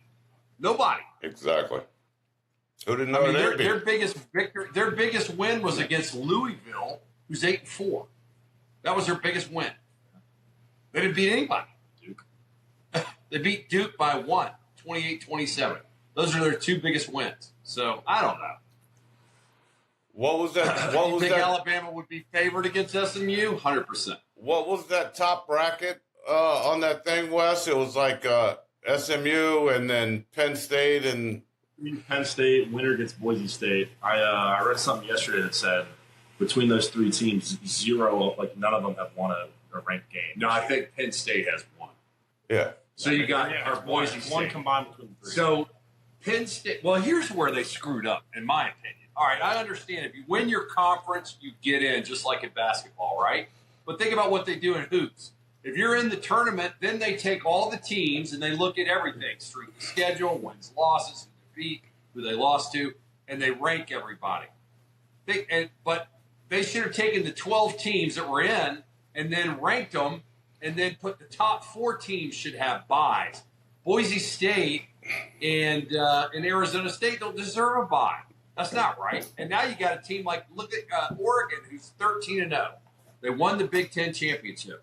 They got to play the winner of Ohio State and Tennessee. Right. Yeah. and Boise State's playing the winner of Penn State and SMU. What? Yeah. That's not fair. Yeah. Agreed. So, hey, Marshall, I wanted to ask you. So, congratulations on signing with Alabama. That's wonderful. What a great institution, a storied program. What was it that you liked about Kalen DeBoer? DeBoer and the program there. What made you go to Alabama? Obviously, first was committed to UNC. Just kind of had some concerns about the future of the program. And, they just kept pushing me, kept knocking on the door. And I went and took a visit when they played Georgia. Sat with Coach DeBoer pregame, and, he kind of explained to me their game plan and, how he was going to get the tight ends, involved and stuff like that. And then he delivered on, just about everything he told me pregame. They ended up beating Georgia. So that kind of left a mark on me. And then just continued playing my season, continued going. And then just kind of came full circle to me that, it was the best opportunity for me to develop and, get the opportunity to play the best of the best, which is, that's why I went to Raven Gap. That's why, I play the game the way I do is I want to be able to play at the highest level. So I think, Alabama's kind of the complete package. And, they had an off year, not in the playoffs for the first time in a while, but I do still think that, this program can turn it around. I think Coach DeBoer's, he's a winner. I think he's 115 and like 13 or 14 in his record or something. His winning percentage is really high. So I think he can turn this thing around. It's a program where 3 losses is considered really bad. So it kind of reflects on the success of the program that they have. I think he's only going to get better with time. And Marshall, do you go on record and say that Alabama definitely would have not lost those games this year if you were on the team? I don't know about that. Huh? Maybe Vanderbilt. I would get him over Vanderbilt. All right, good. There you go. Well, I want to say something. I thought the first time I sat down with Marshall was before the Georgia game, and he said, he said, ask me anything. Like, what questions do you have? But the bigger thing that he said that I thought was impressive for him selfishly was that he goes, listen, look at all the offenses that I've ever had. He said, I've always had a tight end that had 50, 60 catches in a year. We want to throw the ball to the tight end. We just don't have, the guys that can stretch the field vertically and stuff like that. And he looked at Marshall and said, I think this is an opportunity for you. So that was kind of eye-opening too, at least for an old slow linebacker like myself. No, that's great. Now, Marshall, did they? Are you going to room with your dad there at Alabama, or are they going to give you another room? What if you could? Listen, I've got. They're talking about making me president emeritus of the SAE house. I'm thinking about they're letting me just like a social member of SAE. Now you got a limited number of hours you can go see Marshall there a month. All right. I've already moved in my apartment in Tuscaloosa. No. What do you mean? No, you're not going to work. Marshall, we're going to help you out, and we're going to keep him in Atlanta. We're going to help you out. So, but you spoke about UNC. Did you see the news surrounding Bill Belichick and that possibility? What are your thoughts there? Obviously that's a huge hire for them. I do think we'll have success. I think there'll be a bit of a learning curve. Just, the games have changed a little bit, but it looks like college is starting to mold more into the NFL. So I think maybe it'll work out. But, the big thing for me with UNC was my relationship with the tight end coach, Freddie Kitchens, who was a NFL head coach a few years ago. Yeah, I know Kitchens. I've met Kitchens a couple of times. When I was really kind of hanging on a little bit and trying to see if I would stay committed, he told me he was going to get the head coaching job, and obviously it didn't happen. And I mean, I hope they keep him, but if not, that was the main reason I was committed. So I don't really see the Belichick thing as anything that makes me look back like, dang, like maybe I should have stayed. At the end of the day, did Belichick get that job? It's not official. Belichick, look it up afterwards. I was reading about it. He presented them with a 400-page document of all the things that he wants.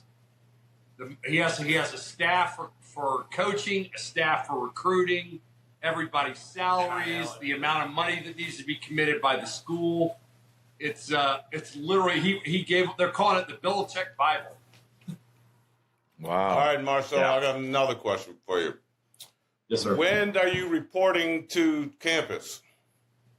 Right now, December 18th. So I get to go back to Charleston Friday, graduate from high school Friday, and then I got a kind of quick turnaround. I think I get 5 days, and then I'm up there, moved in. And so you're moving in January? No, December 18th. December 18th, you're going to be enrolled in school? Yes, sir. I'll be practicing with the team. He's enrolled officially, and then he's going to. They allow them to practice for the bowl game. So he will move all his stuff into Alabama, practice for the bowl game, and then after the bowl game, he starts school, whatever it is, January 8th or January 6th. Will you dress for the bowl game? I won't be able to put pads on for the actual game, but I'll be on the sideline and everything. Oh, nice. I was trying to figure out what your workout. I was trying to figure out what your workout plan was going to be at home and how what you're going to do for the next couple months. Bam! You're enrolled. You're in school. You're in the program. You're doing it 100 miles an hour. Yeah, crazy. That's awesome. Yes, sir. That is awesome. Yeah. So I was thinking if you got, I don't know, if Notre Dame wins and they play New Orleans, when was that? Is that game New Year's Eve or New Year's Day? Sugar Bowl. That's New Year's Day. Don't ask Mike because I texted him like 4 or 5 days ago where I could stay, and I haven't heard back from him. I haven't heard back. He acting like he didn't hear your request. He's a bit of he's kind of ghosting. I think he's ghosting. Tony, me and Frank come as a package deal. Nah, he don't want it. He don't want to stay there. Yeah. Well, can you imagine the three amigos in Stoney's house? I mean, how much better can it be than that? On Bourbon Street? Oh, early Mardi Gras. Is Bourbon Street the Bourbon Street I know of 25 years ago? Or is it still there? It's still there, and it's still the main street where people go in the French Quarter. It's lost a little bit of its lore that it used to have when. I was there when I saw you, Stoney, when Marshall played John Curtis there. It was, and I had never been on Bourbon Street when it wasn't like a big event. It was. I enjoyed it. It's nice walking around there when it's not insane. I have all the people there. I had only been there for Mardi Gras and Sugar Bowl, and that's insanity. Yeah, Notre Dame beats that Indiana team, and they come down to the New Orleans, and they do a little laissez les bon temps rouler, and play in the Caesars Superdome, and they play that real football. Voulez-vous coucher avec moi ce soir? Yeah, in the Bayou country. Marshall, what do you think the last question from me anyway? So I don't know. Do you have any expectations? What do you think about going to, the next level? What are your thoughts about playing that? Yes, sir.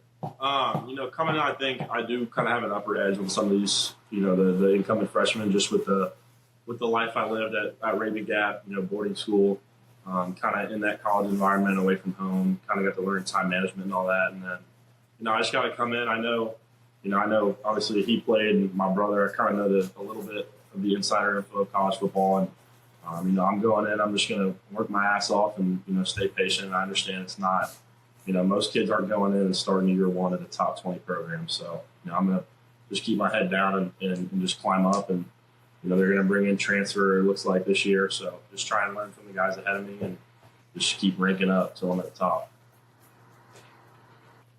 Well, that's great. That's a wonderful attitude going in. But Holtz always what Holtz would always say. There's,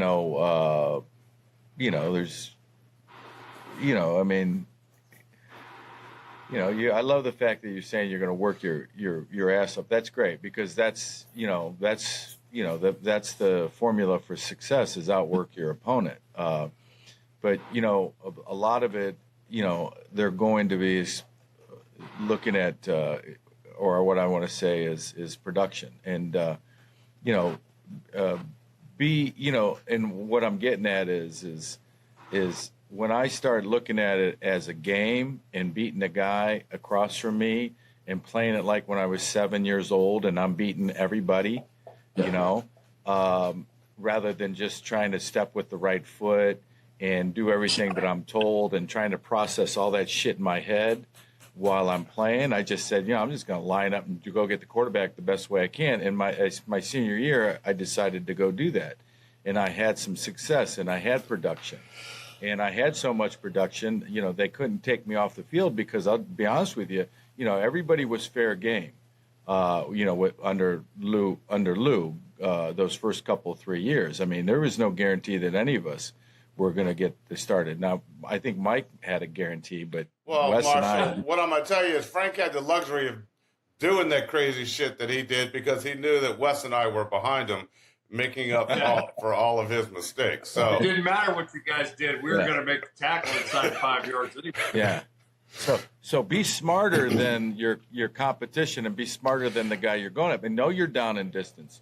Know what you want to, as far as a tight end, those tight ends would try, when I played over the tight ends would try to manipulate me as far as their blocking schemes. Those guys were, all they did to you is they go, "Hey, Stamps, look at the blonde in row 2, section 37."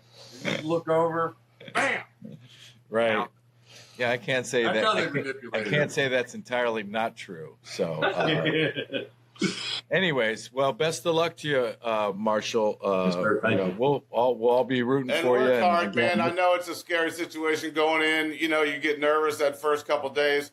Once you take that first hit, man, after a week, you'll be sliding right in, and you want to learn from the guys that are there before you, but you also want to beat those guys out, and you want to play football. That's the name of the game. Yes, sir. Well said. Well said, Michael. Irish Nation, you are under the Golden Dome with your hosts, Michael Stonebreaker, Wes Pritchett, Frank Stamps, talking Irish football. Our very special guest, Marshall Pritchett here, new recruit, a new signee for the Crimson Tide of Alabama. Wishing them all the best of luck. Hold on, Frank. Let me interrupt. Marshall, what's up with NIL money? Does everybody get a flat? Does everybody get a flat rate? Yeah, I'm supporting the Golden Dome. I'm supporting y'all. All right. Love it. Thank you. I love it. So, let's get back to Indiana. So hey, guys. All right, Marshall. See you, brother. So, the way I see Indiana's defense, how can Indiana beat Notre Dame? And what I see with Indiana is, they got to pressure the quarterback. They're number one in the nation against the rush, averaging 70 yards a game. Their run defense is outstanding. Their pass defense is ninth in the nation. Total yards, they're second at giving up yards. They're second in the nation. This is a legit defense. Now, I understand their strength of schedule isn't that of Georgia or Alabama, but still, Notre Dame's measured with these same rankings. They have gotten to the quarterback. They have sacked the quarterback. And they're only allowing 15 points a game. I mean, if I'm Indiana, I'm going to put 8 guys in the box. I'm going to stop the run. I'm going to have the linebacker keying on the quarterback. run and make Notre Dame throw the ball 20 yards down the field in those 20-yard buckets, because they have not been crazy successful in that part of their game. Now the question is Notre Dame's two running backs in their offensive line physical enough to win the battle with them with 8 in the box? I don't know the answers to that, but I mean, if I'm scheming against Notre Dame, that's what I'm doing. And I think that Indiana matches up really well against Notre Dame with that strong run defense and with their strong running offense. And so they're going to go out there and I think they're pretty well matched. Yeah, well, I mean, I think it goes back to what we've talked about all year. Why do we think Notre Dame had a decent chance in games like this? They've got a good defense, and they had an offense that controlled the line of scrimmage and didn't turn the ball over. So they're going to have to limit Indiana's scoring, and they're going to have to find a way to control the ball at the line of scrimmage and keep the ball and score and not turn the ball over. They got to win special teams. They got to win the turnover battle. Blah blah blah. Notre Dame's put up 40 points a game. We don't want to get in a scoring duel with Indiana. Indiana's averaging 43 points, Frank. I think Notre Dame's averaging 40 points. So they're not really? fall off. Oh, wow. They're not fall off? They're not far off. The concussion folks out there in Irish land, concussions are real. It is a thing as old football players age. Do you know what the difference in concussions now and concussions when we played are? What? They didn't diagnose ours. Right. Yeah, that's for sure. So without it, but you'll never convince me that Indiana is the same type of athlete that Notre Dame does. Notre Dame. Now you mentioned Cignetti, the head coach of Indiana. His first year, he's brought with him. It's an ungodly number of transfers that are starting offense, defense, and special teams. It's close to 20. If not above, how many kids that, first year guys are starting and he's making this work, which is just crazy, insane to me, how you do that and have success. But having said that, Notre Dame, I think, has the better athlete. Now, my opinion, that Indiana defense, they're going to show up. They're going to show up in the right spot. And this is the big question. Are they going to be able to make that tackle? Is that Notre Dame athlete going to be able to, Jeremiah Love, is he going to be able to break tackles? Is he going to be able to make that first guy miss? Because in Indiana defense, you don't get number one in the nation not being sound. They're going to show up. Are they going to be able to make the tackle? If they load it 8 in the box, they're going to have to play man in the secondary. Are they going to be able to man up those Irish wide receivers? Are they going to be able to cover them down the field? Is Riley Leonard, is he going to be able to pass the ball with accuracy versus man? And, a lot of ifs here. If they start pressuring the quarterback, they have a guy spying Riley Leonard, I'm sure, because he's if not, he's the leading rusher. He's close to it with, 750 yards rushing on the game or rushing on the season. Yeah, I would agree with that. I mean, everything you said was sort of, Notre Dame's, the question is exactly what you were saying. I think our 2 running backs at Notre Dame are special athletes. And it'll be interesting to see if over the course of time, the course of the game, if they can, keep those guys under wraps and if they don't break a tackle. I mean, some of those runs that Jeremiah Love has had recently against good. I mean, that run against Southern Cal when he jumped the guy, that was unbelievable. I mean, the guy is a special athlete. That was unbelievable. You got to get him in space. And we'll see. It's going to be interesting to watch. They match up. They match up really well. And so, this is what they fought for all season to get into this playoff tournament. You got 12 teams in, so you got all the eyes. So I think, like we said last week, it's doing what it's supposed to do. keeping people interested in college football. So you go out and, every team starts the season. What's your number one goal? To win the national championship. And so, you got to the playoffs. Let's take it one team at a time and go out there and you stick it to them and you prove that Right. you belong there. Well, I'd like to think, in my opinion, Notre Dame's bread and butter is their run game. And I'd like to think when, that linebacker or that defensive, shows up to make the tackle, the defensive back shows up to make the tackle, that Jeremiah Love and Riley Leonard, can make a miss or, come up with the explosives. But I don't know if that's going to happen. I'd like to think it's going to happen, but it's not. I don't know. If Indiana doesn't pressure the quarterback, then I think Notre Dame can have some success throwing the ball. Like you said, Wes, you don't want to, or maybe it was Michael, you don't want to let Indiana think that they can win that game and have it a close game in the second half. You want that big offensive line to just pound them and pound them and pound them.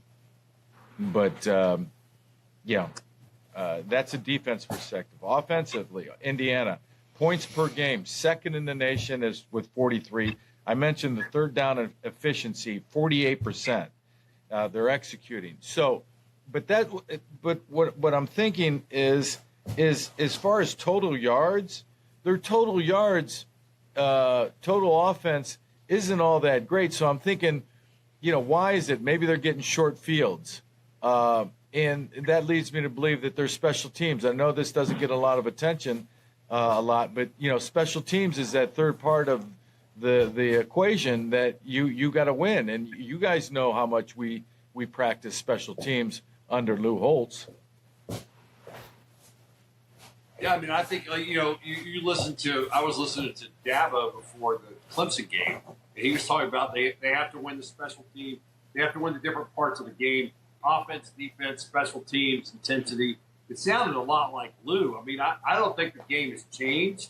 When you're playing a reasonably equal opponent, then I think all those little things matter. Special teams plays a huge part. Field position, turnovers – they all contribute and are significant. So, well, and that was their downfall when they played Ohio State. They had a snap that went through the punter's hand that set up the offense, Ohio State offense, on a very, very short field. I think from the 15-yard line, and they go in for a score. They had a punt returner that makes it a mistake. It might have been a fumble. And then that sets up another score. And, listening to Cignetti, and by the way, you get a chance, listen to his press conference regarding the upcoming playoffs. He sounds like Luca Brasi from The Godfather, and he starts repeating himself a little bit, and he's, out in space. And I'm thinking, where have I heard that before? And it was when Luca Brasi went in and saw The Godfather, and he kept talking, repeating himself. I thought, this guy's a little bit out there, but I like Mike said, I like his confidence. I like his attitude, and I think he's going to bring it. Now, looking at their quarterback, Curtis Rourke, big kid, 6'3", 223, doesn't run the ball hardly ever, and that's why it's a premium that Notre Dame has to pressure him and sack him. I mean, his rushing yardage is maybe for the season, I don't know, 50, 60 yards, if that. So he's a pocket passer, and that's where he wants to be comfortable. Well, I think with a pocket passer, if he's not a dual threat guy, and I don't really know that much about him, I think Notre Dame's got enough dudes on defense that they can put some confusing looks out there and have sort of a zone man sort of combo and blitz an extra guy. I think Al Golden will have a package for these guys that'll be very complex, and I see Notre Dame trying to do exactly what you said. I think they'll get pressure on it. I think the Irish, at the end of the day, they got too many athletes and it's at home and it's at night, they should win the game. Plus, they both had a week off, so hopefully both teams are healthy. Hopefully everybody's healed up and everybody's 100%, and they go out there and they give it their all. They've got a running back, Justice Ellison. He's not very big, 5'10", less than 210 pounds. But watching some of his highlights, this cat is quick. And you talk about explosive. He's got patience. He waits for that hole to develop. And then, man, he explodes through it. So it's going to be a premium for that Notre Dame defense, the linebackers especially, to get off blocks. And this is what kind of scares me when you're playing a very well-coached, sound team, because they're going to get a hat on you. They're not going to they're not going to be a lot of missed assignments, but they did have missed assignments in the Ohio State game, admittedly, by the coach. What's that? Go ahead. Sorry, I was talking to Marshall. Yeah, no. So, they got to get to this guy, and they got to tackle this guy, because this guy, he can take it the distance if he gets a seam. Now, as far as the receiver, their top receiver is Elijah Sarrett. And he's not all that big. He's 6'2". It's decent size. But he can stretch the field downfield. He can run the vertical route. He sounds kind of biblical to me, Frank. Elijah? Well, I'm going to give Notre Dame the at the edge when it comes to the biblical and divine intervention. Okay. So, Notre Dame will be tested downfield. He's thrown the ball downfield. So, So Notre Dame beat USC last week, right? And they beat them by 2 touchdowns, and it was great. But USC was driving was that the third or fourth quarter? They were driving. They were on the 4-yard line when that kid got that pick 6 and ran it back for 90 yards. So yeah, the game, they were going back and forth, exchanging touchdowns. It wasn't like a blowout until we took 2 interceptions, 100 yards. 200 yards. Yeah. No, I'm saying 100 yards. I understand. Yeah. You could say Notre Dame, was on its heels. But, again, they came up with the big play. Was there a time we were on our heels in that 88 season? Not that I can remember. Both of you at the same time. I don't really remember ever. Listen, man, that Miami game was touch maybe and go. the second quarter of the Miami game. Yeah. I think I remember we were winning. I can't remember the score, but I remember they scored 2 touchdowns at the end of the second quarter in about 2 minutes. Yeah, Tony fumbled in the red zone. I'm going to jogging on the field. Like, good job, Tony. Thanks a lot, man. So let's talk about that 88 season. What are the lessons? What did we do to win that championship that Notre Dame needs to do Friday night? I think it's I think we had an incredible amount of confidence and swagger.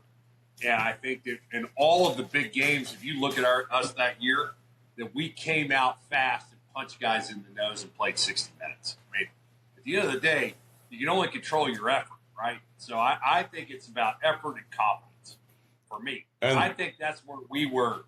We had just all 22 guys walked out there. I mean, we were just badasses. I believe that nobody could block. Whether or not they could, doesn't matter. I think I still say to this day that I never got blocked, Wes. But when I I go back and look at that film, I'm like, maybe I wasn't as good as I think I was. I never lost. I'm 1,000-0. But I think they've done everything. The course of the season, they got better. They got more consistent. Their defense got much better. The offense, the quarterback got a hold of that offense, and they're putting up a lot of points every game. And they've won all the games they're supposed to win. So they're a good football team. It's not their fault they haven't been tested against a higher ranked opponent. But They know how to win. They've been winning. They've been putting up a lot of points. They've been making a lot of tackles. So, they're a good team. Yeah, well said. I feel the same way. I think, Indiana. I was going to think about what you were saying. The lessons learned and what Notre Dame in their. Football, it has changed, but it hasn't changed that much. And building on what Wes said, what the one thing we did is in that season is we out hit our opponent. And, the physical nature of the game cannot be understated. We out hit our opponent. Two, we did play fast offensively and defensively. We did play fast.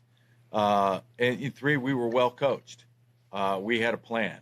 And we were resilient. We were down at times and we responded. So and then we had athletes. I think for Indiana, I like Notre Dame in this game. I like them to win. I don't know if I like the 7.5 points, but I like Notre Dame to win because I think this moment, just like in Ohio State, is going to be a challenge for the Indiana players. They struggle with the crowd noise in Ohio Stadium, and they admitted that. And I don't think you just shake that off after a couple of games. I don't think you can practice that away. That takes years and years and years of scarring to get to that point. And I don't think it just gets corrected in a couple of months. Notre Dame, on the other hand, has been in those big games. They're used to the spotlight. And I think this is going to be a challenge for Indiana. But Notre Dame cannot play. I don't see Notre Dame playing from behind in this game. They got to possess the ball. They got to control the line of scrimmage. They got to stay away from the third, second, and longs. They got to win on first down. They got to stay away from the third and forevers. And they've got to win the field position and special teams. They don't have to play extraordinarily great, but they've got to play sound and not make mistakes because this game is going to be a game of mistakes, and those that make the fewest are going to win. Yeah, I don't disagree with any of that. I mean, Indiana's definitely a good enough team that if Notre Dame turns the ball over and gets in third and longs and gets behind, they're gonna have to execute. That's why I like coming out fast, out hitting your opponent, setting the tone, playing from the lead. I mean, those are all things that I would hope Notre Dame would do. Yeah, you like that, but I haven't seen that Notre Dame liked playing from that situation. I will see. All right, any last thoughts, guys, going into the game? Are we going to call a point? Are we going to give a final score on this one? Yeah. Yeah, I'll go first. I like a low-scoring game. I see it 23-20 Notre Dame. I'm going to say 31-17 ND. I already had a number in mind, and I swear I'm not using Stoney's. I was going to say 31-24, Irish by 7. I like it. All right, Irish Nation, thanks for joining Michael Stonebreaker, Wes Pritchett, Frank Stams under the Golden Dome for playoff preview of Notre Dame versus Indiana. So go Irish. We'll see you all next week and have some more information, regarding the game. Hopefully things will develop. Things will develop, and we'll see where we are next week.